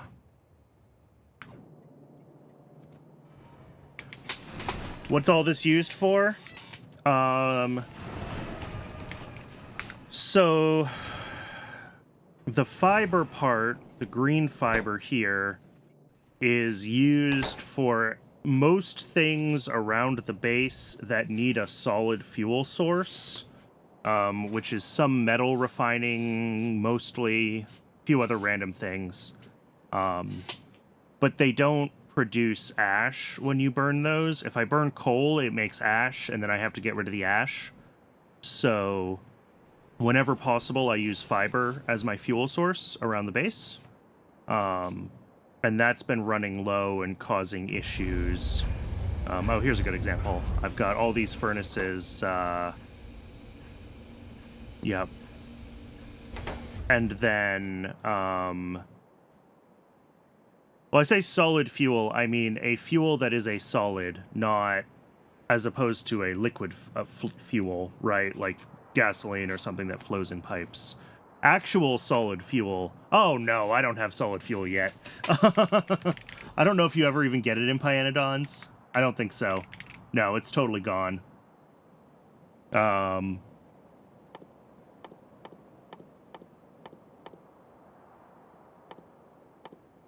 Yeah.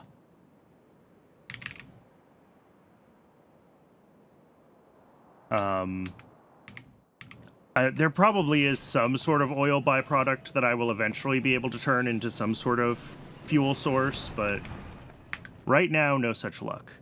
And then all of this other pile, the biomass, is really just a byproduct of making the fiber that I need for the base. And that will just be turned into ash elsewhere or used. I think it's used also for fertilizer. Yeah, fertilizer uses it, and there's a few other things that use it, but for the most part, it just gets burned into ash, and then that ash is used for the tree farm, which then makes more wood. It's the circle of life.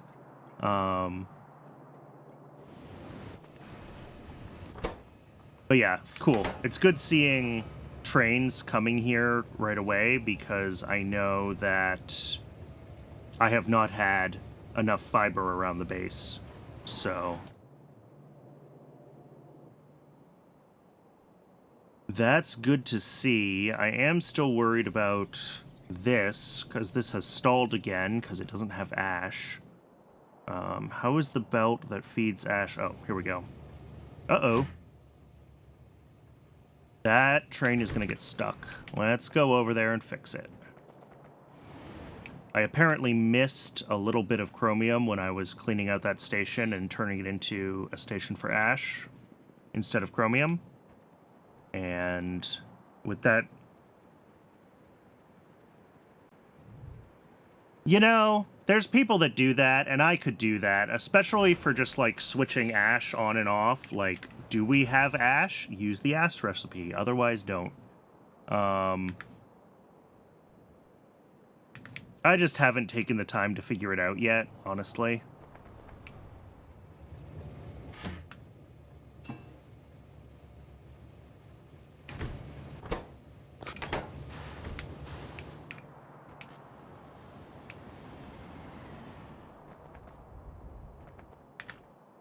All right, and come over here. Yeah, so this is waiting on logs. Logs are waiting on ash. Yeah, I should switch this to, like, only use ash if... Right? But I could probably, like... The problem is I have to deal with the ash becoming trash when I change the recipe, right? And that gets cycled. I mean, I just have to filter it back out, I guess, down here. Cycle it back into this warehouse. And then do something, I guess, like... You know what? Do I have some decider combinators? I have a few. Let's do some science. Why not?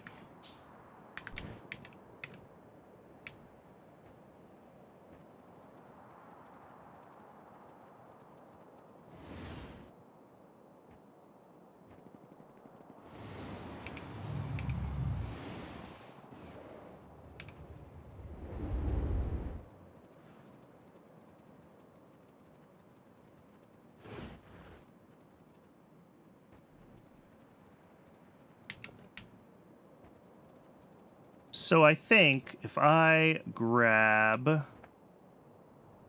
Where's this? Over here. Grab a combinator.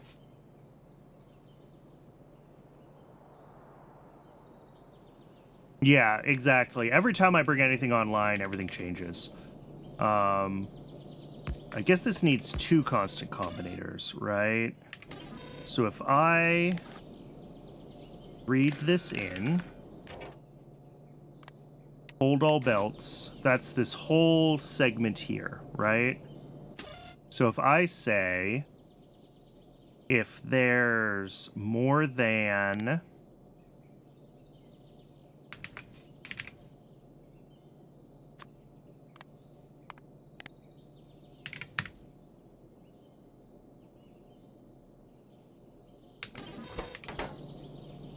you can do it with assemblers. Can I do it with this machine?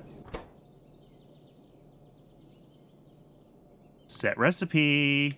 There we go. All right. The problem is I want it to be sticky.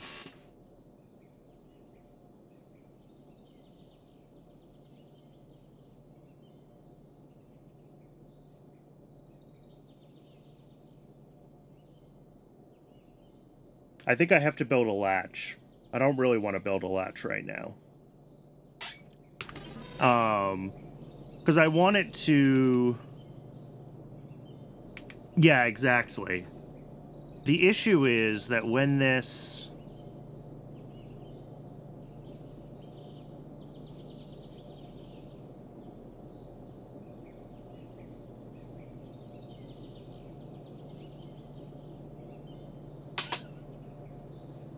This will switch recipes as soon as there's enough items in here. And then this will try to put one in. It will immediately be not enough items. It will switch back to the other recipe. And then the ash will get dumped out this side. And then lather, rinse, repeat. Oh, it will not impact an in-progress recipe. That's good to know.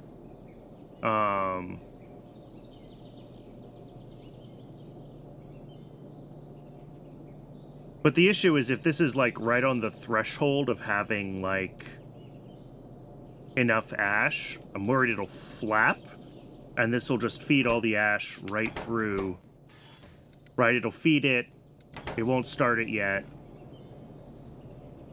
Maybe I should do it as a threshold here, and just say, like, as long as there's more than 1,000 ash in here, we can do... Yeah. Because, yeah, this is going to output the log from this recipe, right?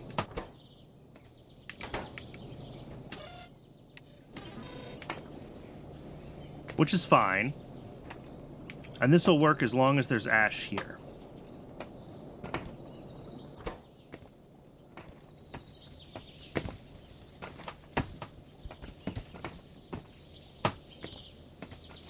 And then if I kill this...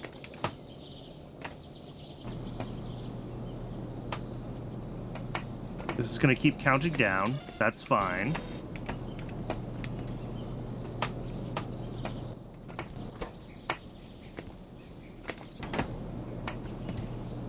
What did I set my threshold to? 60. Yep.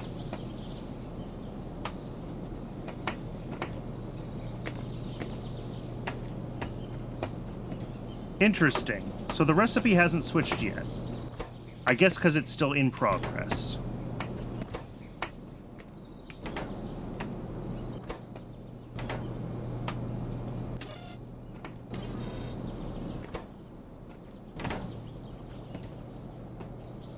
And yeah, now this is clearing trash. If I change this one so that when ash... less than or equal to 60. Output the other recipe.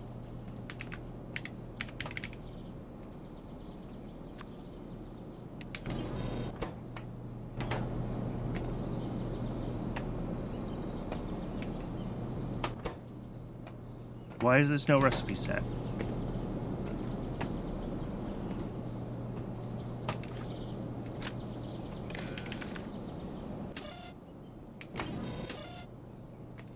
Oh. Yeah. Yep, and now it'll set it. And now it'll run. Okay. And then... here's the question. If I...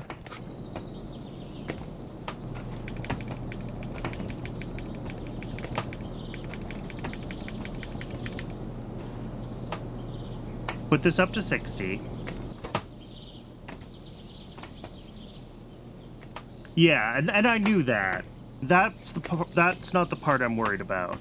I'm worried about what's going to happen when this finishes with exactly at 60 ash on this belt. Or actually, let's maybe make it... no, let's do 60.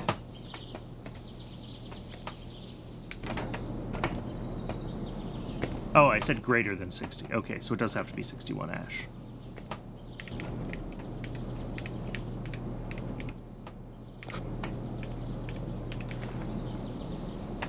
All right. So this craft should finish, and it'll switch to...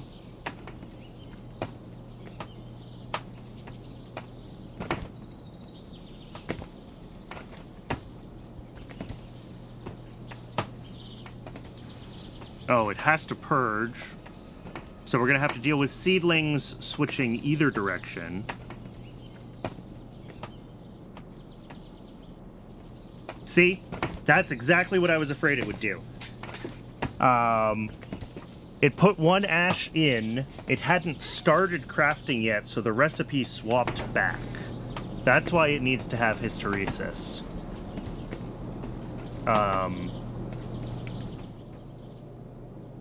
Or why it needs to be built set on some kind of central thing, or, and I really, really like this plan the most, why I should just make sure that it always has enough ash so I never have to mess with it.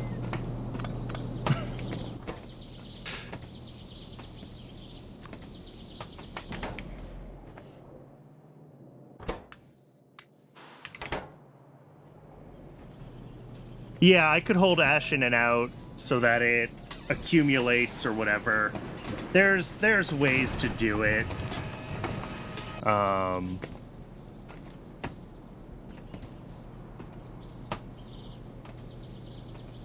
guess actually, if I...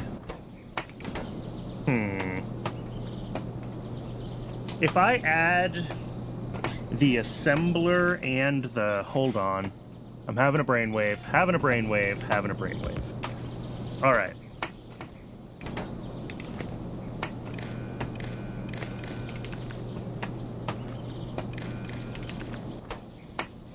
Read contents not in crafting. Read hand contents, hold. Hold all belts. There we go. Yeah, the dumping of shared ingredients is annoying, I agree. There's nothing I can do about it, though. So now this has all of the ash in the system, right? So when it gets an ash from... yeah. This is closer to correct.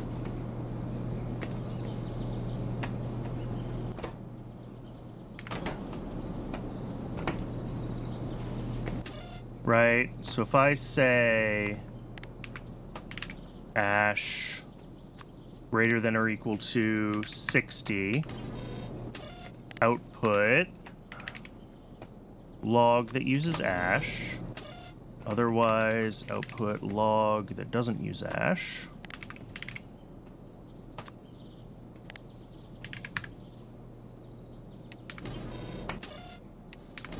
Okay. So now we can see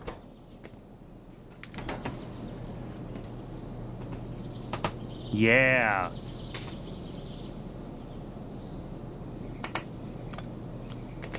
So if we get this down,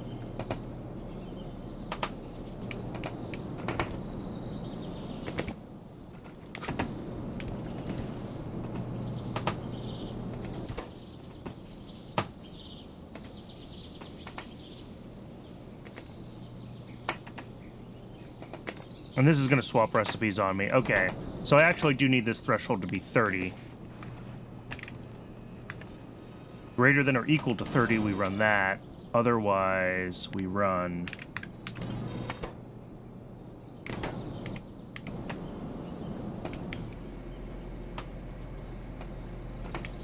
So this works. I think this works. We just have to keep track of what's in the assembler.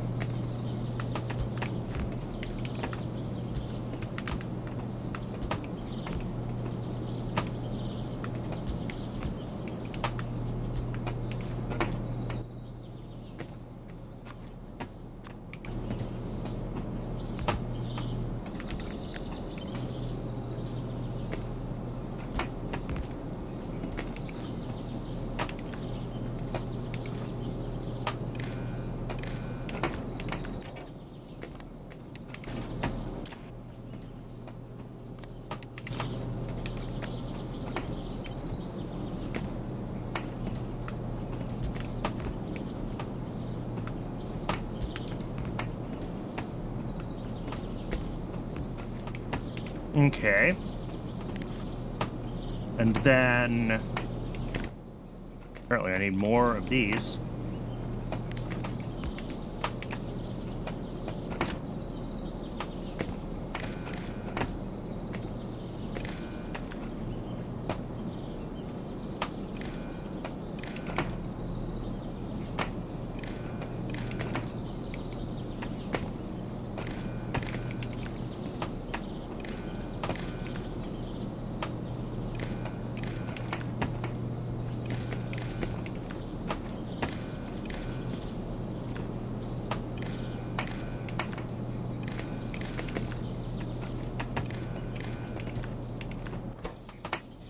Read contents, not in crafting, and set recipe.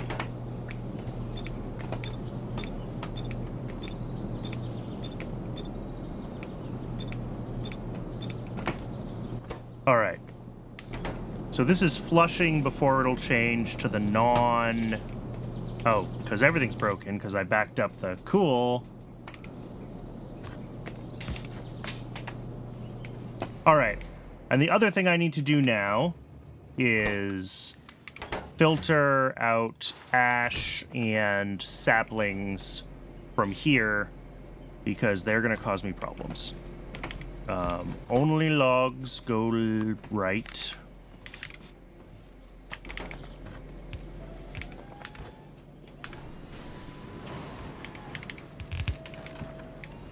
And then what I'm going to do is I am just going to set this outserter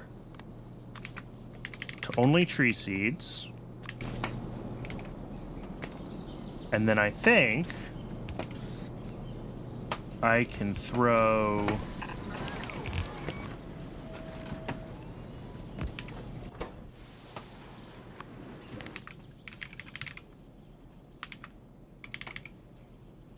seedlings, not saplings, despite what my brain says. Oh, of course.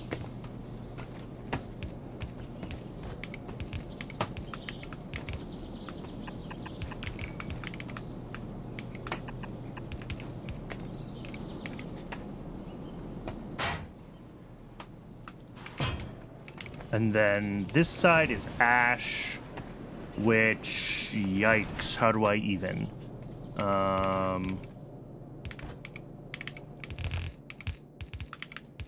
Don't love this, but it will get the job done. And then I think, just to keep these running more quickly when they swap recipes, they're all going to want blue inserters as their outputs now.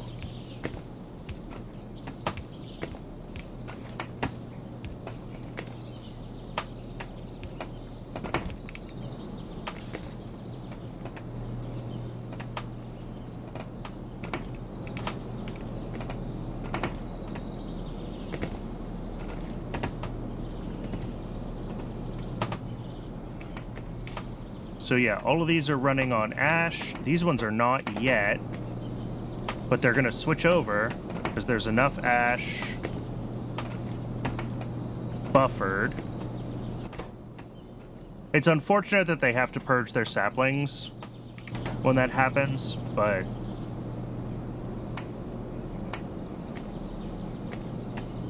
it is what it is. And then this one's going to swap over as soon as it's done. Cool. This is working, I think. What is... Oh, of course. I'm an idiot. That needs to be zigzagged in, because these are smaller than the stack inserters. Okay.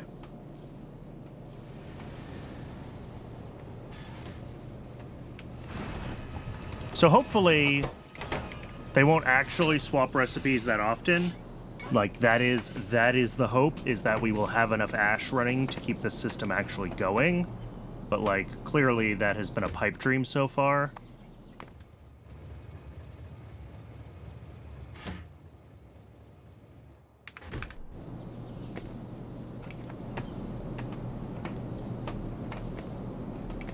We only use like 20-something ash a second, which is a lot of ash, but still.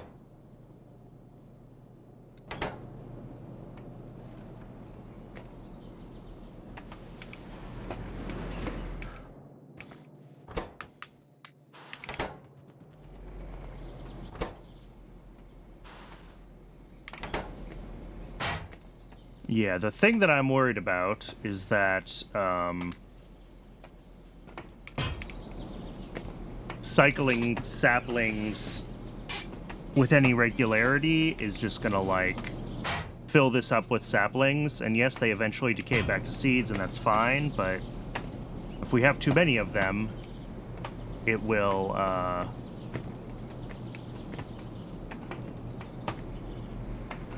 will just overflow on seeds, right? So, we'll just have to keep an eye on that.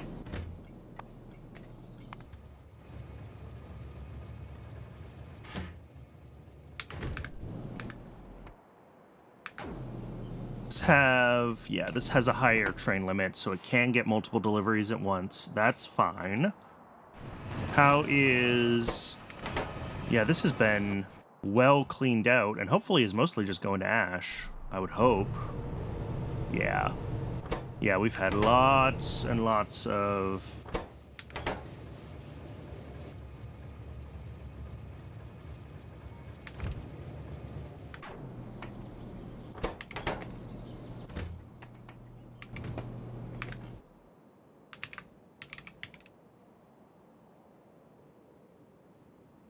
What it needs... Oh, yeah, that's a good one. That also needs ash, so yeah. I'm fine seeing that train load of ash go in there as well. Alright, so yeah, these should start flipping.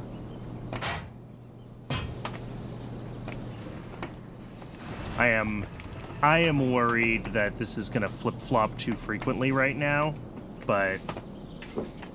Ugh. I mean, I can always find ways to make ash. That's not, like, the end of the world, but... I'm kind of surprised that I'm having this much difficulty with it right now.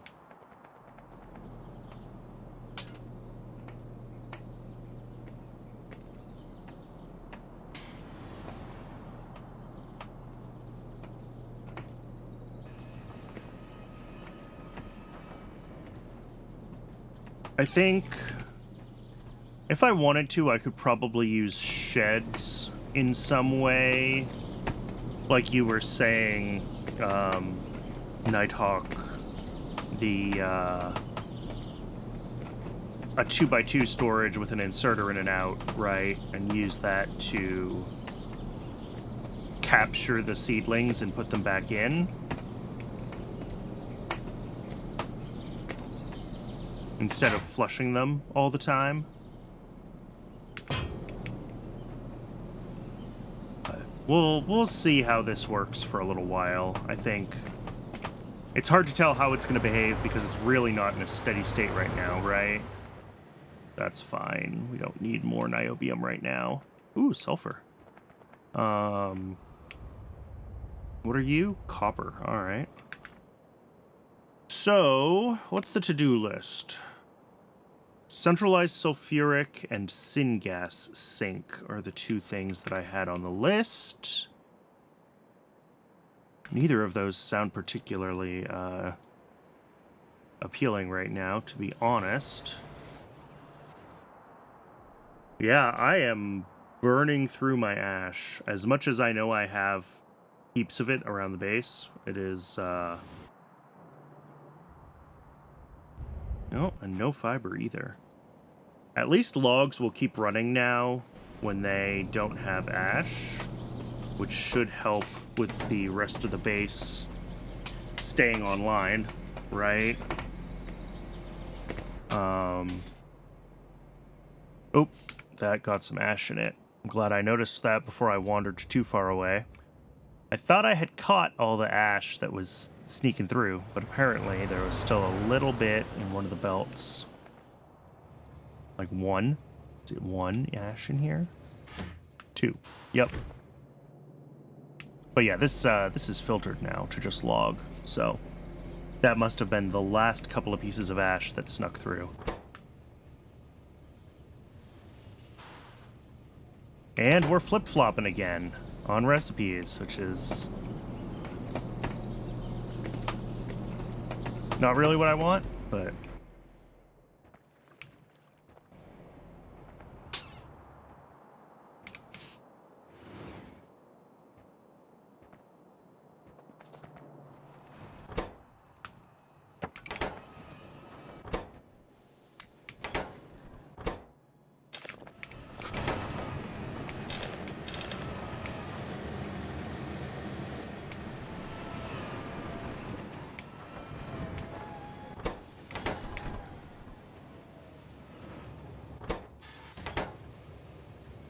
How much fiber does this actually burn? Because this is always out, and that's concerning to me.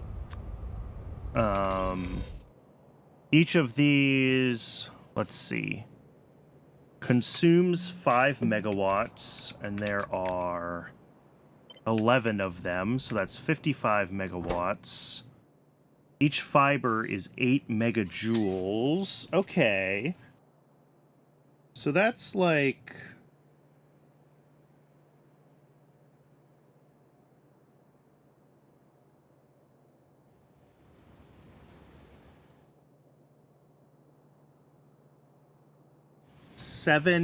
half a belt per second of fiber that will consume, which is a lot, but it should be able to... It's probably my biggest single consumer, but I'm surprised that it's having trouble keeping up with these request thresholds. Yeah, there is a train on the way, which is good, and that would have been the one we just got from here. This probably should be set to 2. And then I imagine my other fiber station is still just, like, super sad, right? Yeah. Although, actually... Yeah. And this is going to...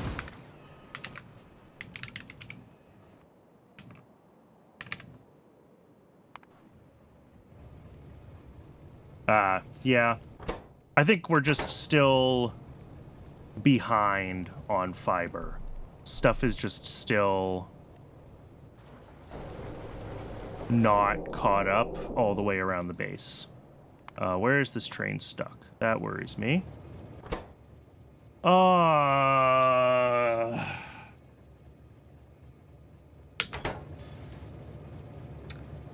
swapped this to the bigger deposit instead of a warehouse so that I could have many types of items selected and brought in. And I did not rehook up the green wire. So now I have the world's largest box of melamine, which I'm going to have to deal with.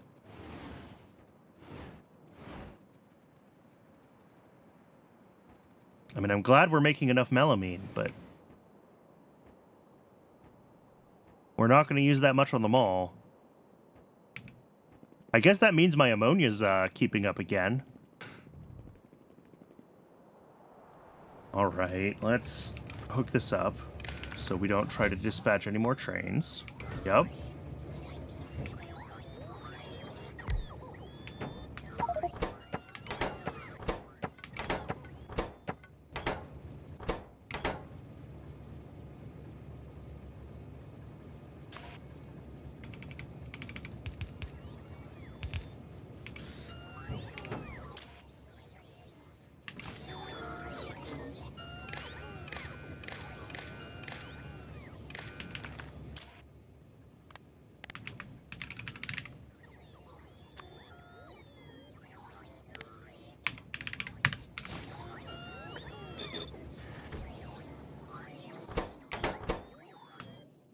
All right. So this will just shuffle melamine in just to kind of top this up. Basically forever. Oh, and I should have also done like that. So let's... where are we stopping?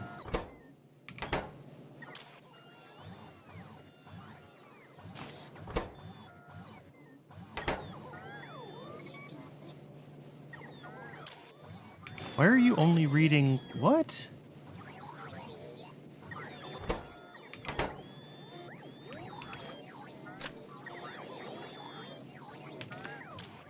Yeah.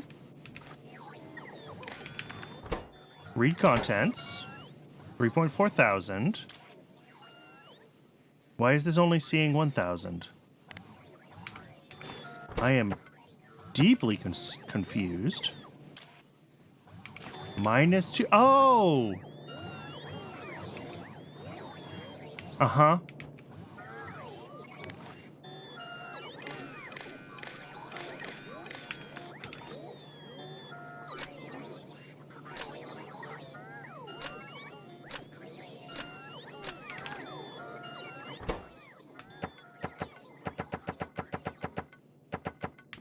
There we go.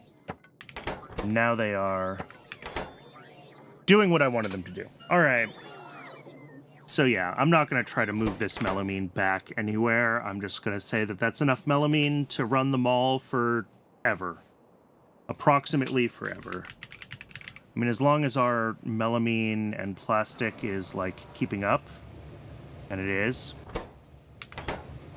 God, don't tell me you're going where I think you're going. Is this Robo-Rocket? This is Robo-Rocket. All right, well...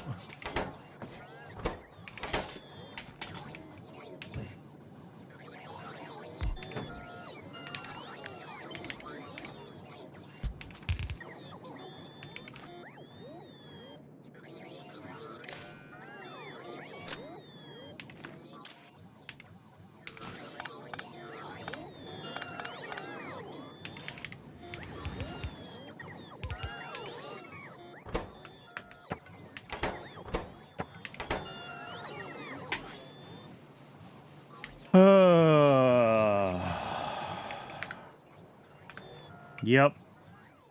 All right. We're going to get another train full of this delivered, which is not ideal, but it's going to happen, so we're just going to accept that.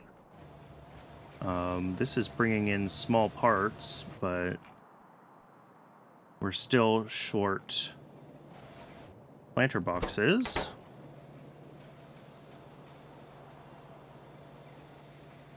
Yeah, I mean, this will try to pull, like, 27 ash a second, right? I've got, like, 2 belts a second of ash demand here. I probably should switch this to use stack inserters to unload the trains, just so we can get trains through more quickly.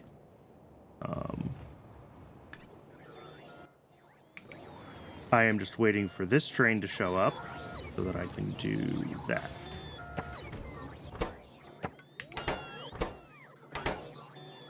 All right, let's go. Do I have some stack inserters? I do. Let's go do stack inserters for the ash delivery to automation science. Not that this is going to help, like, when the base really can hardly keep up with the ash to begin with, but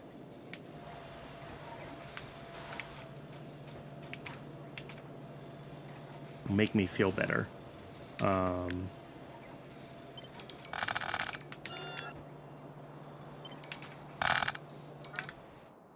Let's find... Where do I have a stack inserter drop-off? Is this one? This is one.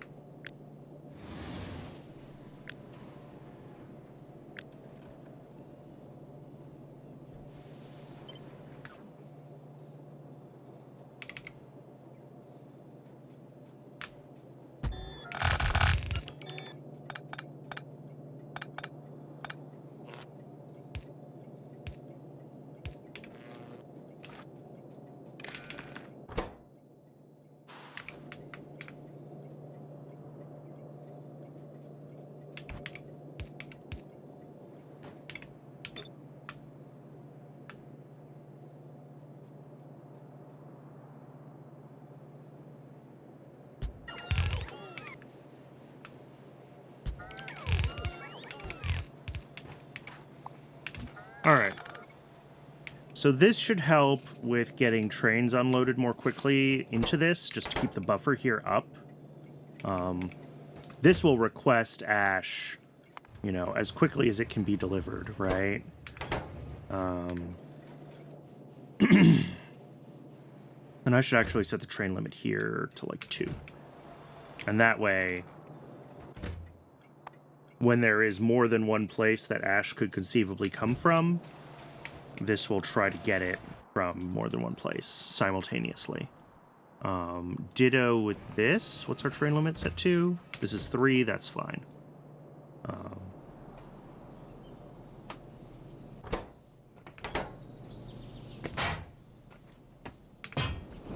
As always, the number of seedlings down there is worrying me, but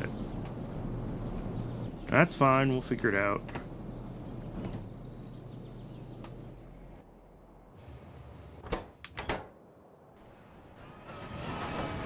This is doing fine, yeah.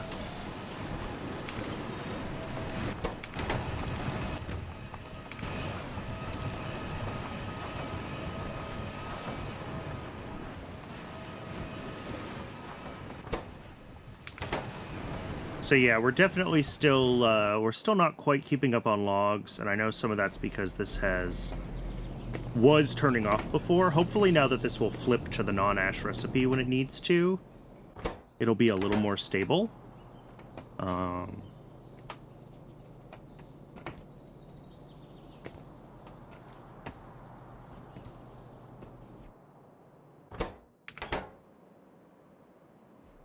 And then, yeah, this just goes through so much ash.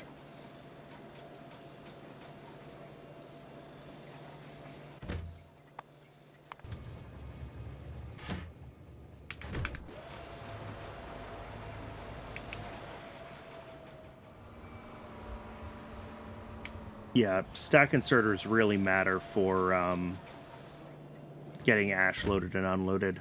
We probably should... I don't really want to mess with this.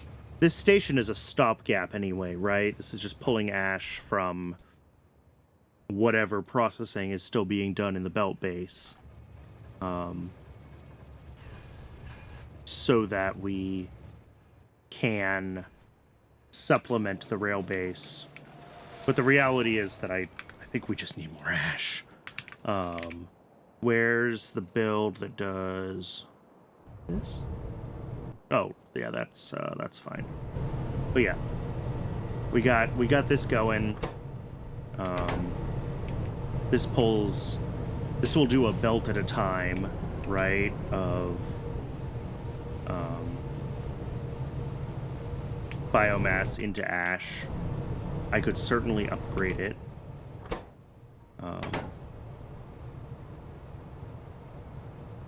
Maybe that's worth it. I could get this to double capacity right? So that we can do 2 belts of biomass to ash at a time.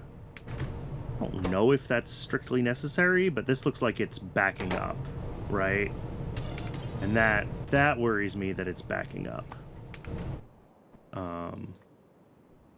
Because I don't want this to start stalling on. Yeah, more biomass even. So maybe we need to increase that capacity here to do biomass to ash. And this should already have been issued another train. Yeah. Yeah, I think we might want to double this. And then change this to a stack inserter based loading station.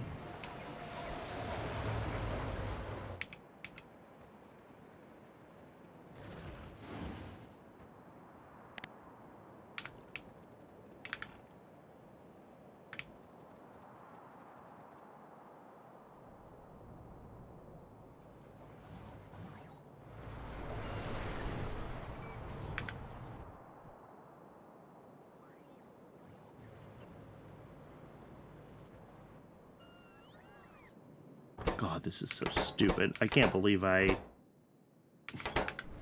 let it do that. How many stack inserters do I have? 32. I'm gonna need a bunch of high pressure furnaces. 30. Yeah, there's some in logistics storage. But we will have to make more. What do I need for those? A bunch of copper. All right.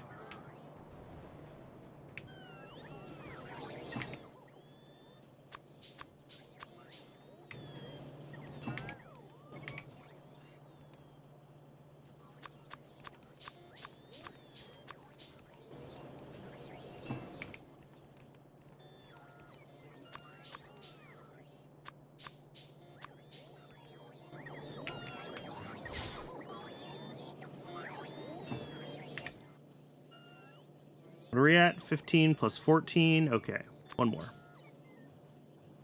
14 on the way.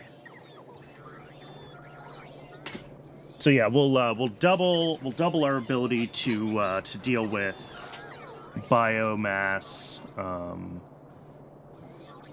That will hopefully also help with the ash situation.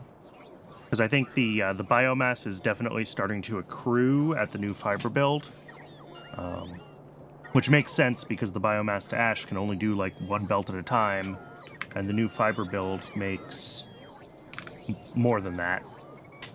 Plus we have other biomass around the base, right? So that's gotta be the thing.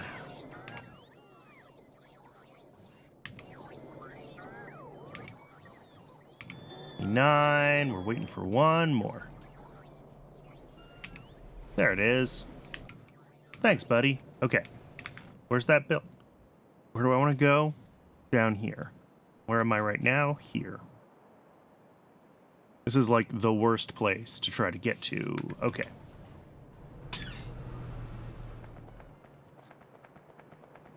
All right, and Twitch is telling me that it is ad break o'clock again.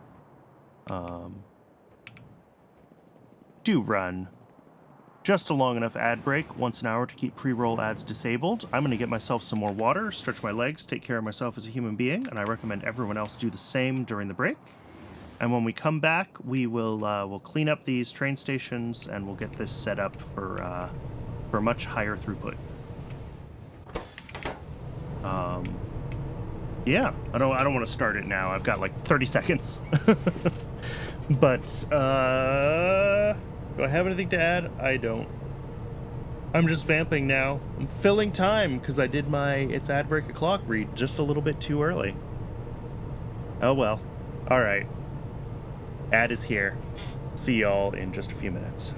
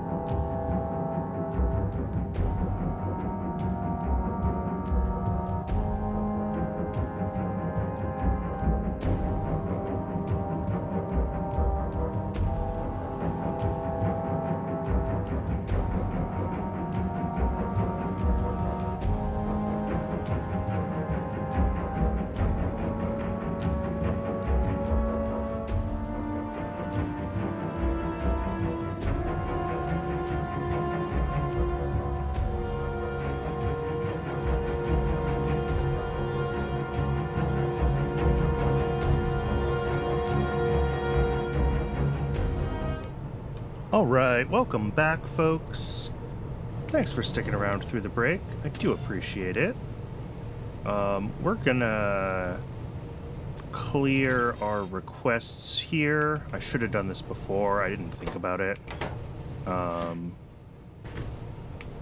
Just to give this a little bit of space to drain. But while we're waiting for that to drain, we can grab all of this. Nope. Copy, not cut. Thank you. And do a second copy of it. We're actually going to need a little bit more space to work. I think I'll do them, yeah, right here.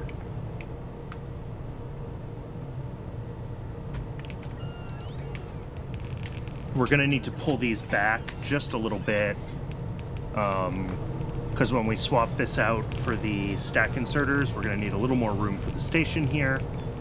So all this will pull back, and we'll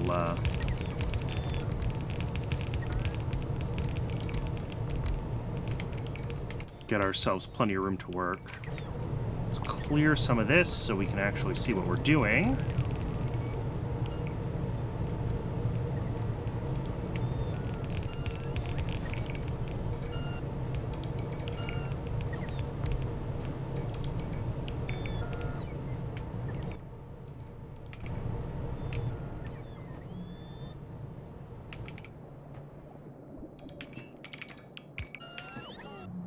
All right, and that'll be the actual output.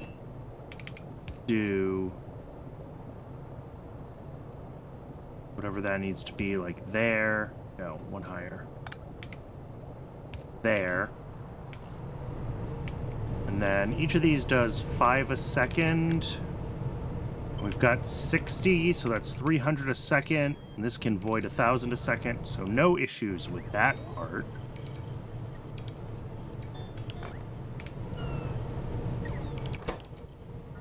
This is going to take forever. All right, I am not going to wait for this. We're going to do this.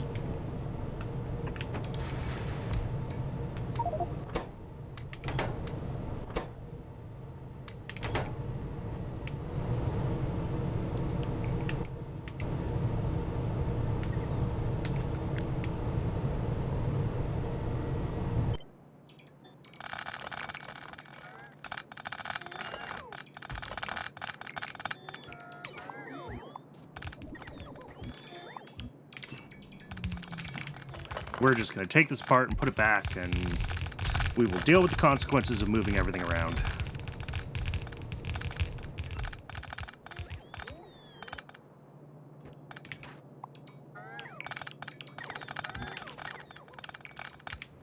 And then on this side, we're going to have 2...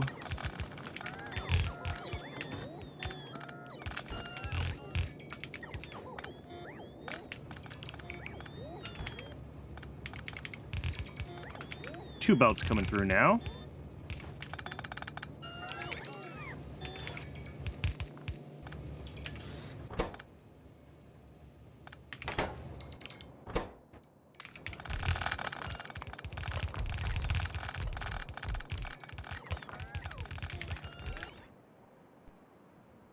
And we need a high bandwidth drop off again. I should really get this into my blueprints.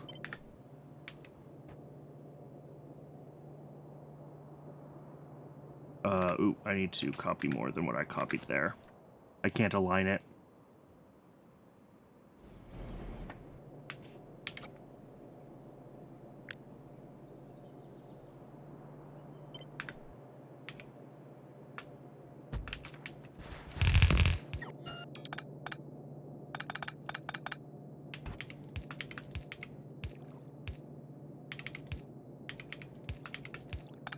There we go. And then outputs of these are going to be 2 full belts.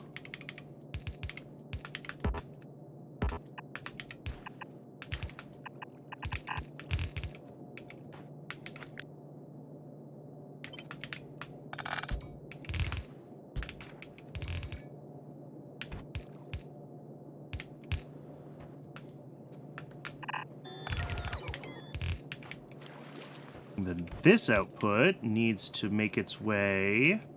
I think it's going to do that.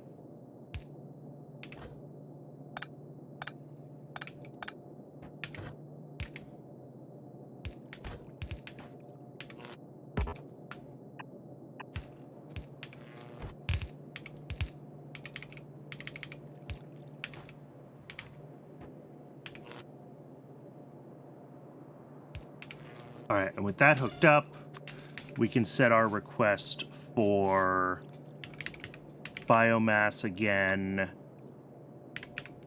120 stacks.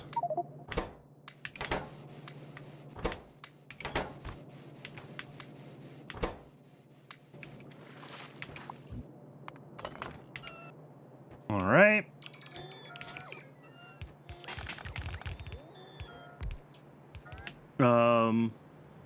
And then this side we'll have to do here. Let's just disconnect these for now.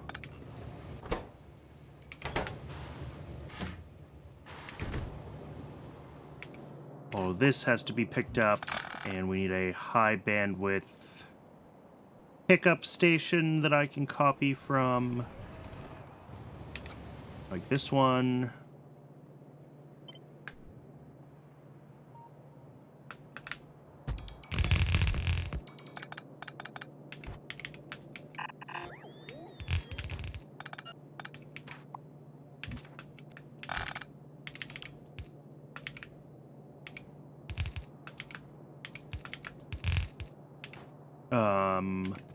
Oops, that's not quite right.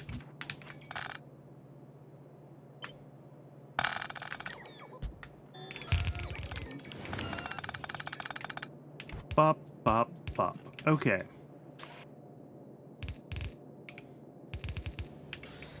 So that should be able to load ash a lot faster.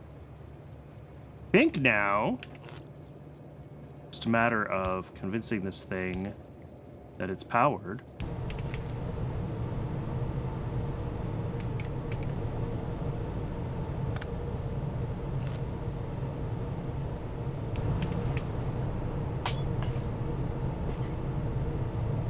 And that should now be able to handle 2 belts at a time.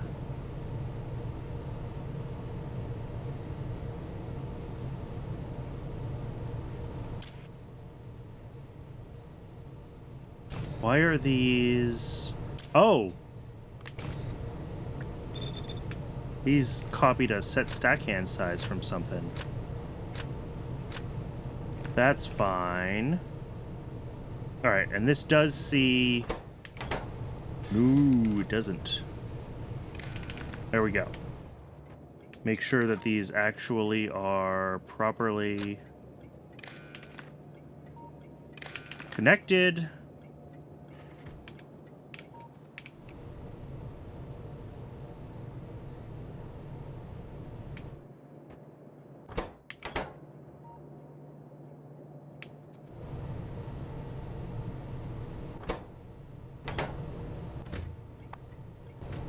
Cool. So this should be able to turn a lot more biomass into a lot more ash. If most of our logs that we're making go to biomass, then we will end up making enough ash to sustain them, but that's not necessarily a guarantee.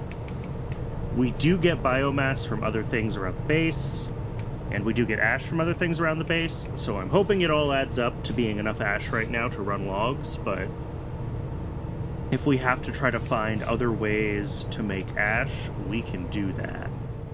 We can absolutely do that.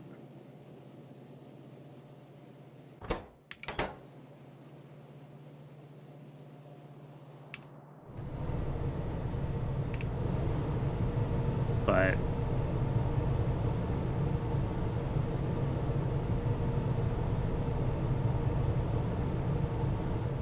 that is looking like a perfect belt from each of these, which it should be.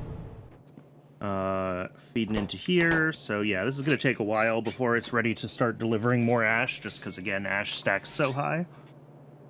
But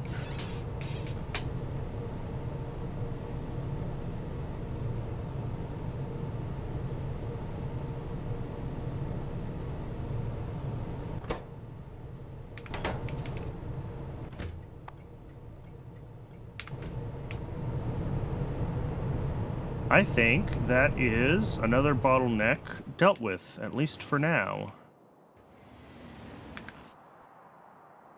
Science is probably still waiting for Ash. Ooh. Unloading. Interesting. Yeah, this is stuck unloading stone brick right now, which is causing a queue here, which means this guy can't pick up these planter boxes to deliver to automation science. Interesting. Don't know that I had anticipated that particular failure case.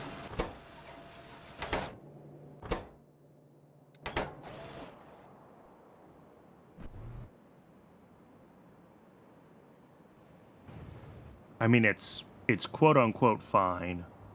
It's not ideal, but it's fine.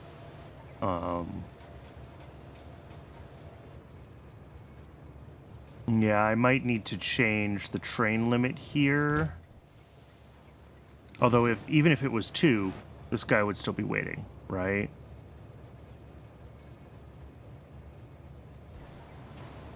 It's just that when you get a train full of stone, it takes forever to unload. And these shouldn't happen very often, so like in the grand scheme of things, I don't know how much this sort of interruption is going to affect the sort of overall throughput of the system.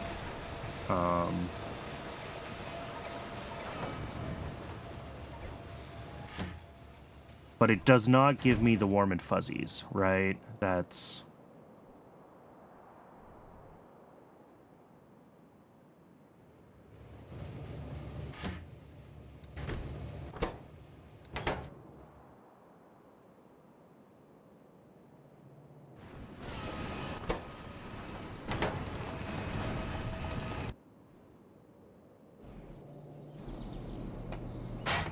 This also does not give me the warm and fuzzies.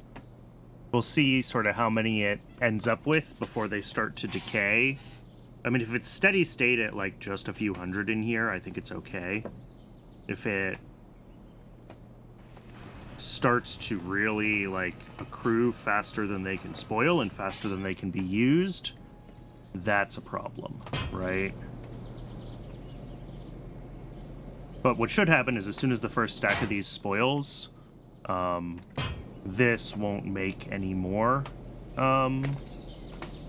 seeds, because there will be a whole extra stack of seeds in here. So we'll see what that looks like as far as keeping the system steady. And again, as long as this is getting enough ash, it's not going to be constantly flip-flopping, right? It's only when it doesn't get ash that it becomes a problem.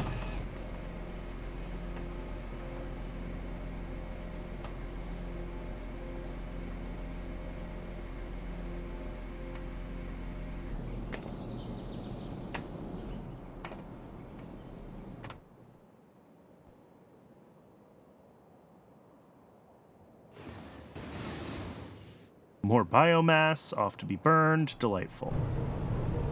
Alright, so yeah, this seems like it's keeping up now. This was previously filling up faster than it could be burned, and I think now it is burning faster than it can fill up. So that is good.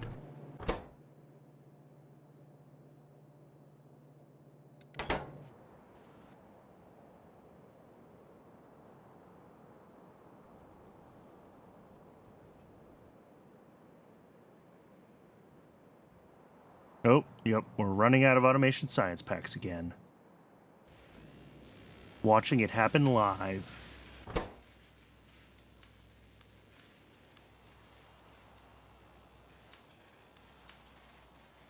We should also have a request, I think, for more greens. Oh, well, nope, that's high 1. Oh, no. It needs to go below 2 before it will request more greens. So soon it will request more greens. And then, yeah, pi 1 it wants...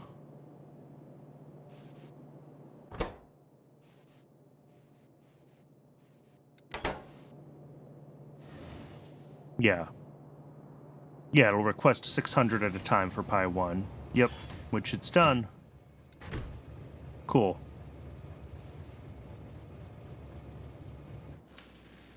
But yeah, these will have to finish up a little more before they end up requesting more green science, but we should have plenty. What do I make Logisci?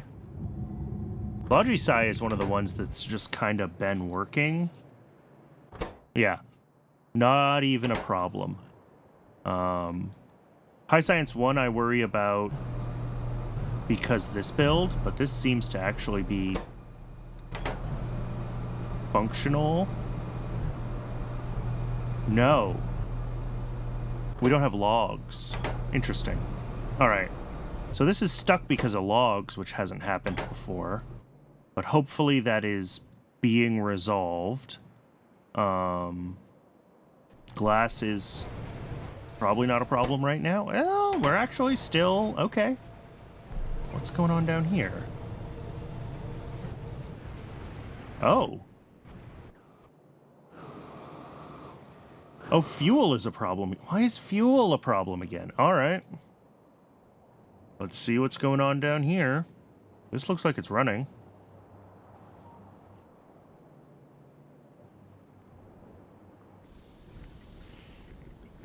But maybe not consistently. We may not have enough tar. Okay. And I guess I noticed this when I was looking at sources of iron oxide, that our syngas, yeah, is blocking this, and I assume this one as well. Well, no, this one just needs more coke delivered, but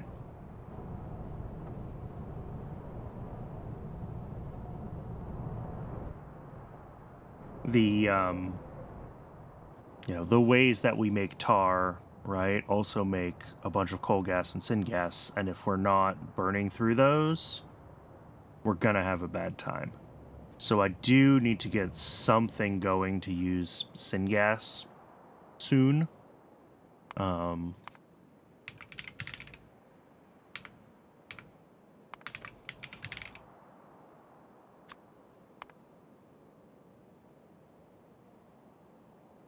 I mean,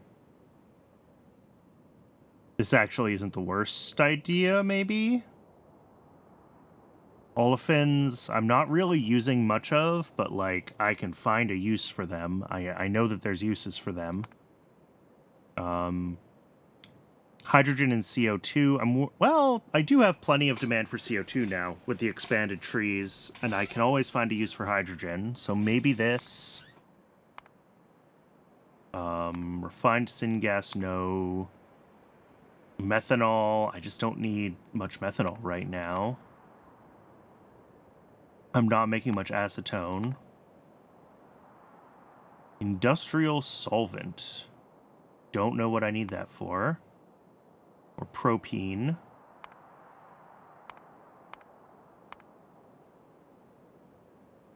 Nickel. No. Phosphorus acid, okay. And plastic, yeah. This is an option.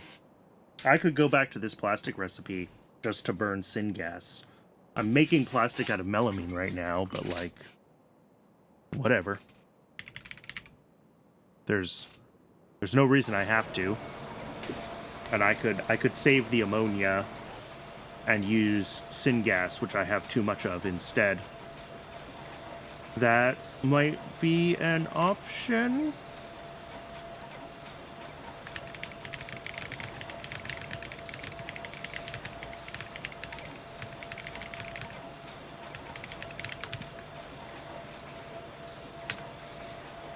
But I think I'm going to call it here for tonight. We made some good progress cleaning things up. New tree build is huge. Getting our arthropod blood sink figured out is also huge, so that is really good to see.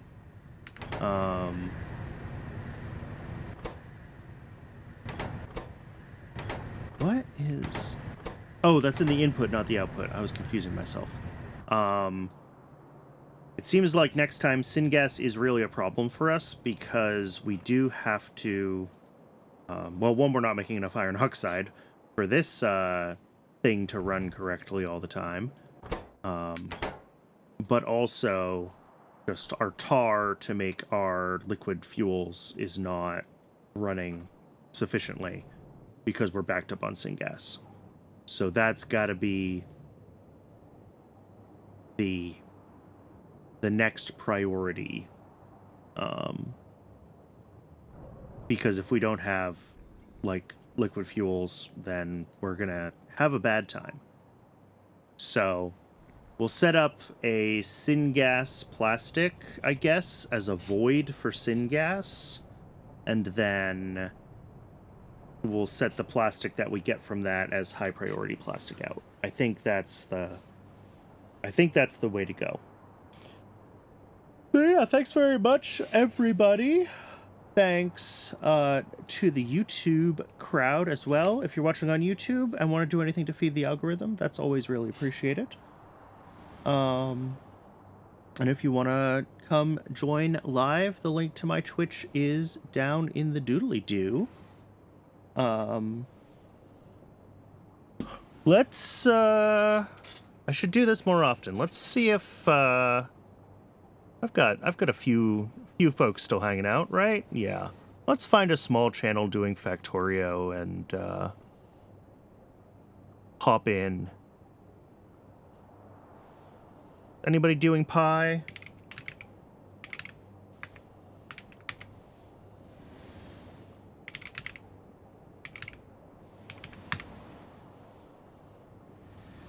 Maybe not.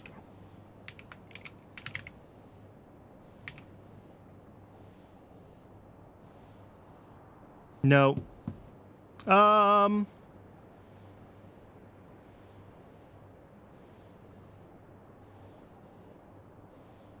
Sorry, I don't do this whole raid thing very often, and I do not know how to use the user interface for it.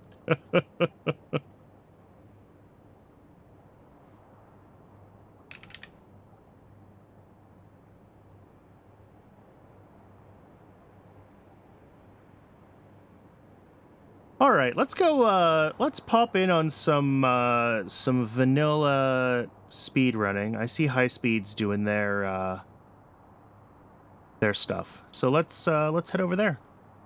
I'll see y'all on the other side.